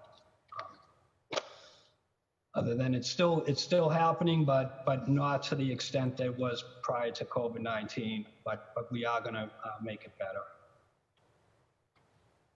And then just mental health and physical health, sort of wellness, general wellness. Just touch lightly on it because I do have a standing hearing order. Yeah. So as I mentioned earlier, through the O2X program, we have the physical training, which is also encompasses mental health, nutrition, sleep, every aspect that should keep a person healthy, including resiliency training. We have our EAP, and we have our peer support groups and critical incident stress teams. So they all step in at different times, and we want to help people out before they end up having a problem. So that's our goal. Great. Thank you very much, Mr. Commissioner, and thank you, Chair Bach.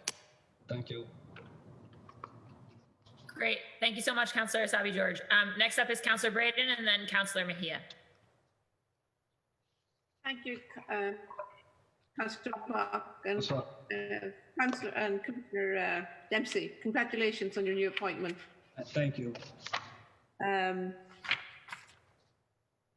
I'm Alston Brighton, District 9. I've seen a lot of new development in the district. I was wondering if you're evaluating the need for additional firehouses or how we're being served at this point in time. So just to correct you, it's District 11 for us. Oh, it's District 11. Well, it's Alston Okay. Brighton. Now you know. That's good. District 11. I have it right. I was taking notes earlier. That's okay. So. That's okay. We have one in Union Square. We have Cambridge Street, Union Square, Chestnut Hill, and Faneuil Oak Square. Right. Well, Oak Square. Right. Yeah. I mean, I haven't heard any reports of having issues with responding. I mean, we've always had when the students come back, Brighton's a very busy place. Especially with food on the stove. So our fire numbers increase when they come back because they're not good cooks, I guess. So anyways, no, other than that, unless you have numbers showing different, I think that we're well staffed out there. We maintain minimum strength. if there's a fire in Brighton, which is difficult to get to because it's at the far end of the city, we send covering apparatus. So if there's a second incident, they are covered. And do you have a reciprocity arrangement with Newton? Like, yes, and I'm not 100% sure which companies come from where, but I know some Newton companies come if it's close to their line, so they'll assess. And but we still have other people coming from Boston that come out to Brighton to cover while there's a fire going on. Yeah, I notice sometimes that when there's a medical emergency that the fire truck comes out. Is that, and I'm curious as to how that works, or is there an EMT or a paramedic in the state?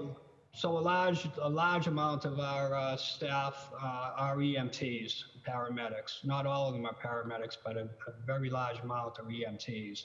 And everyone is a first responder. So anytime if there's a medical emergency, they'll send us because we may be more available than the EMS, or we could be closer. So we want to get somebody there as quickly as possible to start first aid or whatever, CPR or whatever it may take. So we work hand in hand with Boston EMS. So we're there. We may be there first. Sometimes we go to help them with lifting. We get along with them very well and supplement each other. The goal is that we get to somebody as quickly as possible, make sure that they're taken care of. And are those folks able to do, defibrillation, AED? On the ladder? We do all of that. Yes, everything except advanced drugs. Except we don't do the paramedic stuff, but we do all the EMTs. Skills. Very good. Well, yeah, that's about it. So it's District 11. District 11. Yeah. I have a fire station right at the bottom of my street. The other thing that we have out here is students do the daftest things. Fire pits on upstairs decks and grills indoors, inside enclosed porches. I've seen it all out here, but is there a process of doing when the new students come on, new resident tenants, new students come on? Is there public education available to help advise them about the idiocy of some of these things that they do?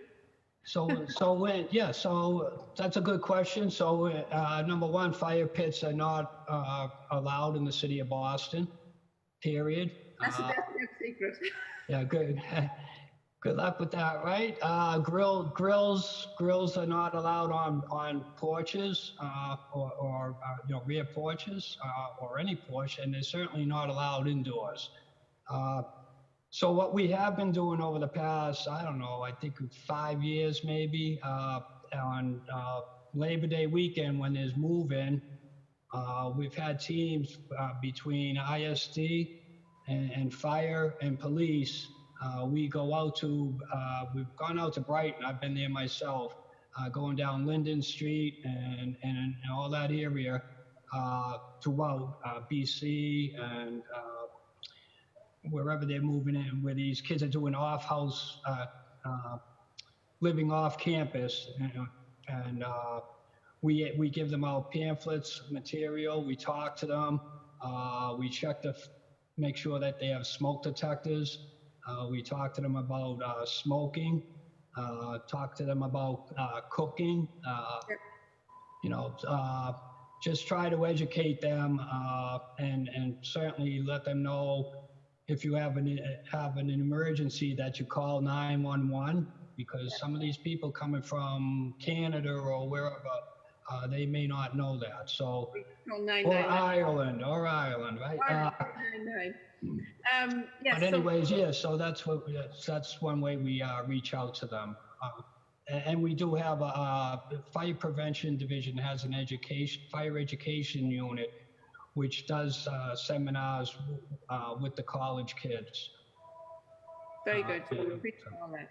Thank you so much. And that's all my questions for now. I see the gavel. Okay, great. Thank you. Great. Sorry. Thank you so much. No, thank you. All right. Next up is Councillor Mejia, and then it'll be Councillor Baker. Councillor Mejia. Thank you, Councillor Bach, Chairwoman, and thank you, Commissioner Dempsey. Congratulations. Thank you. Looking forward to working with you. I'm new in this role, so you and I are both new in our roles, and but not in the work. So looking forward to going alongside you. And so just really quick, the BFD committed to holding regular meetings with female firefighters in order to bring about changes in office culture. I'm just curious, how many meetings have been held? How many firefighters participated? And what takeaways have come about as a result of these meetings? Have any actions been taken based on these takeaways? And are there any memos from these meetings or other ways to progress tracking mechanisms that we can see? I appreciate the commissioner speaking on how to hire and retain women firefighters, but I am also curious to know what professional development opportunities are there to put women firefighters in high positions of power within the department. And one of the department's accomplishments for FY20 was evaluating each firehouse to ensure that they met the needs of female firefighters. What benchmarks are being used to measure success? I'm just curious. And then lastly, did my computer freeze? I hear you. We hear you.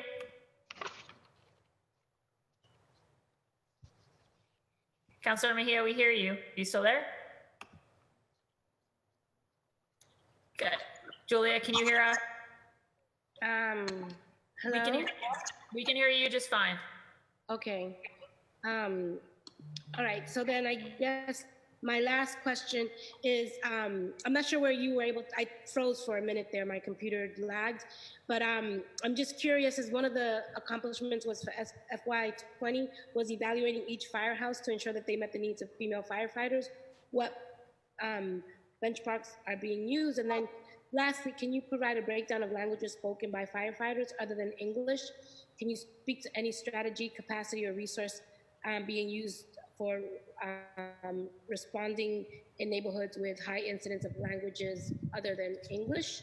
And my hope is that in my role as a city councilor, I'm really looking forward to figuring out how I might be able to help support the recruitment efforts in terms of some of the diversity goals. Just let me know how I can be of service on that front. Okay, thanks.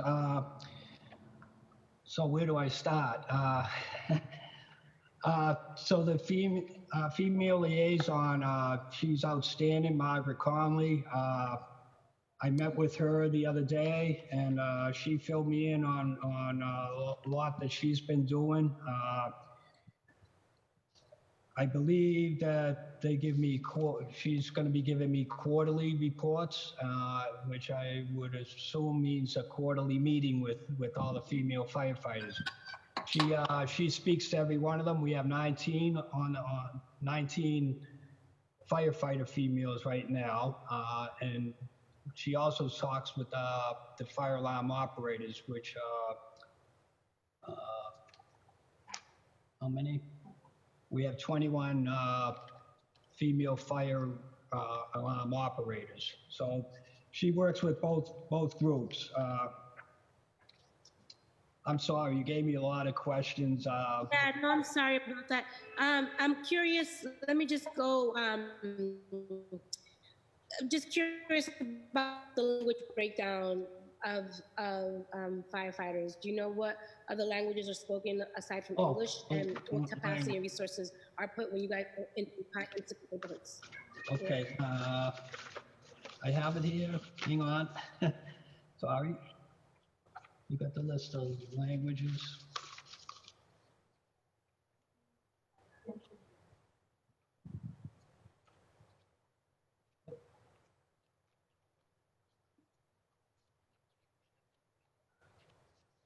sorry, I have the language, I purposely put that aside. Okay, we have a total of 113 members that speak different languages on the department. A large amount of them are Spanish, so there's 75 speak Spanish. The rest are single digits all the way down from Cantonese, Cape Verdean, Chinese, Dutch, French, French Creole, Gaelic Spanish, Greek, Haitian Creole, Italian, Polish, Portuguese, Spanish, Portuguese, and Vietnamese. We have hired people, so under our language certification for the 2020 exam, we've have approval. We're looking for 4 Chinese, 3 Cape Verdean, 3 Haitian Creole, 4 Spanish, and 2 Vietnamese. Sorry, I'm being attacked by a bee. Oh, you have an FBF from in case you get stung?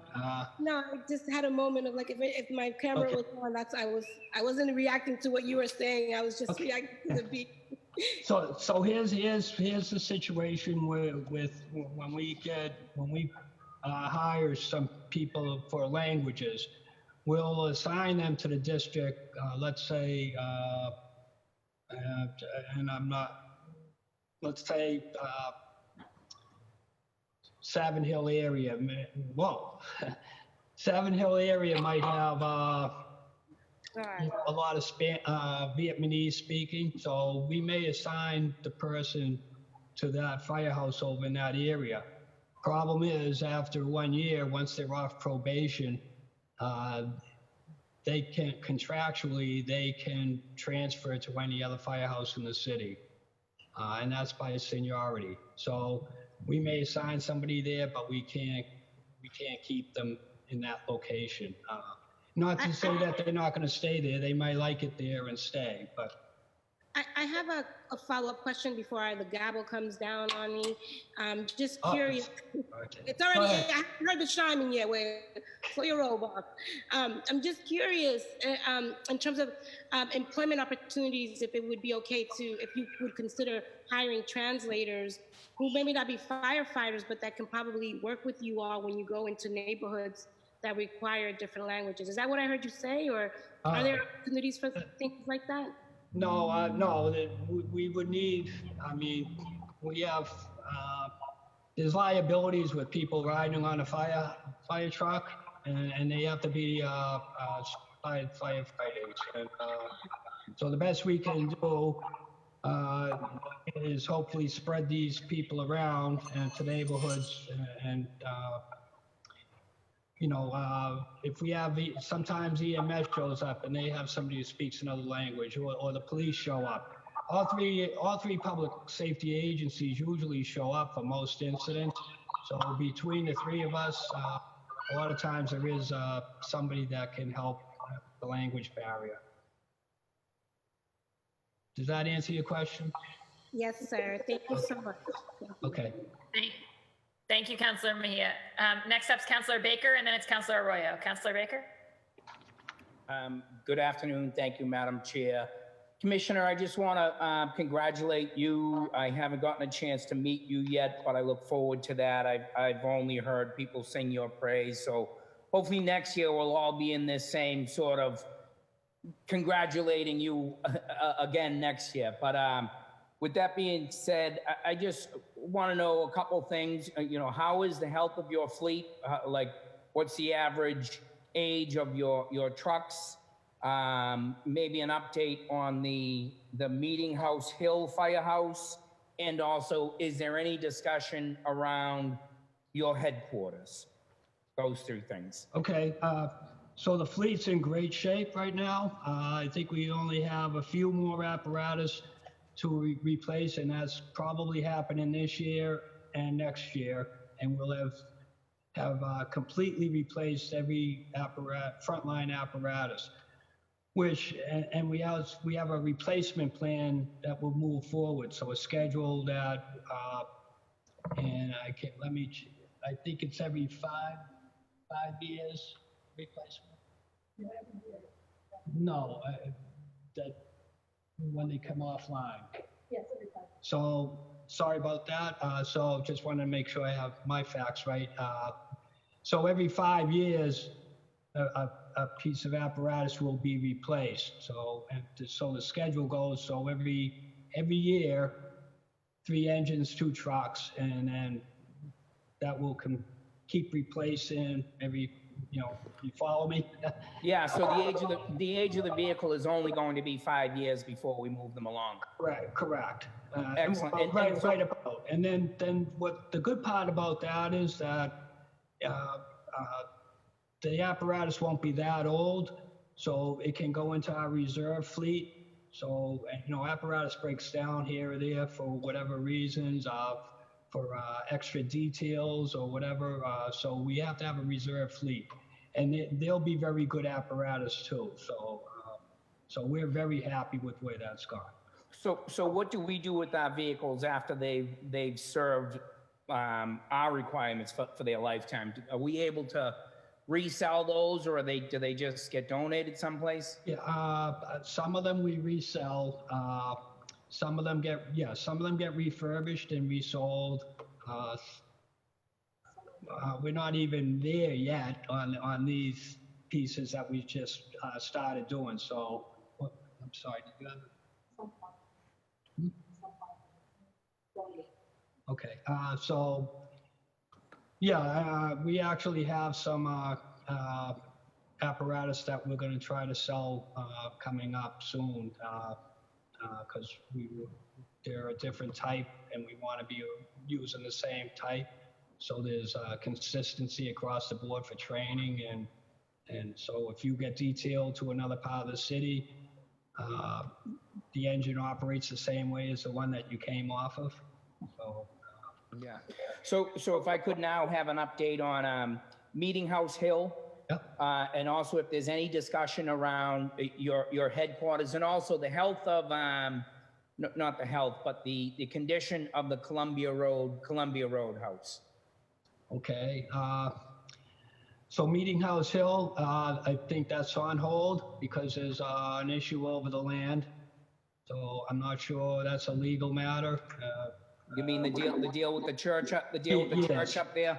Yeah, I don't think it's been resolved yet, and we can't, because of the size of the new firehouse. It's a footprint issue, and so I'm not 100% sure where that is, but I know that's the issue.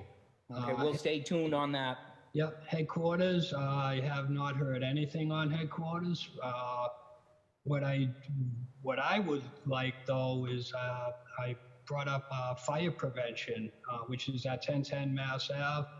They're in desperate need of rehab. They have, Gorilla Tape on the floor to cover holes in the rocks. So it's pretty bad when you consider we're dealing with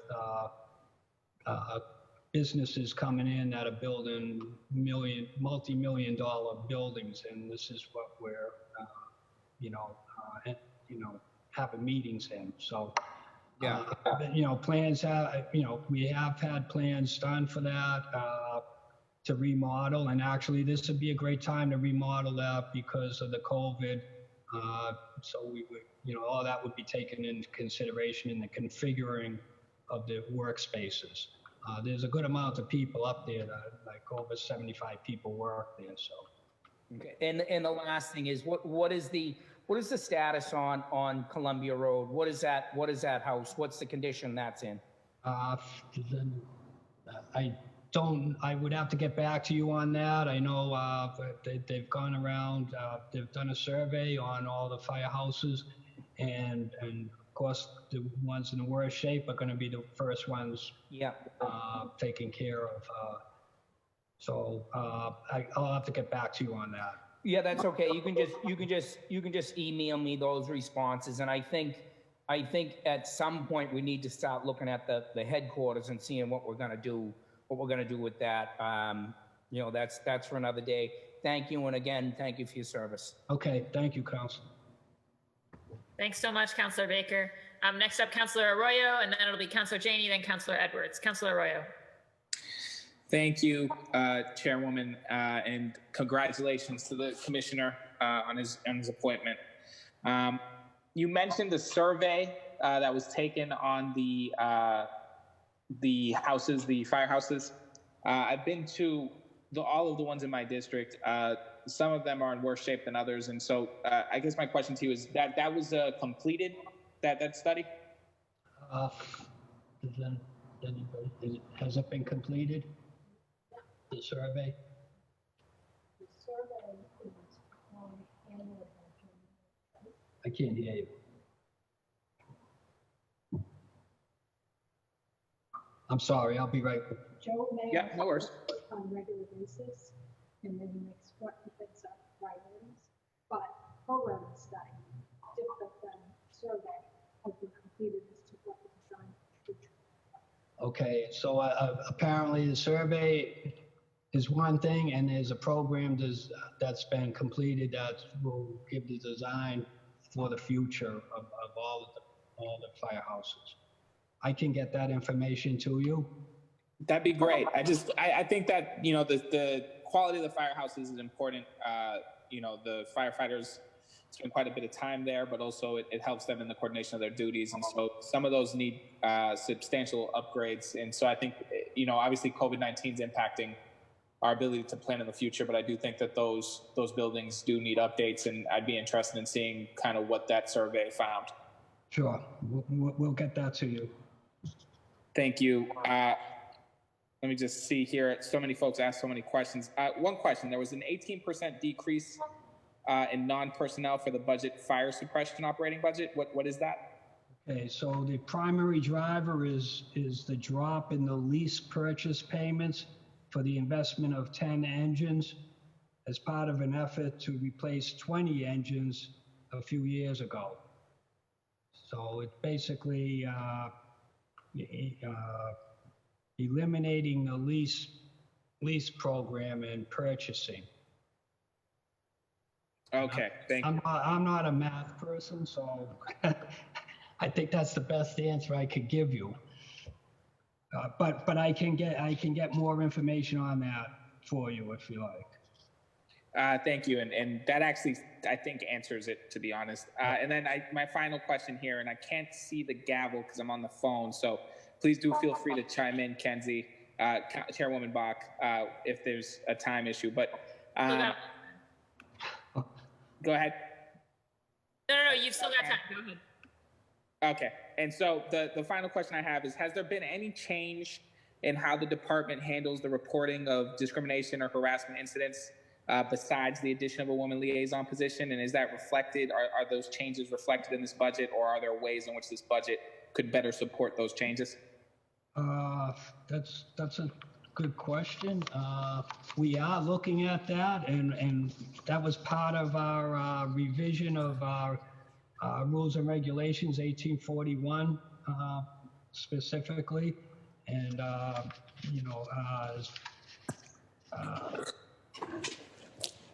trying to think if there's any of the, I can't.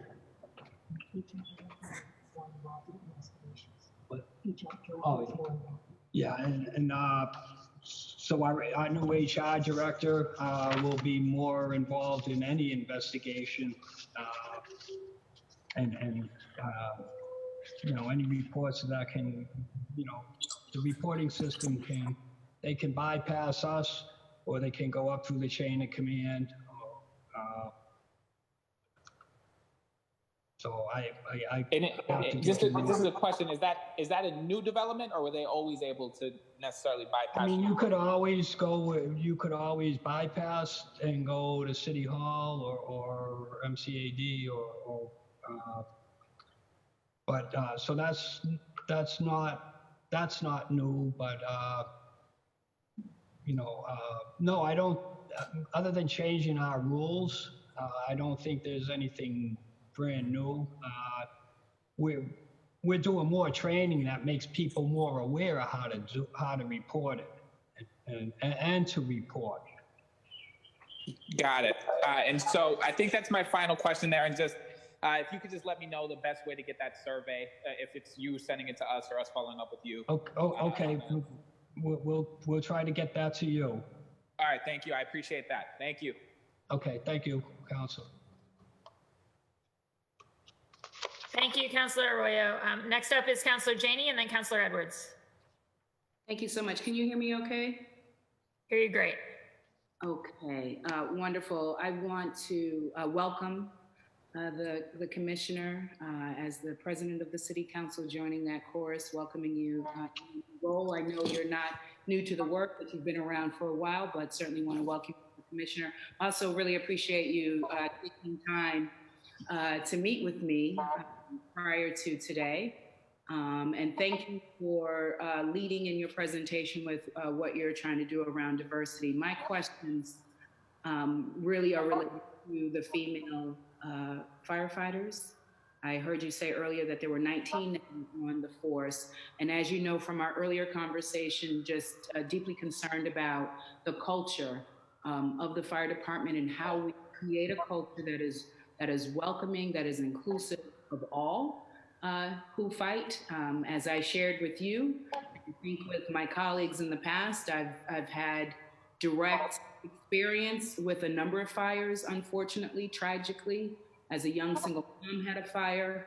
My sister had a fire when she was pregnant with her youngest, and that was back in the 90s. And then my mom just recently was displaced in 2012 due to a fire. So I really appreciate the work that firefighters do and consider you heroes. But I think there's an opportunity here to create a culture within the fire department that is welcoming female firefighters, and would love to hear some detailed plans around how we are moving in that direction. I heard you talk about the female liaison, but there were a number of items that were highlighted a couple of years ago by the women on this city council in terms of some commitments around counseling and a lot of other commitments. So I'd really like to hear an update and where we are in fulfilling those commitments and the overall plan around creating a more inclusive environment. Thank you. I'm sorry, was that the Hodge report? Yes. Well, and so just to be quite blunt, I guess, a number of us were concerned with the report and the tone of the report as well. But yes, there were some things that were highlighted and some things that I think that were already supposed to be happening because of different agreements in the past that were being left unfulfilled. So again, I think the more that we're honoring those fulfillments and having an intentional strategy about creating this culture within the department at all the houses, because trust is so important between firefighters. And so the more that we can really create that, you know, and I know with some firefighters, there is that strong trust and that sense of family, but if you're on the outs of that, you know, that's where the problem lies. So if you could, yes, speak to those. So I think part of number one, we'll be looking at the Hodge report, and if you have specific recommendations that you want answers on, I can get those to you. We'll be working towards meeting all those goals, and I know some of them have, and I don't have any specifics on off the top of my head, items that were addressed prior to that we continue to move forward with. One thing that, as far as the culture goes, and I think the more women that we do have on the job, that helps create that's going to help change the culture. Oh, absolutely. I'll take for instance, I'm sorry. You have 19 out of how many firefighters total? 1,400 roughly. So that's a very small, I agree with you, the more women we recruit. So I would also be interested in your recruitment efforts in terms of women, also firefighters. As far as the percentage, Boston has, I think, 1.27% of the department is women. That's a little bit higher than the national trend. When you eliminate departments that don't have EMS, which we don't. So we don't run the EMS. If a department runs the ambulance, they tend to have more women for whatever reason, and I don't have an answer on that. That's just a statistical number. One thing I can say, I know, and I'll take this current class. It has 2 females on it. Now, I can probably guarantee you that when they all go out to their firehouses, that everybody in that class, when those females show up at one of their other classmates' firehouse, whether they're detailed in or whatever, they're going to be accepted like any other firefighter because there's a familiarity there. If they went through the drill class together, they know that this person is capable. I can appreciate that, Commissioner, but I hope you can appreciate that there are some deep concerns around culture. So just this past January, there was a Boston firefighter convicted of assaulting a female colleague. So there's work that we have to do. And what I would really be interested in is what the plan is moving forward, how we're going to invest in professional development and support for our firefighters that build the trust, that deal with harassment and the issues that female firefighters had been facing, harassment and assault. So, if there's a plan in place or one in the works based on the Hodge report or something else, I would support seeing that get off the ground and hoping that it's going to get us where we need to be. I think I am running short on time. The other point that I would make is just, again, the support and the professional development. Firefighters, like our police officers, see a lot of trauma in their days when they have to fight fires. So just making sure, again, that we're supporting them around the professional development and the training, but we're also creating that culture that gets us beyond assault and harassment for the female firefighters that we have on the force. Okay, just real quick, I'll answer that real quickly. So, yep, it's a multi-pronged task, and it's not something I wish I had a silver bullet for it, but I don't. I can tell you that between the Hodge report, the Hansford decree, and all the multiple steps of training that we're going to be doing, as far and having the women liaison, and they have meetings and having them go to professional development. They get ideas, they bring them back for us. It's a multi-pronged assault here. That's the wrong word, I guess. But that's how we're going to approach it, I guess. At and I this know we're point. out of time, so I want to be mindful to my colleagues. Thank you, Madam Chair, and thank you so much, Commissioner. Okay, thank you, Councilor. Thank you, Madam President. Next up is going to be Councilor Edwards. Also note that we've been joined by Councilor Michelle Wu. Councilor Edwards.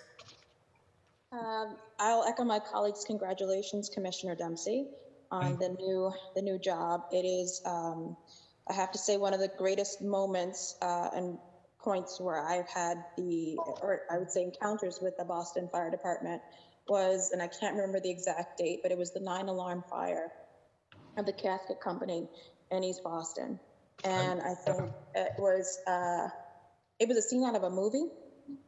I think it was well over 100 firefighters between Winthrop, East Boston. I don't know if Revere showed up, but it was something that was quite spectacular. And I say that only because I felt like I was walking amongst statues. They were so focused on what was in front of them. They were so focused on that fire. They were so focused on their jobs. And it really, if there's ever been a moment where I felt like I was standing amongst supermen and women, it would have been that moment. And so I say that because I don't want my following questions for you to ever feel that I question the heart or the the dedication to safety in the Boston Fire Department. But I am concerned, as my colleague has started off with questioning, about how the Boston Fire Department is treating women, is treating people of color. I've been very critical, as you know. The Hodge report I thought was laughably weak. I didn't feel like it actually did much except protect the current status quo. What few recommendations were in there, I'll ask you specifically in terms of budget and financial financial commitment. What is the BFD doing based on that report? I think one of them was at least getting rid of if there were two equally qualified candidates, one being a man, one being a woman, they would just flip a coin. That was one kind of assessment. But there were certain recommendations. So I'd like to know dollars, what investments you're doing based off of that report. Number two, I'd like to know specifically about your reintegration program for women who have come forward, and I think they're some of the most bravest of all of the firefighters that you have. Being able to come forward and say someone sexually assaulted me is hard enough. Having to do so facing the absolute ire and anger from your coworkers is hard. Having to go through trials with them sitting there and glaring at your family is disgusting. And still she persisted and proved her case. And so I'm curious about anybody else who has to go through that trial and tribulation. What is the procedure for assuring her safety coming back and assuring the culture has changed when she returns? And then finally, I am curious about your training dollars. I remember discussing that there was implicit training, like an orientation about what the concept was, but it didn't seem that any of the management staff or the actual firefighters were forced to take the test. By taking the test, you actually are then made aware of your implicit biases. That's important to know. All of us have them. So I'm curious when you're going to implement actual testing of implicit biases in your management and leadership to actually, so they can be personally aware of what biases they have in order to make sure that we create the culture that I think we all deserve. Well, okay, where to start?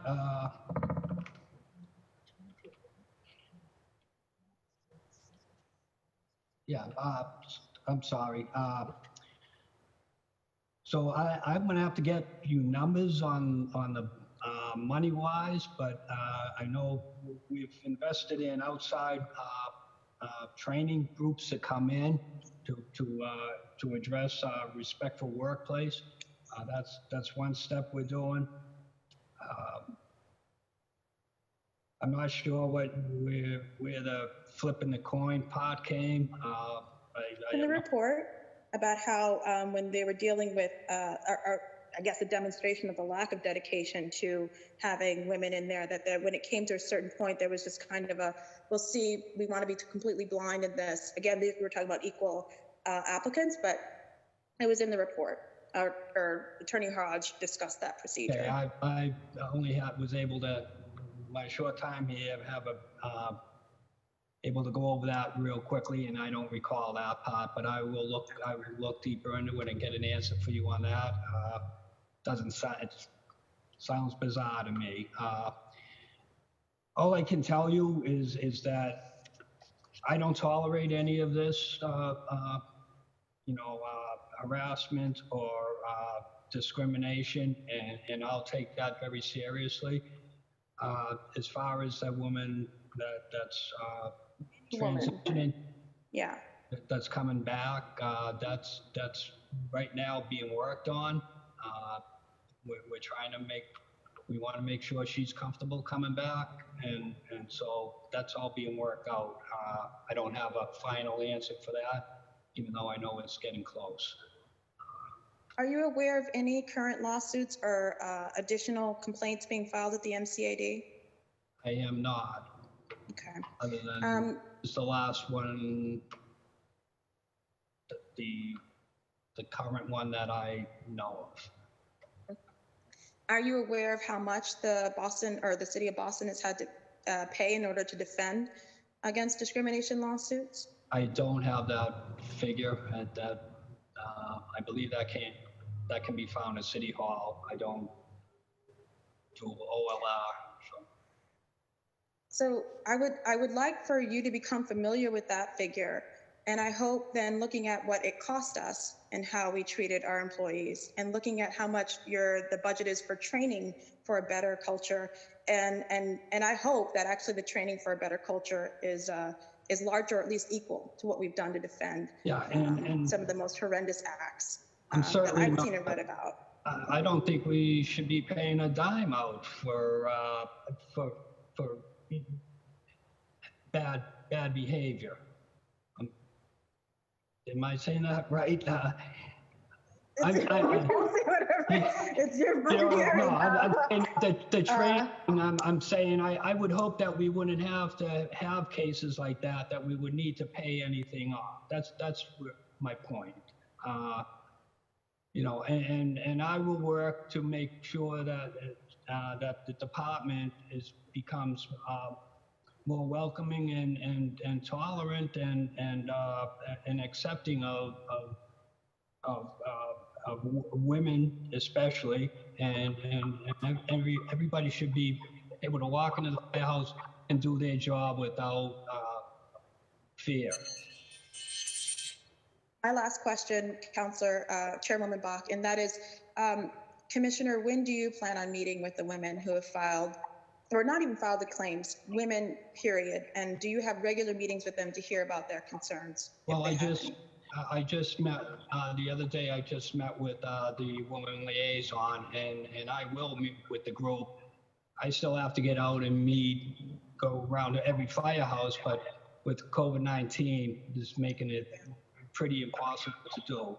So as soon as this dies down this summer, I will, and probably the next time that they meet as a group, I will go introduce myself and hear their concerns. Thank you, and I do apologize for this being our first conversation. That is in part on my guilt. I should have reached out to you much sooner with the congratulations and also in general. I genuinely would prefer to have given you these questions in advance. So I apologize if you felt, attacked in them. I should have reached out earlier. I wish I could have better answers for you. Sorry. Thank you very much, Commissioner. Thank you, Chairwoman Bach, for your indulgences. Thank you, Councillor Edwards. All right, now it's going to be my questions for the Commissioner, and then our plan is next to move to EMS. It has been a long hearing and it's going to continue. So I would just say to colleagues that we're not going to do further questions for the Commissioner unless you have something you burningly must put on the record, in which case you should put a blue hand up, but I'm discouraging that strongly. Tim Hooley's never going to forgive me for this. Well, I'm just going to blame Commissioner Gross because I know he can talk, but I didn't think he could talk that much. Well, always like new records. Okay, Commissioner, thank you for addressing, by the way, in your opening remarks, the Huntington Ave fire station. I think I just wanted to flag at the point at which we're having those conversations, I'd love to be involved. I know that, I know there's a potential logic to a partnership with Wentworth there, given the history of the building and their space needs.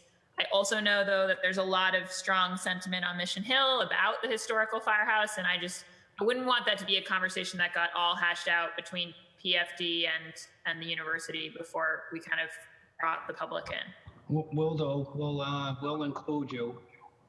And then circling on the overtime question on the fire side. So looking at it looked at like in the year-to-date actuals up through the 31st, we're running a bit ahead of pace in terms of overtime budgeting, which makes me assume, although I don't know how COVID has affected it, that we may run over on the fire side as well this year on overtime. I was just wondering if you could speak to that and speak to sort of what you and your office are doing to limit overtime cost overrun.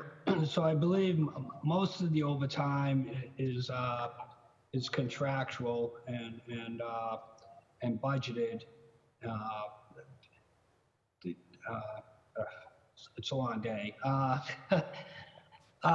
So I lost my track on where I'm going with it. Give me some help. It's mainly mainly contractual, and then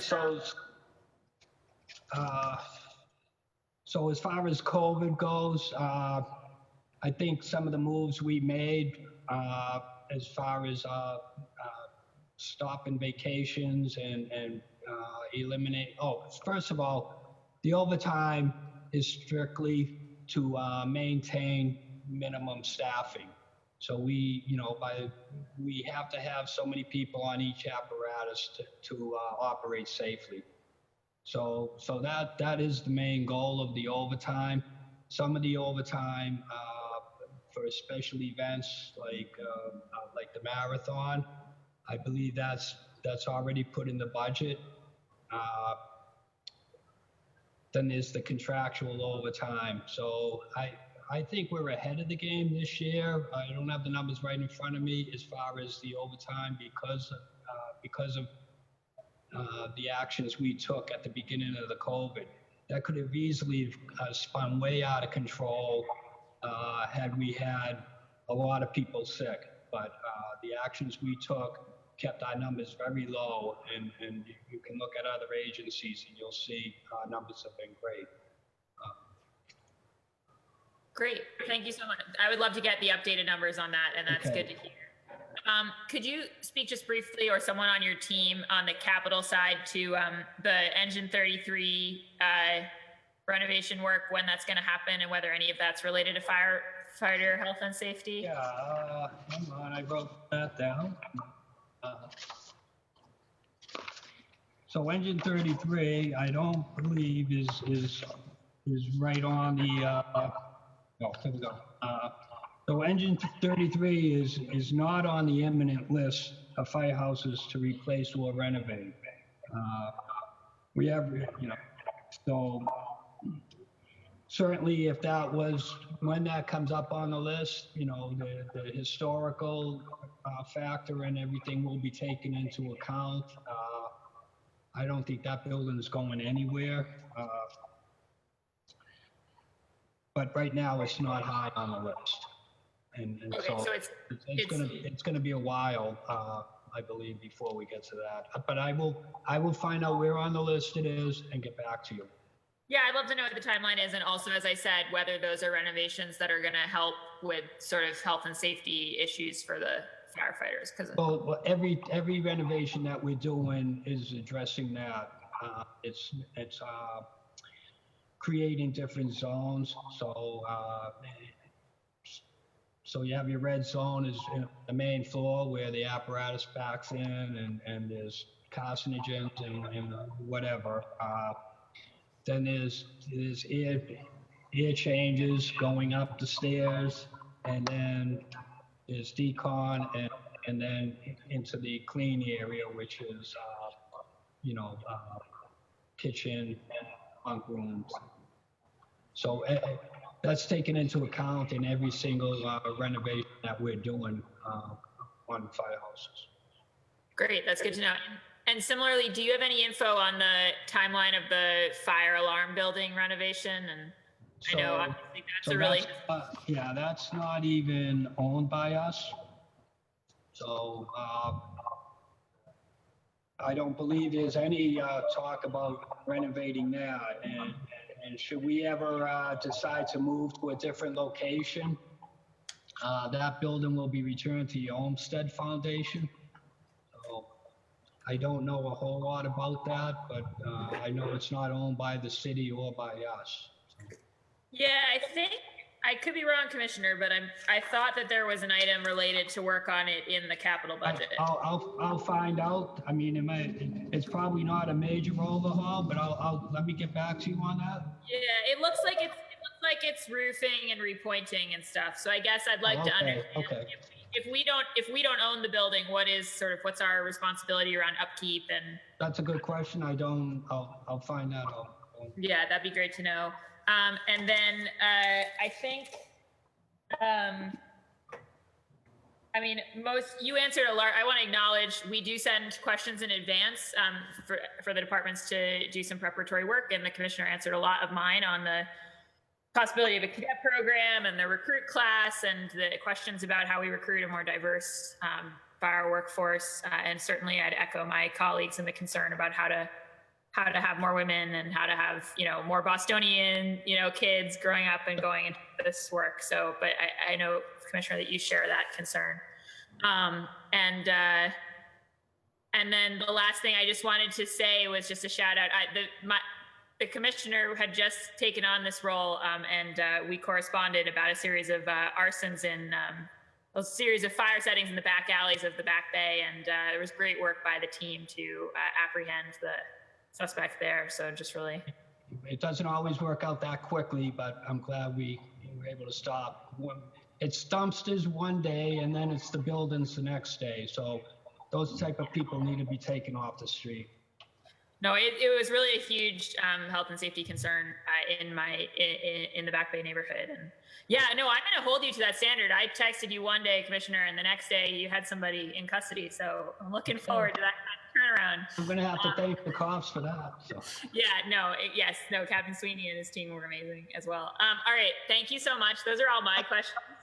And I think with that, those are all of our questions for the fire department. So it only remains to just thank you and your team. I don't think, we didn't hear from Andre and Joe, and who else is here? Kathleen and Connie. Yeah, well, we heard some people off to the side, but we know, Commissioner, that even though you were speaking, that you've got a whole team behind you. So I'll let Andre and Joe talk if they want, but. Well, we have a great leader, so we're very happy that Commissioner Dempsey is leading us. And that's all I have to say. There we go. Strong endorsement. All right, great. Well, thank you so much, Commissioner. After such a long day, please do feel free. We're going to be turning to Chief Hooley now and his team. Please do feel free to go back to what you all are doing on behalf of the city, and please, stay safe and stay well. Thank you. Thanks so much. Bye-bye. Thank you, everyone. All right, we're pivoting now to Chief Hooley, who I don't yet see.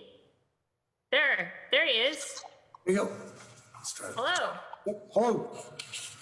Complete with mask, Chief. Oh, yeah, let me get it off for, even in the building, if there's other people in the space, we gotta. No, we gotta set a good example. Yep. All right, so. So I get a little bit closer to the screen and away from people, and. You've even got a physical background. It's amazing. Yeah, just pull it in. All right. Well, without further ado, it's been a very long hearing, and it continues with our third public safety agency. As part of hearing from the Joint Chiefs today, we're looking forward to hearing from Chief Hooley from Boston EMS. Okay, thank you all, and I'll try to. What we tried to do is we took the questions that we got and some of the ones that we heard during the working session last week.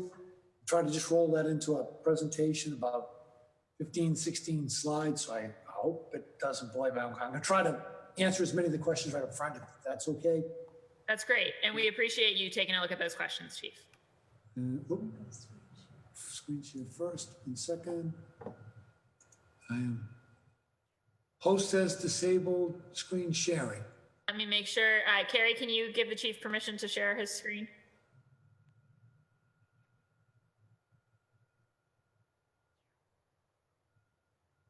Carrie? Let me see if I can.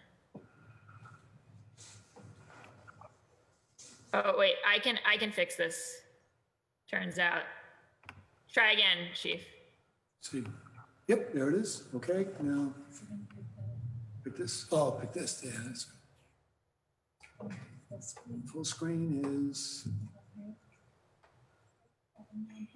I think if you go under view, maybe. Yep. Up at the top there. There we go. All right. One more thing, and then. Okay, I guess we're good. So we'll try to, so anyway, good afternoon, Chairman Bach, Council President Cheney, And let me see who we got. We got Councilors Finn, O'Malley, Braden, Lisa, Sally Joy. I got a quick message from Councilor Campbell that she had to step out, but she's going to try to rejoin. But thank you very much, and I'll try to go through this fairly quick. But my name is, Jim Hooley. I've been chief here for Boston Mess for 11 years now, and I couldn't be prouder of the men and women of our department who work tirelessly with compassion, professionalism, clinical proficiency, and again, as I said during my remarks, I'm going to try to attempt to answer some of the questions that were raised and that we got last weeks. All right. So Boston EMS was, we're part of the Boston Public Health Commission. We were part of the city's health department, the old Department of Health and Hospitals, which back when I started, back when Rita started at Boston City Hospital, where we all worked for the Department of Health and Hospitals.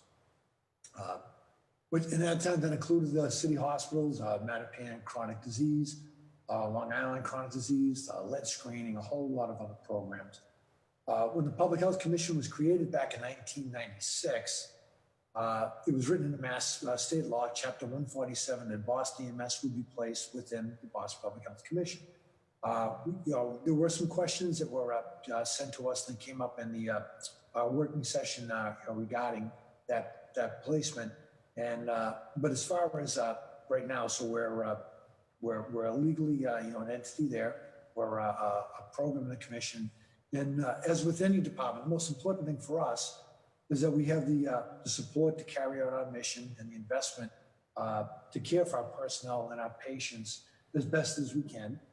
And with Mayor Walsh and Rita Neves have been tremendous advocates for this department.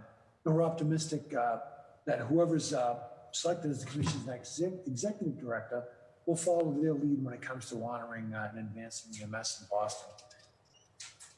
We're a two-tiered 911 EMS system with 22 basic life support ambulances and 5 advanced life support ambulances that run during peak day and evening shifts. We taper down with our least amount of coverage on between 2 a.m. and 6 a.m. Because the demand, we try to match staffing demand to demand on the street. In 2019, we responded to 127,802 clinical incidents. That required almost 160 different ambulance responses, and 86,570 persons were transported to Boston Hospital. In total, we have 425 positions in our department. 399 of them are uniform positions. Oops. Incidents by priority, again, you can see the slide here. I won't read you all the numbers, but in 2019, 31,985 of those were the most urgent or priority 1 calls, and they were handled with a median response time of 6.1 minutes. Most call types are coded as illnesses, investigations, such as persons down or an alarm, injuries, cardiac related, psychological, and or respiratory, based on the information that's received by our 911 call operators, who are also Boston EMS Academy trained EMTs, assigned up in dispatch operations. We closely monitor calls across type codes to identify trends and inform our operations and other city services. We work with the city's transportation department to use our roadway incident data to inform infrastructure improvement efforts, and with recovery services to use our narcotic-related illness data to inform their outreach and intervention efforts. We also closely monitor trends by neighborhoods. For example, Councilor Braden, in 2019, Boston EMS responded to 6,430 incidents in the Alston-Brighton neighborhoods, which comprise 5% of the department's overall call volume. Currently, there are 2 ambulances posted in the Alston-Brighton area, including ambulance 14 and ambulance 9. The 5 advanced life support ambulances are with day and evening peak shifts. Each cover multiple neighborhoods, with paramedics 16 being the primary service area that includes Alston-Brighton. Boston EMS continues to evaluate resource needs and expand services in alignment with increases in demand.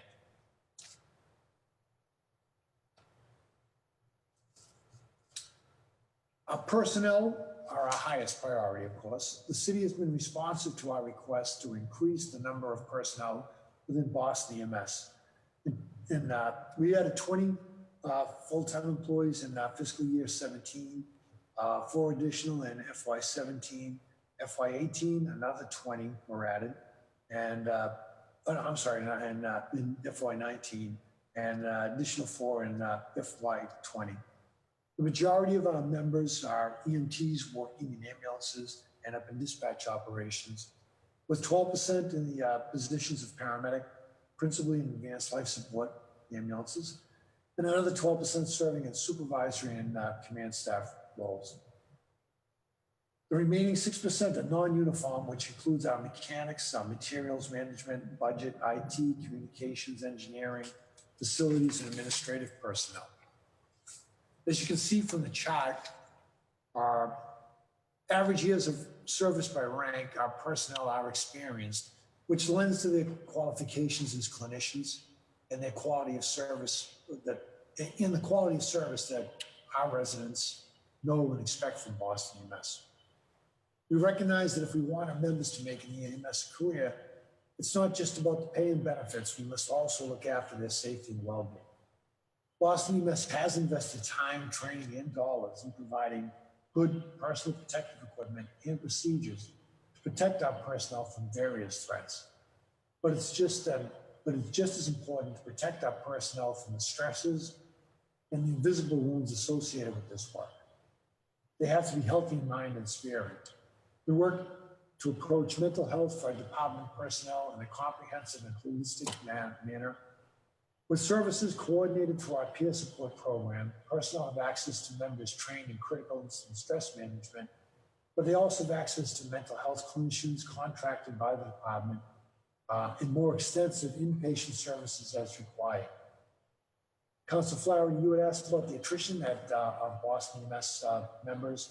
On average, 25 Boston EMS members have left the department per year. This includes 7 to 8 members retiring per year, 7 in 2018, 8 in 2019, and 5 this year to date. Those who leave before retirement are principally EMTs. We rarely see more than 1 paramedic leave for employment elsewhere. And most personnel, once they've promoted to supervisory or command ranks, they tend to stay until retirement. Speaking to Councilor Box's question regarding workers' comp question she had for us, which covers our members when they are injured on the job, Department of Industrial Accident falls under the Executive Office of Labor and Workforce Development at the state. And they apparently they negotiate treatment rates set by the Division of Healthcare, Finance, and Policy. And there appears to be, some bit of a gulf between what, they're currently willing to pay for some physician services and what providers are, willing to accept for comp payments. So we just hope there's going to be some resolution in that so we can get people well and back to work. But that seems to be the crux of some delays in workers' comp, to answer some of the questions that we got on that. Councilor Flynn, I know you had asked me about a question regarding whether there's a way for first responders who have veteran status to use a different pot of sick leave to go to VA medical appointments. And I was not able to come up with that. And so that's probably a question that's best referred to our human resources, either here at the commission or perhaps at the city. I'm sorry I wasn't able to come up with an answer on that. On diversity, it does remain an ongoing priority for us. And it's reflecting the community that we serve is very important. We recognize that. And we recognize also that we still have work to do in that area. And we strive to enhance diversity at all ranks. Our current members hired in the last 2 years, 23 out of 46%, 23 out of 46, or 50%, do speak a fluent in a second language.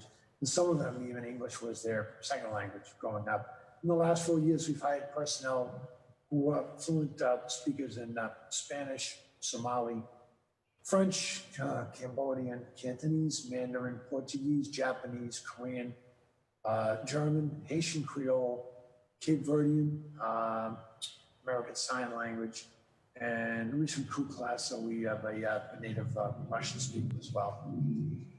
Councilor Block, to your question about a cadet program, well, Boston EMS does not currently have a cadet program.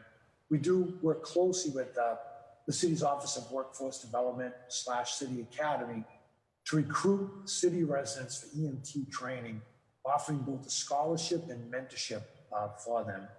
And we do have people who are currently in our recruit training, people who are serving currently as EMTs who have come to that program. And we have persons in our community EMT class that's going now who have all been attracted and recruited for our academy from various neighborhoods in Boston through the Office of Workforce Development. That's been a successful partnership for us. Each year, approximately 70 members of the community complete Boston EMS EMT certification course.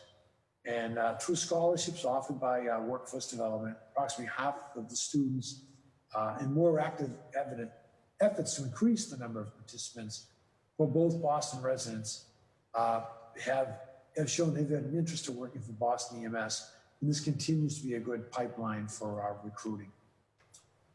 Training.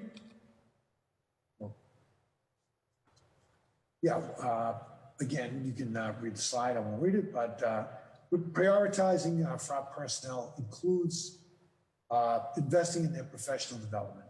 While we don't have a specific budget line, which was one of the questions regarding training, we do cover all costs associated with personnel training and attending trainings and providing all the necessary trainings to keep people certified and any additional training that the commission or other initiatives that the city comes forward with.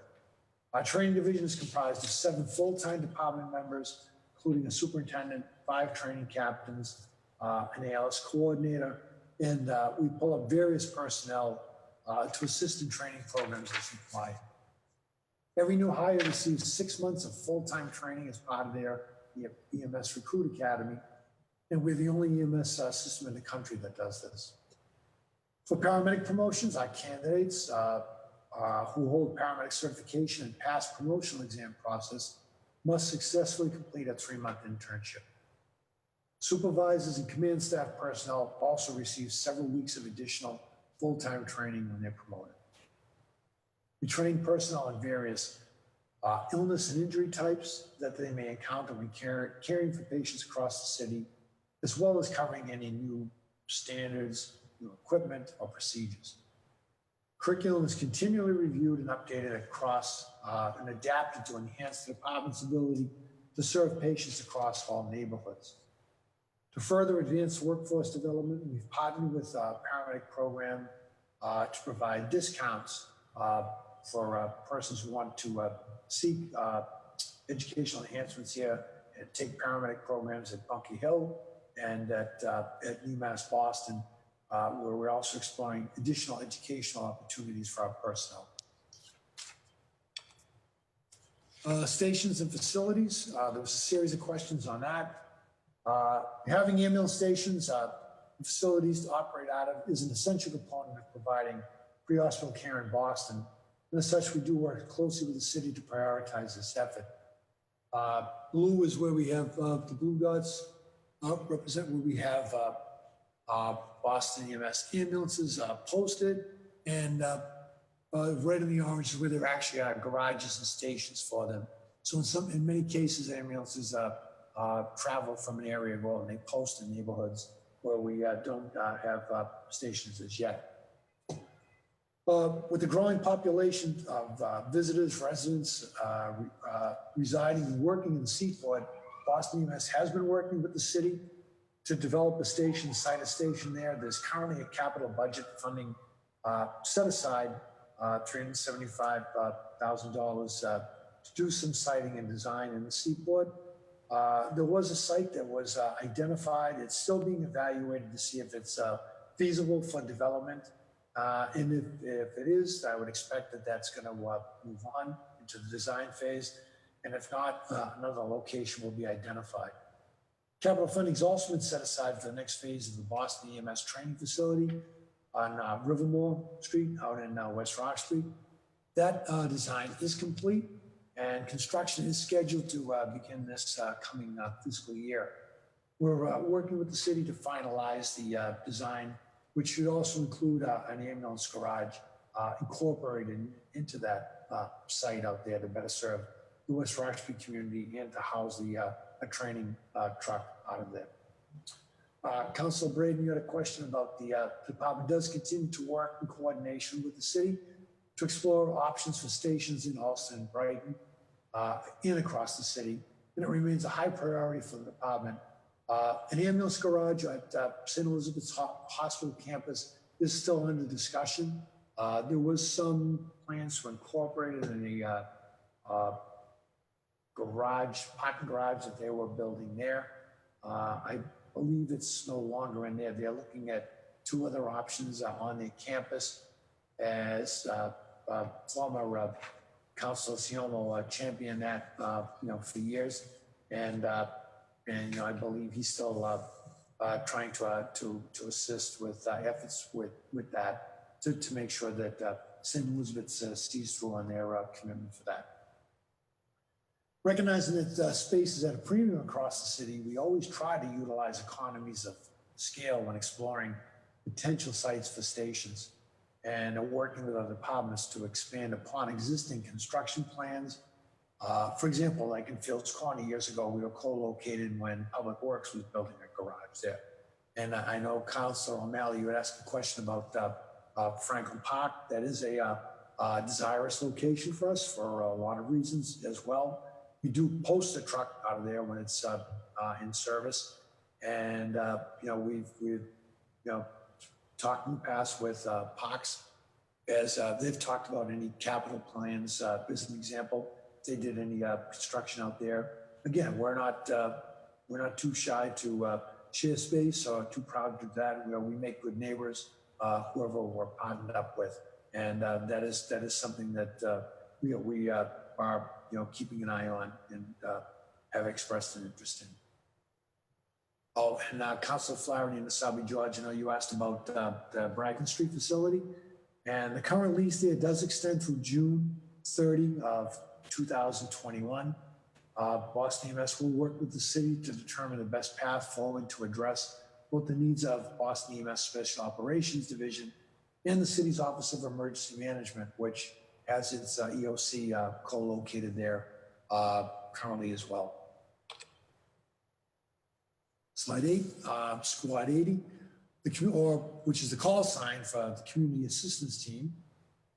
It's a non-transport unit staffed with 2 experienced EMTs, which predominantly in the daytime for sure post in the Mass and Cass area to support the city's concentrated efforts, coordinated efforts up at Mass and Cass. But as you can see on the heat map down below, there is a lot of activity in the Mass Cass area, but also it is available for the Back Bay area, where we do get a lot of calls on the evening, for a lot of calls around the homeless at Copley and Dartmouth T, Back Bay T, over by Dartmouth, and also to help out with the Common in some months. So those represent what the hotspots are for that non-transport community assistance team to go out to free up ambulances that in the past used to get tied up for a while with some patients that would be not either refusing transport or not needing transport, and but trying to get them the services they need, where Squad 80 is able to go in, free up an ambulance to keep them available. Back in November, that was a 5-day-a-week unit. Now it's 7 days a week, 16 hours a day. In 2019, they responded to over 2,589 incidents, that one unit, and they made 383 referrals, predominantly to shelters. And I already referenced the heat map. Narcotic-related illnesses.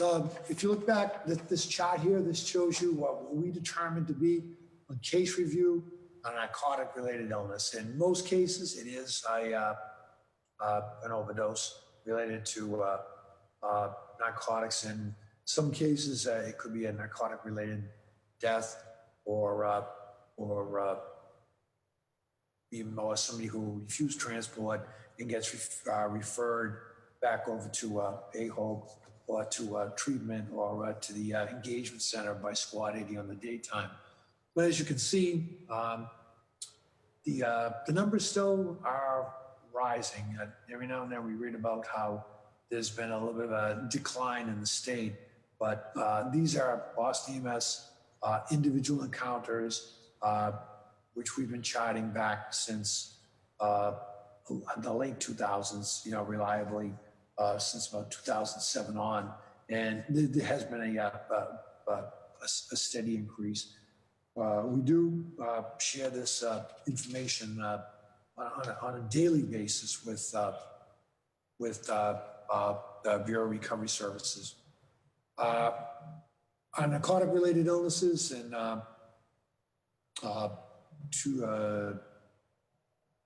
where we show that 39% of the time, the Narcan, the first Narcan, is administered by our personnel, which means that there's a lot of Narcan that's been put in the hands of police, fire, but most importantly, the public. It's not rare now for overdoses to be reversed on the street by outreach workers, by friends and family of people who are addicted, and to have overdoses reversed by persons who are actually in the company of fellow addicts who are all carrying Narcan because it was they were trained and put in their hands by the Bureau of Recovery Services, and in many cases they're their own first responders, which has really been life-saving. I think that the numbers of deaths would be so much worse if that wasn't the case. And I believe, Councilman, here you had a question on response time for overdose for narcotic-related. And in 2019, it was 5.6 minutes for this year, 2020. Year to date, it's 5.4 minutes. COVID-19. This one chart here, if you look down the bottom, this shows going back from March 15th. Certainly, the activity started before there, but up until March 18th, that yellowish orange line shows a number of daily transports per day. And the blue line underneath corresponding is the transports, the number of transports per day, where it was noted that full isolation precautions were taken. So not only was the patient have a mask placed on them, the patient would be somewhat wrapped to protect them from shedding virus or coughing or spreading virus. Our personnel would be fully protected with masks, using a N95 respirator, a face shield, head cover, gowns, shoe covers, and of course gloves we wear on every call. And that's something that just became almost 50, to this day, about 50% of all our transports still are requiring the use of that full PPE ensemble for us. Every aspect of Boston EMS operations was impacted by COVID-19. From the point where a call is received by our EMTs and dispatch operations, where they would begin to screen and confirm for the possible signs of COVID-19, they would alert the crews before we even arrived. Once the crews got there, the crews would don all their PPE, and but they would also, part of their exam, they'd be taking temperatures and everybody and doing the full screening procedures. At the onset, we established 3 operational priorities. One was personal health, the other one was patient care, and the other one is our ability to medical surge, be able to prepare for the surge. And we did that by decades of emergency preparedness efforts, precedents set by previous infectious disease outbreaks, and we established healthcare coordination. We worked actively to adapt our operations as necessary, with Medical Director Dr. Sophia Dyer working actively throughout the process. Personnel, our guidelines would change whenever the CDC guidelines would change. We would update them, immediately.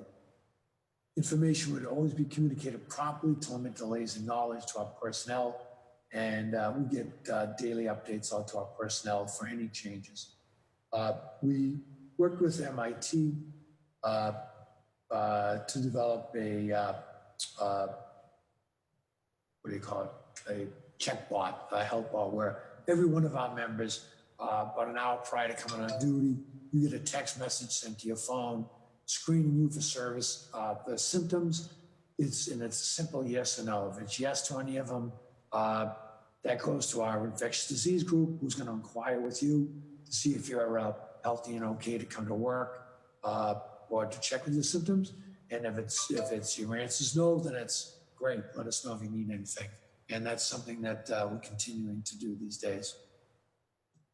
As of yesterday, there have been 12,143 positive COVID-19 cases in Boston. 591 Boston residents have succumbed to it. Overall, Boston missed call volume and transports have gone down during this period because of so many things being limited and locked down, and entertainment and other venues shut down for now and non-essential. But Boston EMS has responded to over 7,000 suspected COVID-19 patients and over 2,000 cases of patients who have been transported by Boston who are in our direct care have tested positive. And we've been fortunate to have been able to minimize our exposure to it. And I lost my place here, but Boston has had COVID-related costs associated with PPE, overtime, implementation of telehealth, and designation of an infection control team.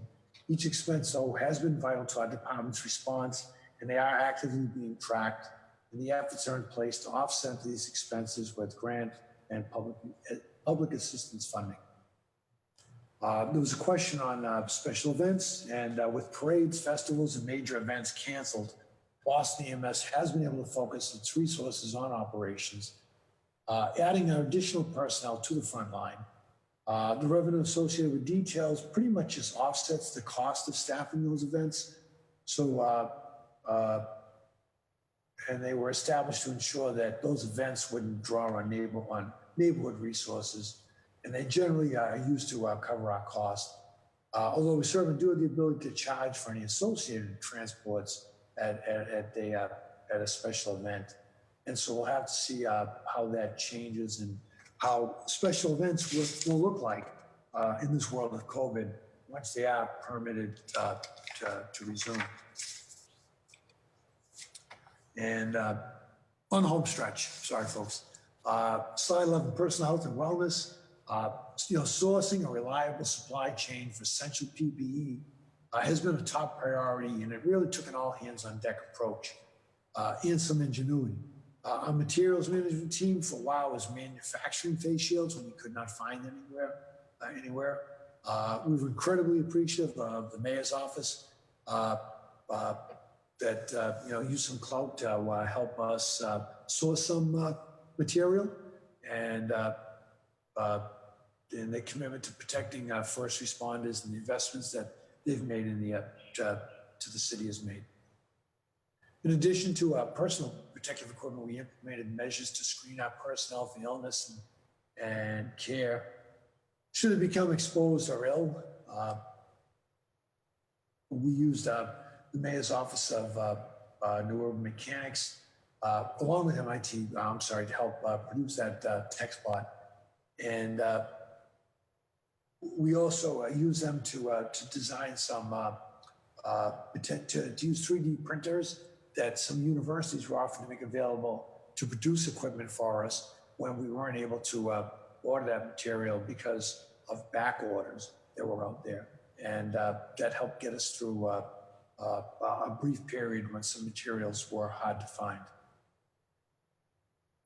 Earlier on, it did become apparent that we did need a team to help support our infection control in response to COVID-19, and we did assemble that team with 3 nurses, 2 of them that were provided for us from Boston Public Health Commission when they pulled them back from school-based health programs, and they fit in terrific as teammates here for us. And we brought in another nurse under contract and a physician under contract to help us through these months. We've had 13 members who did test positive for COVID-19, and they tested positive only after becoming ill. 4 of them continue to be out. They are recovering at home. Nobody, thank God, has wound up hospitalized, and 9 people have returned to work full duty, unrestricted, and working in the field. Given the fact that they've been exposed to, thousands of cases, 2,000 documented cases, they've resuscitated people in some very, in the backs of ambulances, very confined. I think their good training, their use of PPE, and a vigorous infection control program with the resources available by our infection control team has managed to keep the numbers of our personnel down. I'm knocking on wood because we still have several months, if not a year ahead of this ahead of us. And so we're counting our blessings on that. And it's also important too, just the infection control team following up with any routine sore throats, coughs, that we pull people off the street immediately, and they may be out for a day or 2 until we get results from testing. If they clear testing and they're able to return to work once we know they have COVID, but at least we get them checked out to make sure they're not going to spread it at work, and then we get them back to work. Over 500 check-ins have been performed and consultations with our members. And when persons are placed out on a 14-day quarantine or restriction, whether they're ill or whether they're healthy and they've been placed out well, the biggest concern is exposure to family, exposure to loved ones, whatever at home. And so that infection control team has become valuable for them because they're checking in with those personnel every day and answering their questions as well. In support of wellness, our peer support team has both an online portal for information and resource sharing, as well as a YouTube channel to post wellness and instructional videos. They're working with our Recruit Academy to enhance our mental wellness skills and techniques for our personnel. It's important now. We used to always offer in-person access to counseling for peer support and professionals here. Obviously, when that had to go on the sidelines, just the basically telehealth for that was able to pick up from all reports that has worked well. We've also had people who have benefited from the city securing alternative housing, and we've had 4 people take advantage of that. One when he was ill, and the other 3 because they were concerned about infecting persons at home. Patient care, we implemented the call screening up in dispatch, as I mentioned earlier, back in January to try to minimize exposure. Boston Mess, we enhanced protocols to limit transmission by requiring the use of PPE and training our personnel and all that. What we also did was we went out and we got a lot of extra barrier protection equipment, drapes to put over patients when we're taking care of airways, just clear plastic that you could put over somebody when you're doing an airway procedure. One more level of protection. Changing from the nebulizers, which could potentially aerosolize a lot of virus and viral particles when we're in close working with them and putting that in the atmosphere, switching that to metered dose inhalers. A lot of different enhancements which we just adopted on the fly that made sure that we didn't compromise patient care, but we enhanced safety of bystanders, but also of the providers during this. Councilor Campbell did ask us a question about reports regarding COVID-19 and seeing increases in domestic violence. Although as a department, we can't draw conclusions from our current data on that. We've been aware of to be on the suspicion for that, and but we have not noted that as yet. And even our 51A, we're mandatory reporters for child abuse and neglect, and also for elder abuse and neglect. And those numbers have been down a little bit, but we really haven't been transporting many children. We haven't been encountering as many children during this 9-week period. Elders, it's been still pretty much running about the same on that. And that's just more when we encounter them maybe living in situations where they're isolated and perhaps we're concerned about them. Those get reported. But we haven't seen a potential rise that we can speak to yet for abuse. And for medical surge, we've been running additional ambulances. We suspended our training academy for a few weeks during the surge so that we could put some of the people in training back out in the field. And we used our recruits out as disinfection teams to do some high-level disinfection on ambulances routinely while the crews were offloading their hospitals, and to go around the schedule to help do some deep cleaning of stations and also help us clerk in some departments. However, since then, we need to get these folks trained on the street.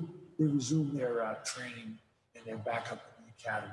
We also we instituted some telehealth procedures, which we got approval for in the state back mid last month, and that had the positive benefits for us to offload maybe 40 calls in 1 week of patients that did not require transport to an emergency room. They were able to be either sent to other sources, in some cases hooked up with primary care, some of them to get some other consults that were referred to physicians at BMC. And that allowed us to help keep the emergency rooms decompressed during the surge.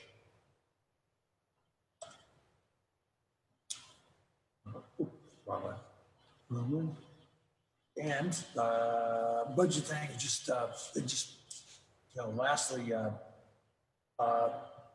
there was some other question pertaining to our budget. Our EMS budget in FY21 is $69.7 million, which is covered by a projected $37.7 million of transport revenue and $31.9 million in city subsidy. It's my hope that in this hearing that I've presented today that you can see that you can see the value that we bring to the city for this investment. The $7.6 million budget increase from FY20 to 21 is principally due to contractual wage benefit increases, as well as some non-personnel costs, such as equipment and computer licenses. Regarding questions pertaining to the reduction in projected revenue for FY21 compared to 20, it's important to note that the FY20 budget projection was found initially being incorrect. After review, it was adjusted, and it was consistent with what we are submitting with FY21. Additional measures have since been put into place to ensure reliability of projections. What is included for the FY21 revenue projections was based on the most current collection and transport trends, and we're trying to be as accurate as possible, and we don't believe that that's a conservative projection, which was one of the questions. Thank you for your time today, and sorry for that lengthy thing, but I was trying to answer all the questions we got. No, thank you so much, Chief Hooley. And that was very much the idea of us sending the working session questions, was for you to answer so many that way. So I hugely appreciate it. And I think that was super informative. I just want to acknowledge that we have been joined briefly just by Chief Marty Martinez, who also oversees, as Chief Hooley mentioned, the whole the Health and Human Services Division, including the Public Health Commission and EMS. So Chief Martinez, thanks for checking in with us briefly while you could. And now we want to jump right into questions. I am going to allow Councillor Flynn, Councillor Flaherty, I'm going to flip Flynn and put him ahead of you in the queue just because he's got a time constraint. And I'll just encourage councillors, the chief was so good about answering so many of our questions, and we have the Public Health Commission, which has been waiting now for 2 hours for its appointed time for its hearing. So I would just really ask people to keep their questions brief and to the point in light of how many the chief's already answered. So Councillor Flynn, you have the floor. Thank you. Thank you, Councilor Bach. Thank you, Chief Hooley. I don't have any questions. You answered them all, Chief. I just wanted to say say two things. Thank you for mentioning the possibility of having a EMS presence in the South Boston waterfront. I know that's critical. I also, the other point of information I wanted to highlight that I'm glad you talked about is the health and wellness program of your EMS staff. So you covered all my questions, Chief. I just wanted to say thank you to you and to the outstanding work of your team. You're dedicated, you work hard, you're very compassionate and professional. And we're lucky to have a dedicated city employee like you, Chief Hooley. Thank you. Well, thank you very much, Councilor Flynn. Thank you. Thank you, Councilor Bach. Great, thank you so much, Councillor Flynn. And next up is Councillor Flaherty. Thank you, Madam Chair, and obviously thank you to Chief Hooley and his team over there who do tremendous work. Very thorough presentation, so not a lot of questions at all. Actually, just always since the day I started on the council, want to make sure that EMS was appreciated and respected and treated as an equal partner in both public health and public safety.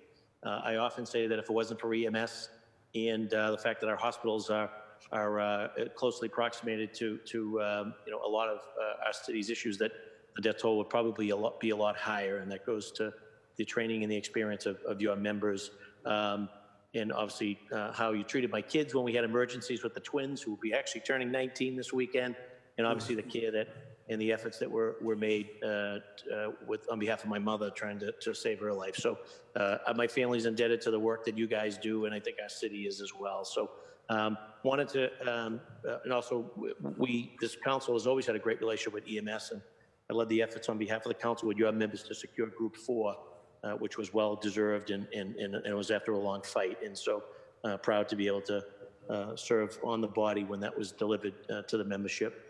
And to the newest councilors, please, if you haven't already, take advantage through the chief to do a ride along. It's a tremendous experience and be an eye opener, and it'll get you to see what they do. And if you remember, Chief, my very first ride along on the council, you offer the ride along, and I offer it folks to make sure that it's at a full moon.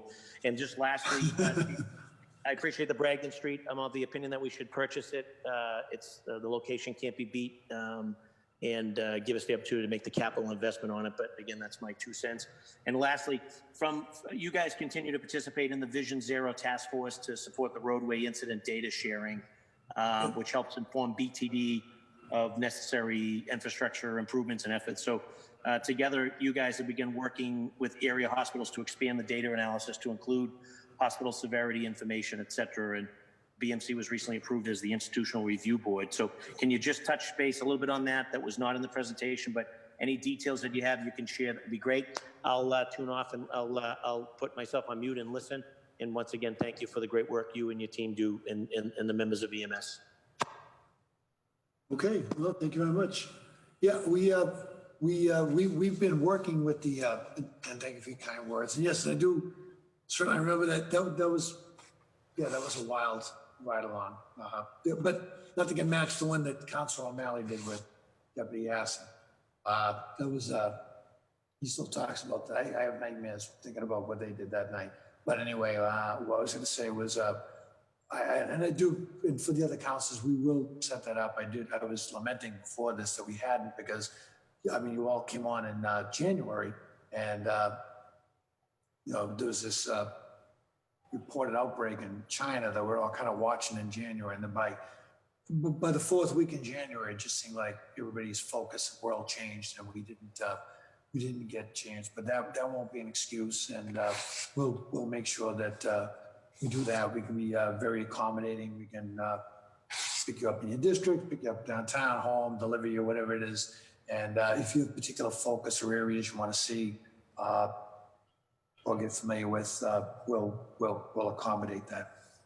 On the Vision Zero, we've been, I'm trying to think how many years that we've been partnering with that. And what we try to do is certainly always report on bicyclists, on pedestrians, on motor vehicle collisions, but we try to get down to a whole other tier where we bring to bicycles, whether it's with a person in a helmet, as that was noted, was it bike on bike, bike versus car, bike versus pedestrian. We try to where the locations are, and to your point, the severity index, which sort of is important when you're trying to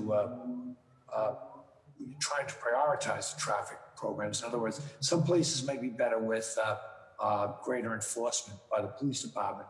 Some may need a traffic light. Some may need traffic calming measures. And like some of the things that have happened, like down in L Street, the tragedy down there, or Center and Hastings out in West Roxbury, where people are talking about the road diet and the other things. No, a lot of that data that we have is very helpful to help to inform that. It's not just the number of collisions, it's what happens to the people afterwards. So we are working really good with them, and we're going to continue doing that.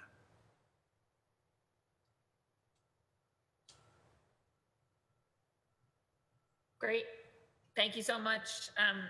Thanks so much, Chief, and thank you, Councillor Flaherty. Next up is Councillor O'Malley.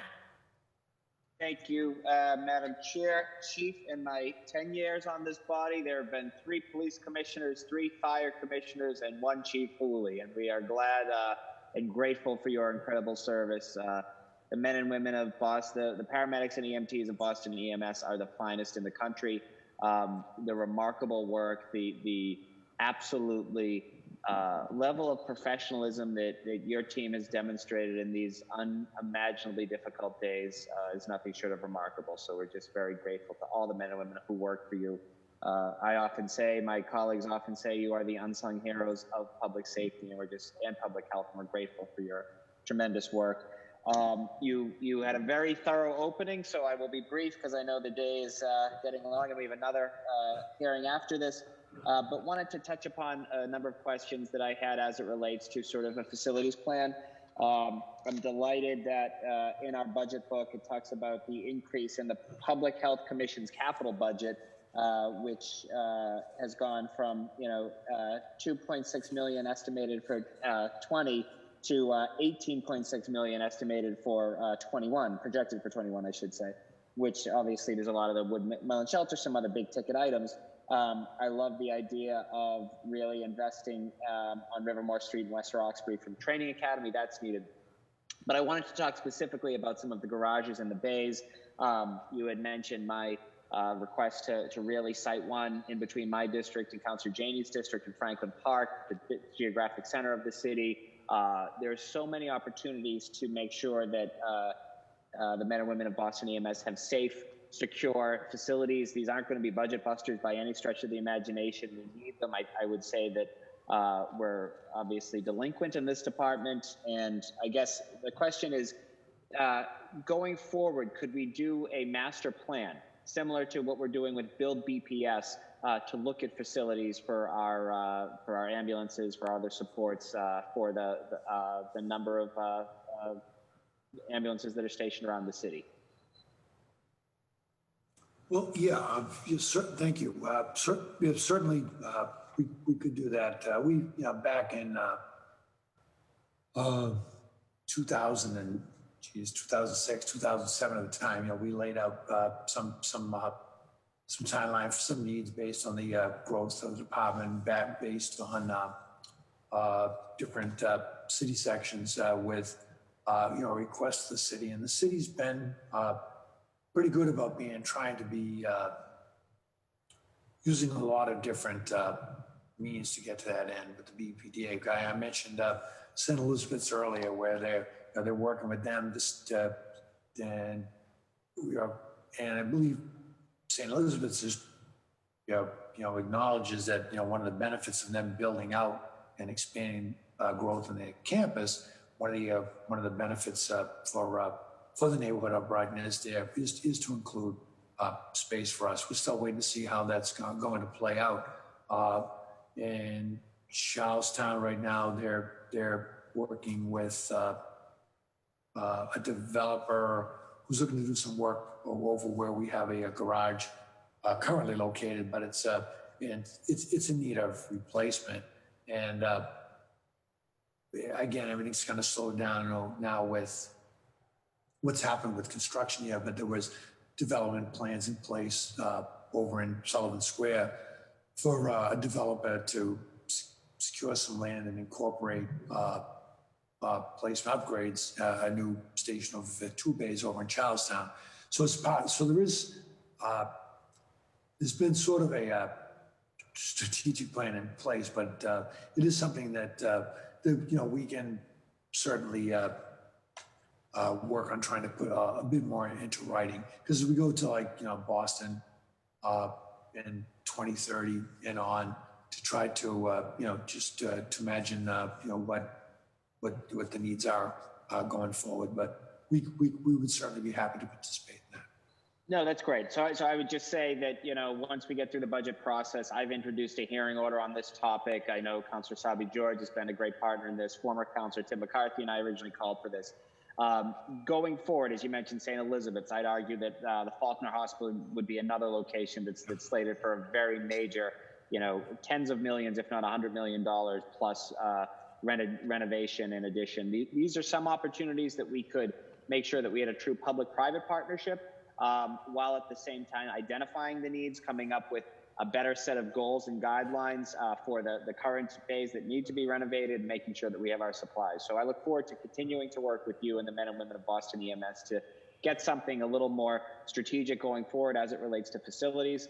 And then my other question, I guess I'm more curious. It's my understanding that we used to offer a 6-month grace period for fulfilling the residency requirement of our new recruits, and we no longer offer that. Is that correct? That was true for the entire commission, I believe. When I started, way back before that, the health and hospital days, when I think the resident day was like 1978, 76. You had to live here, and it kind of changed over the years. But prior to a few years ago, I do believe probably you had to be a resident. But so you had a willingness, or willingness to relocate within 6 months of hire, which, and again, that wasn't just Boston EMS. That was I believe, a commission-wide one, which. Sure, and sorry to cut you off, Chief. This isn't meant as a gotcha question. It's more of the fact that I wonder if, because the pay scale may not reflect the expense of the city, removing that 6-month grace period, I wonder if that's had a detrimental impact on recruits, and if maybe there's a way as a policy. And again, this isn't your decision. This is something that is sort of larger than that. But I'm just wondering if we can help you have better policies in place to make sure that we are able to, again, attract the caliber and level of EMTs and paramedics that we're accustomed to in the city. Yeah, well, I suppose there's 2 ways of looking at it. Boston's got a good resident population, right? And it's growing. On the one hand, we got to go out and try to find people, develop and recruit, and we're really trying to do that with City Academy and the city's Boston Office of Workforce Development, and go out and get as many homegrown people as we can. On the other hand, what you mentioned, sometimes even from to meet our diversity recruiting goals, sometimes you get some good candidates who say like, geez, if I'm going to be on probation for a year, I don't know this and that. Am I willing to jump? Even if they're a very promising candidates of color, they may say like, geez, I live in Quincy. I'm not sure if I'm ready to make the jump. They may not do it. So that's a personal choice they have to make. But I think what we certainly not giving up on developing personnel here in Boston as well. I appreciate that. And again, I think it's always everyone's desire to support homegrown. I just think the expense, we want to do everything we can to support the men and women of Boston EMS. So we'll continue this conversation later. Thank you, Chief. Be safe out there. Thank you. Thanks so much, Councillor O'Malley. Councillor Asabi George, and then it'll be Councillor Braden. Councillor Asabi George. Thank you, Madam Chair, and thank you, Chief, for being with us again this week. To the men and women of Boston EMS, happy EMS week. It's always great when we have special occasions that remind us how special a particular group within our city is, and your team is certainly that special. I do also want to thank BPPA EMS President McNeil for his efforts to advocate on behalf of his members. He's taken a really active role in some of this out-of-the-box thinking about how we best serve the residents in the city of Boston. I have a couple of just brief statements and a few questions. One, I think Bragman Street should be gone. I think that we should be looking for our own asset, and I know that Councilor Flaherty and I will continue to perhaps be on opposite sides of that issue. We have enough of our own property, and perhaps we could look at something, as Councilor O'Malley has referenced, in a more central part of the city of Boston to be the center of our sort of critical response team.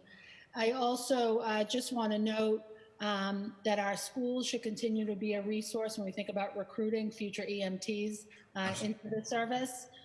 All of our high schools across the city of Boston, there have been a variety of partnerships over the years, but our schools certainly offer a wealth of our assets, and those are our youngest people.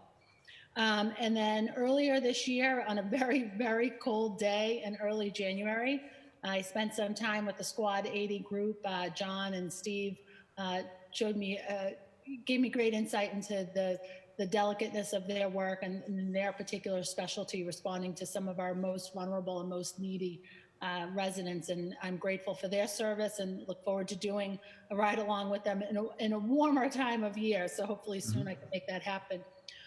One of the things that I saw while spending some time with them, we need to do more of that. I think it's really an incredible effort that they have underway. And one of the questions that I had was their start time. They come on at 8 a.m. and a lot of our individuals who are experiencing homelessness, our neighbors who are homeless, leave our shelters by 7 a.m. So I think that there might be an opportunity to shift that schedule just a bit to support them in that effort so we get the biggest bang for our buck, so they're able to help those that are most in need. I also have on deck for the council a hearing on first responder wellness, both mental health and physical health. And I've had a chance to meet with some of your members around their access to mental health services, and just really want to bolster that effort because I think it's a tremendous effort. But there are always some privacy concerns, especially among first responders, when talking about mental health. So I'd like to understand some of the investment we're making around peer support, mental health support, and how we're protecting our privacy concerns. I also, so I'd love an answer to that question. We're going to quickly run out of time. In our working session, I talked, we looked today at our three public safety agencies, Boston Police, Boston Fire, and now Boston EMS. And I do think that you should be a true individual third leg of that public safety stool, as opposed to coming through Boston Public Health Commission. So I'm curious about how that happened and how do we potentially undo that? How do we make you a standalone public safety agency in understanding the intersection with public health? How did that happen? And then, because my understanding is that also impacts your budget. You don't have your own budget. You're part of a larger group. So peer support and wellness, independent leg in the public safety service, and creating a more independent or self-sustaining budget for you. Those, I think, are my questions, Madam Chair, and thank you again, Chief. Okay, Fiscal. Oh, I just dropped a piece of paper. Pick it up. So we've had a Pierce board that was first started, oh God, must have been 25 years ago, and a lot of it was like people would volunteer and people went out and got trained in critical incident stress management and debriefings. But then that kind of rolled on to people who got more professional training and certification. I know when Lieutenant Familari was here before she left, she became a certified addictions counselor, social work. She pursued all that on her own while she was working here. Lieutenant, who's heads up the group right now, is also pretty well committed and takes advantage of a lot of training, as those other people on the group. We do contract with, I believe now it's called the Gardner Group, but it's only because it's in Gardner Max. They have a facility out there where they it's a residential program. Either people can go there, but they also have access to several other residential programs depending what somebody may need. Some of it's just like a decompression, go somewhere for like stress management for a week, but it could be for something longer should people need it. It's the confidentiality is pretty strictly maintained, unless somebody's either in some real, trouble. And by trouble, I mean like if they're really concerned that somebody maybe tried to take their life or something, it's kind of like, okay, well, we're gonna tell who we have to know to get this person to help, and we're gonna do what we have to do. We're not gonna be as shy about protecting stuff. But as far as if somebody's trying to seek services for some other issues, in many cases they can approach either the counselors. They don't have to go through peer support. They all have access to them. We have in-service. Like I said, we had available clinical hours physically located here down on the first floor in an area where there's nobody else who comes in and out. People who have access to the building come in and they have scheduled meetings with counselors. They also have now video or telehealth meetings that at first I thought people would not want to do it, but I've heard that compliance with that is actually higher. There's less people cancel those appointments than cancel the ones that they have to travel to see somebody. And I think there's less and less. I think for people who are in maybe a uniform service, themselves public safety, there always was the perception more that there was a stigma attached that if you even mentioned that you were going to seek help or talk to somebody or might want to talk to, that people really didn't want to do it. But yeah, I've seen more and more people that just kind of come up and volunteer that information to you.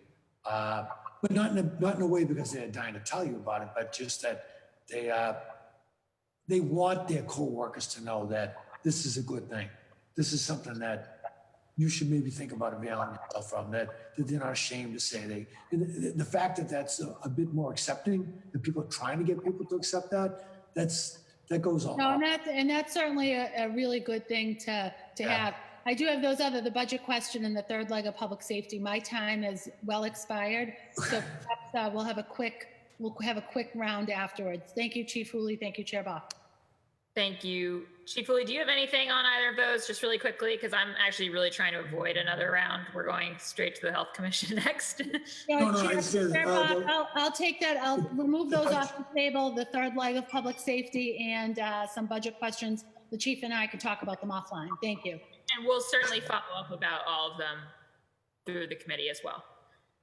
Thanks so much. Okay, next up is Councillor Braden and then Councillor Mejia. And yes, again, I'll just remind everyone that we have the Public Health Commission, the rest of Chief Hooley's colleagues who have been waiting for a while for their hearings. Councillor Braden. Thank you, Chief. Thank you, Councillor Bach. Thank you, Chief Foley. Very thorough presentation. You've answered many of my questions. I'd love to take you up on that ride around the district and get to learn more about your the work of the EMS, and I'd look forward to that anytime we can, given all that's going on. That would be great. I look forward to that. Okay, we have extra masks. We'll give you one. You'll be all set. And thank you for coming. You came to our graduation back in January. That was the first time we got to meet you. Thank you very much. No, and you're swearing in too. Thank you. Yeah. I think you folks have done a fine job protecting your workers in the workplace. Your infection rates are pretty impressive given the number of COVID positive patients that you transported over the last few months. It's really impressive, and it says a lot about the thoroughness of your training and your cleaning, and also the availability of plenty of good PPE. And thank you for all that. I had a question about the St. Elizabeth issue, and the new ambulance station is an ongoing conversation. I'm sure you know. I'd like to get to some resolution that we get a good ambulance station for you folks in the neighbourhood.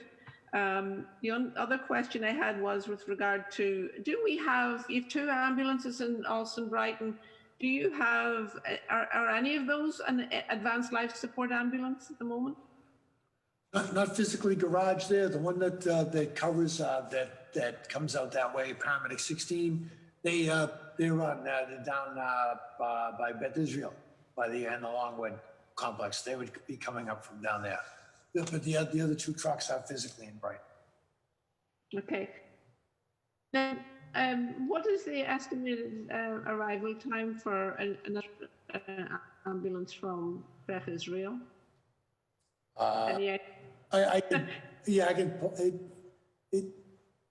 It should be in the for a priority one. It should the BLS should certainly, because they're closer, should be better than better than the advanced.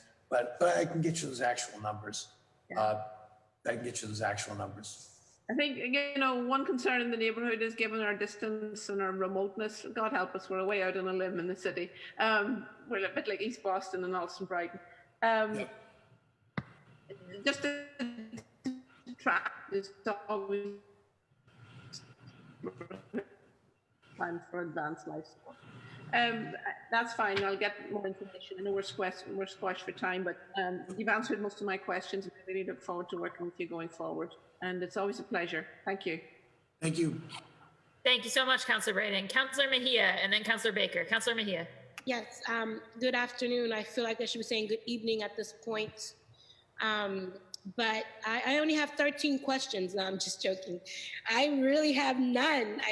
Chief Lee, I look forward to working with you and getting to know you through your presentation. Just thank you so much for answering all of our questions and being so patient throughout this entire process. I have learned so much about your department and the work that you do for the city of Boston, and consider me a partner in this work, whatever we can do to help support you. I'm raising my hand. Liz, Liz, go on mute. You're messing up my little flow here. My goodness. Buck, control your people here. I'm like in a flow here. Anyways, that's all I have to say. I just wanted to say thank you for all that you do. We really do appreciate you and your team and all of the workers in the city of Boston for being on the front lines and taking care of our people. Thank you so much. Thank you. Thank you so much. Thank you. Look forward to it. Thank you so much, Councillor Mejia. Really appreciate the brevity. Councillor Baker, and then it'll be Councillor Janey. Thank you, Madam Chair. Chief, always a pleasure to see you. I'd like to echo what Matt O'Malley said. I'm on 9 years. It's been 9 years dealing with you, and you're an absolute gentleman in every interaction and everybody that I see you deal with. So thank you for that. And the people that work for you, everybody's a professional, and would be hard pressed to find a more professional, better operation in the whole city or in the country for that matter. With that being said, was there an issue with the Connie spot up there, Chief? Were we looking to try and get out of there, or are we doubling down on the Connie spot? Up where Paramedic 3 is, up on Dot Ave, that garage? Yeah, right up at the Connie Hospital. Yeah, no, I'm not aware of that. God, we've probably been in there 15 years. No, I have not heard, I don't believe I've heard anything from the Carney saying that either side was having any issues or problems with it. I mean, the biggest threat there was like over the years was, the Carney not always wondering what was going to happen with them. But, hopefully the Carney will be, staying in operation. I mean, they're probably still like around one of our 4th busiest hospitals in the city, believe it or not. Yeah. Even with all the great hospitals we have in Boston, they serve a niche of Boston that's and they've been a good beneficial partner for us. Good. So no changes to that service. In your building down on your space in Northampton there, would you consider that your headquarters? Yes, this is our headquarters right now. Where I'm calling from. And what have we done there? I remember there were discussions a couple of years ago. Have we upgraded that at all, or what does that space look like? Is it able to accommodate your needs? Well, right now it's let me see. We're on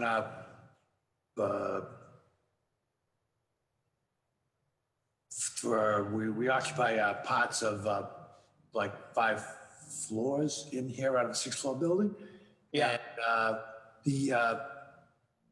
the building itself is in seems good. A few years ago, about 10 years ago, we had just done over this floor when we moved out of we had space in the Boston Medical Center, but they wanted that back because part of the original agreement, we got to keep it for so many years after the creation of the commission, and we left the hospital, but we got to stay there for a while. But then we had to come over here.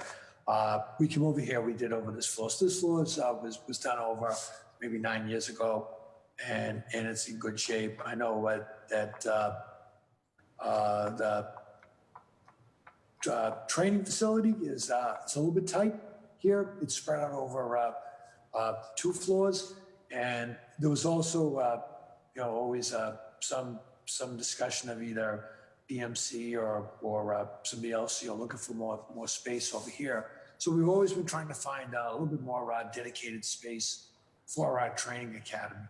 So because we do run at least two classes a year, we also run our community training program here, preparation for exams, promotions.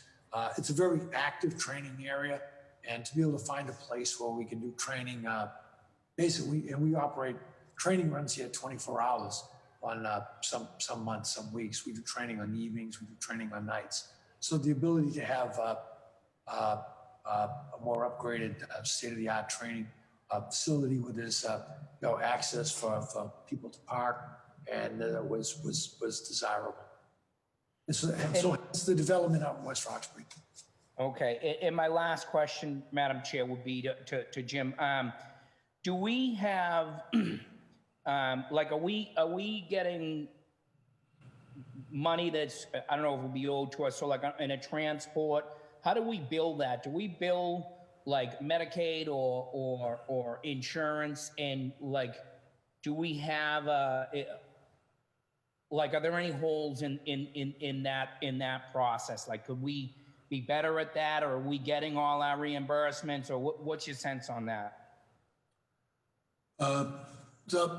It's a long answer, but I'll try to make it short. So yes, we do. I mean, most ambulance services do bill for the services, even the municipal ones. Not.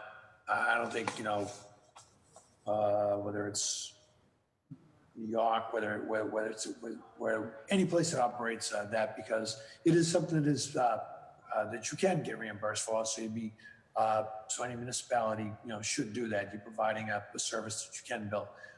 For us, we do bill. The majority of our transports right now are maybe about 46%, 45% are the Medicaid or Mass Health.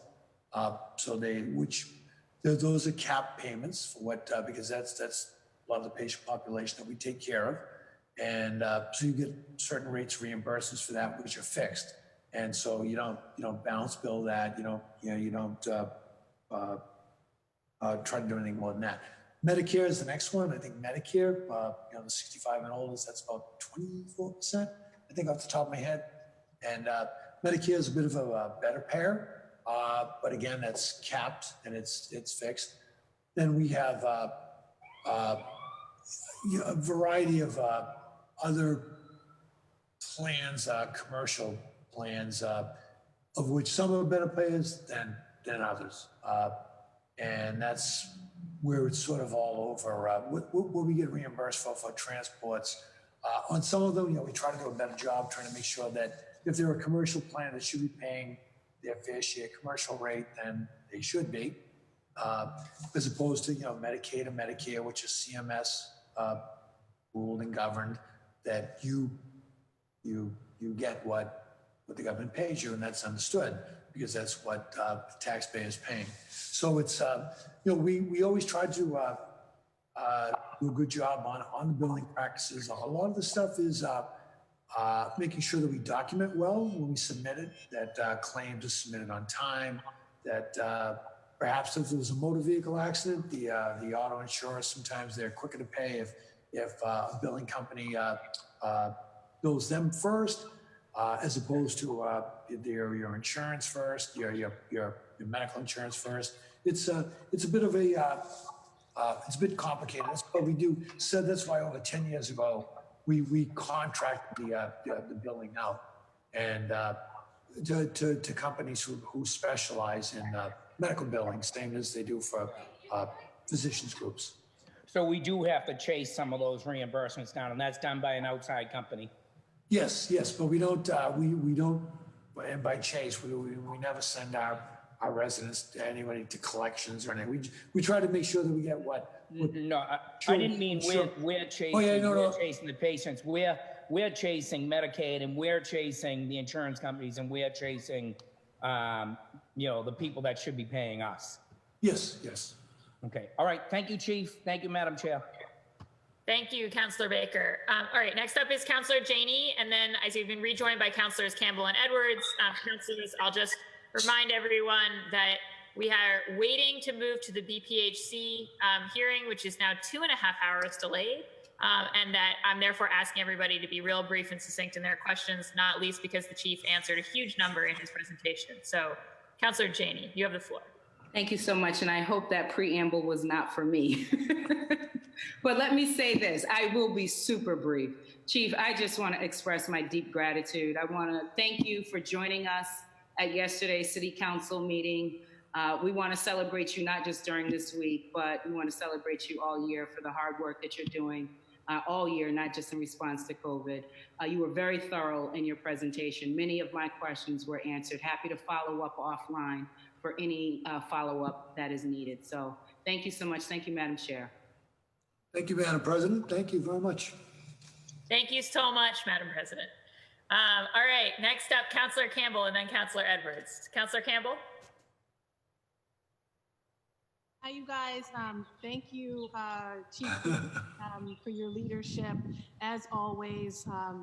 And I didn't think I would be able to make it back on, so I really appreciate you, your team, everything you continue to do for the city. And I think I saw Jen also listed here, Jen Tracy, and the work that she's doing and her team is not easy. So I also wanted to express my gratitude to her. I know this has gone way over, so thank you. Aiden also says thank you. Hey, Aiden. We got outside for a minute, back-to-back Zoom hearings, but really thank you, Chief. And thank you, Councillor Bach, for just guiding us through this long, long day. Really appreciate it. Bye, Aiden. Okay. Thank you. Thanks, Councillor. Thank you, Councillor Campbell and Aiden. All right, Councillor Edwards. Thank you, Counselor Bach. Hi, Chief. How are you? Good, Counselor. Good to see you. I just have to say first, thank you to, I think it's Bay 8, Bay 7, and Bay 15 in my district. I had the pleasure of bringing by some pizza and just meeting some of the guys and women who work very much. I heard about that. I heard you were out feeding them. Yeah, ambulance 27, the second ambulance for East Boston. So you had 7, and then you had 8. And then 15. Very good, very good. Yeah, I remembered. I want to talk about the development of, I think it would be Charlestown's new bay. We're getting a new one. So I assume it's right on track. I'm excited about the build out on Main Street. I'm just curious about, well, honestly, the timeline, what you think is likely to happen if this doesn't happen very soon. That's my only question. Okay. You know what? Actually, Chief, I've just never, the level of frustration in Councilor Box. I am, you know what, Chief? I'll follow up after this. It's just a district-specific question. You are doing fine. I'm proud of you guys. You're heroes. Thank you so much. I'm done, Councilor Bach. I'm done. If the chief wants to say something, he's very welcome to. No, I'll be sure to get back to that information, Councilor Edwards. We just had some recent conversations with that, and the BPDA has been helping to facilitate some of that. But that was moving along pretty well. We did great in the community meetings over there. Yeah, we go in trying to explain why we needed something over there, and in the community, with Councilor Edwards, a few of them, like, well, you should get more. You should. I mean, the community was great. They were very supportive. A lot of people don't want like something in the neighborhood to bring noise or whatever and stuff, and they can't wait for it to happen. So they're working with the developer, and it's a little bit complicated. It involves land being swapped with another. The developers get 2 parcels, and it's too much here right now. But I'll get you back detailed answer to that, Council. Thank you for asking. Yeah, it'd be good to maybe do something in the bridge just to update the community. That's all. Thank you. Thank you. Thank you so much, Councilor Edwards.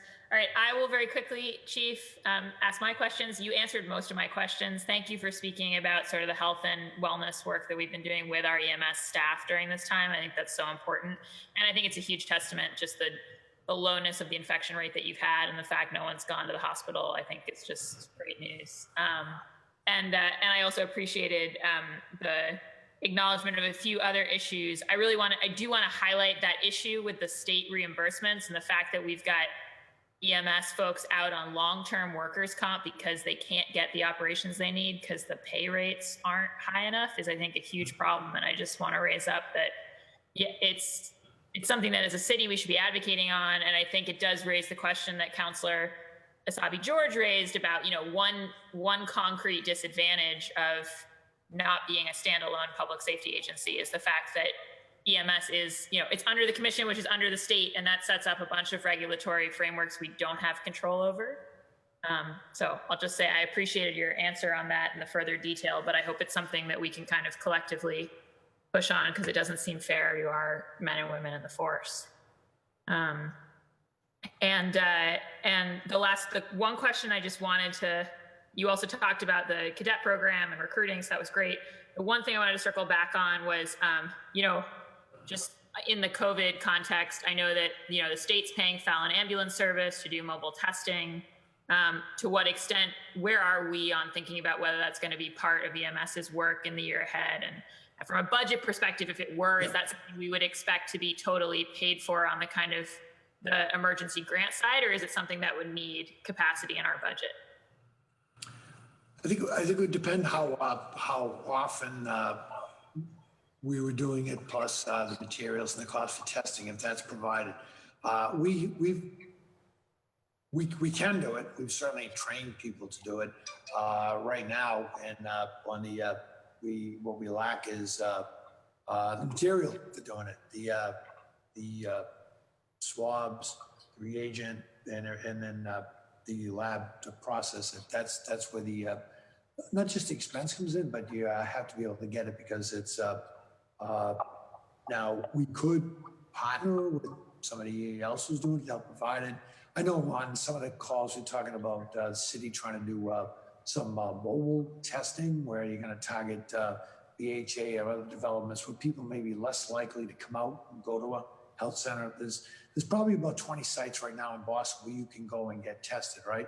But some of the things we were trying to do back during, even like 2 weeks ago, really during the surge, was some of the stuff in telehealth. We get a fairly young or healthier person who'd be calling in some minor complaints, but what they really wanted to do was like, they wanted to get tested. And they say, well, if I go to the hospital, I get tested. And it'd be like, if you're walking and otherwise healthy, but you've got some vague symptoms, you go to the emergency room. Back then, one, they were busy. Two, there was a lot of really sick people there. If there was a place to shift them, or if we could have gone out, obtain that sample and bring it back, and get, evaluate the person. Now, we couldn't, with telehealth, we can do that. But what we did lack in that was the actual devices, the testing, the material we needed to conduct it and do it. So the short answer is we can do it. And if there's a role for us to do it, we could mobilize people to do it, similar to back in H1N1 when there was a real campaign to really do, really increase vaccination across the city. We helped staff a lot of, frankly, we helped run a lot of flu vaccination campaigns. And we did a lot of them Saturdays and Sundays when a lot of people didn't want to do the weekends. Well, we work weekends, and so we did a lot in some community health centers. We did it in Hyde Park High School. We did it in the Orenburg in West Roxbury. We did it in several places around the city. Franklin Park Health Center. So we've been able to go in and now help out people. So I wouldn't rule that out. We just haven't done that yet. Great. Okay, well, that's good to know. I think it could be a really important piece of things because I've certainly seen some facilities in my district where I think you get an elder who's it's hard for them to go somewhere. Like you say, it might not make sense for them to go somewhere, and the opportunity for some mobile testing would be great. But we'd have to come up with obviously great protocols for protecting our folks in that process. And yep. But obviously that's your guys' specialty. I will not ask in imitation of my colleague, Councillor Edwards. I won't go into depth on. I represent a lot of the hospital area. And so I represent a lot of folks who live near hospitals and who see firsthand the traffic snarl-ups that sometimes hit our ambulances and worry a lot about safe routes, whether you're down on Charles Street getting to MGH or you're in the Longwood neck of the woods. And so I think that's a future conversation for a time when traffic returns. But I would love to understand, how we can support you and the partnership with, the transportation department on that front, thinking through that safety. But I really want to end my questions there and just say how grateful I am to you for sticking it out for this 6 hour and 45-minute hearing, and for again, really, I think it's probably you and the transportation department who are tied for the most thorough presentation in response to our questions this budget process. So really grateful for that. But grateful most of all to you and the whole force for everything that you guys do every day. So thank you so much. Oh, well, thank you. We'll pass that on. Just happy to be associated with these folks. That's all. Thank you. Great. And I'm just going to check. I've got one person, S. Simmons, in the waiting room. If you want to testify, you should raise your blue hand. Otherwise, obviously, we took public testimony way back at around 1 today, which was the same hearing. All right, seeing none. Immediately following this hearing, we're going to switch over to the Boston Public Health Commission hearing that's supposed to be occurring right now. And we'll start that up as soon as we've got the panelists there. Again, thank you, Chief Hooley, and thank you, because it is the same hearing. I want to thank again Commissioner Dempsey from the Fire Department and Commissioner Gross from the Police Department. It was great to have all of them with us here today. Even if we will never do a combined Joint Chiefs thing ever again, but it was still great to have all of you here. So with that, this hearing of the Boston City Council's Ways and Means Committee is adjourned. Thank you. Thank you. All right.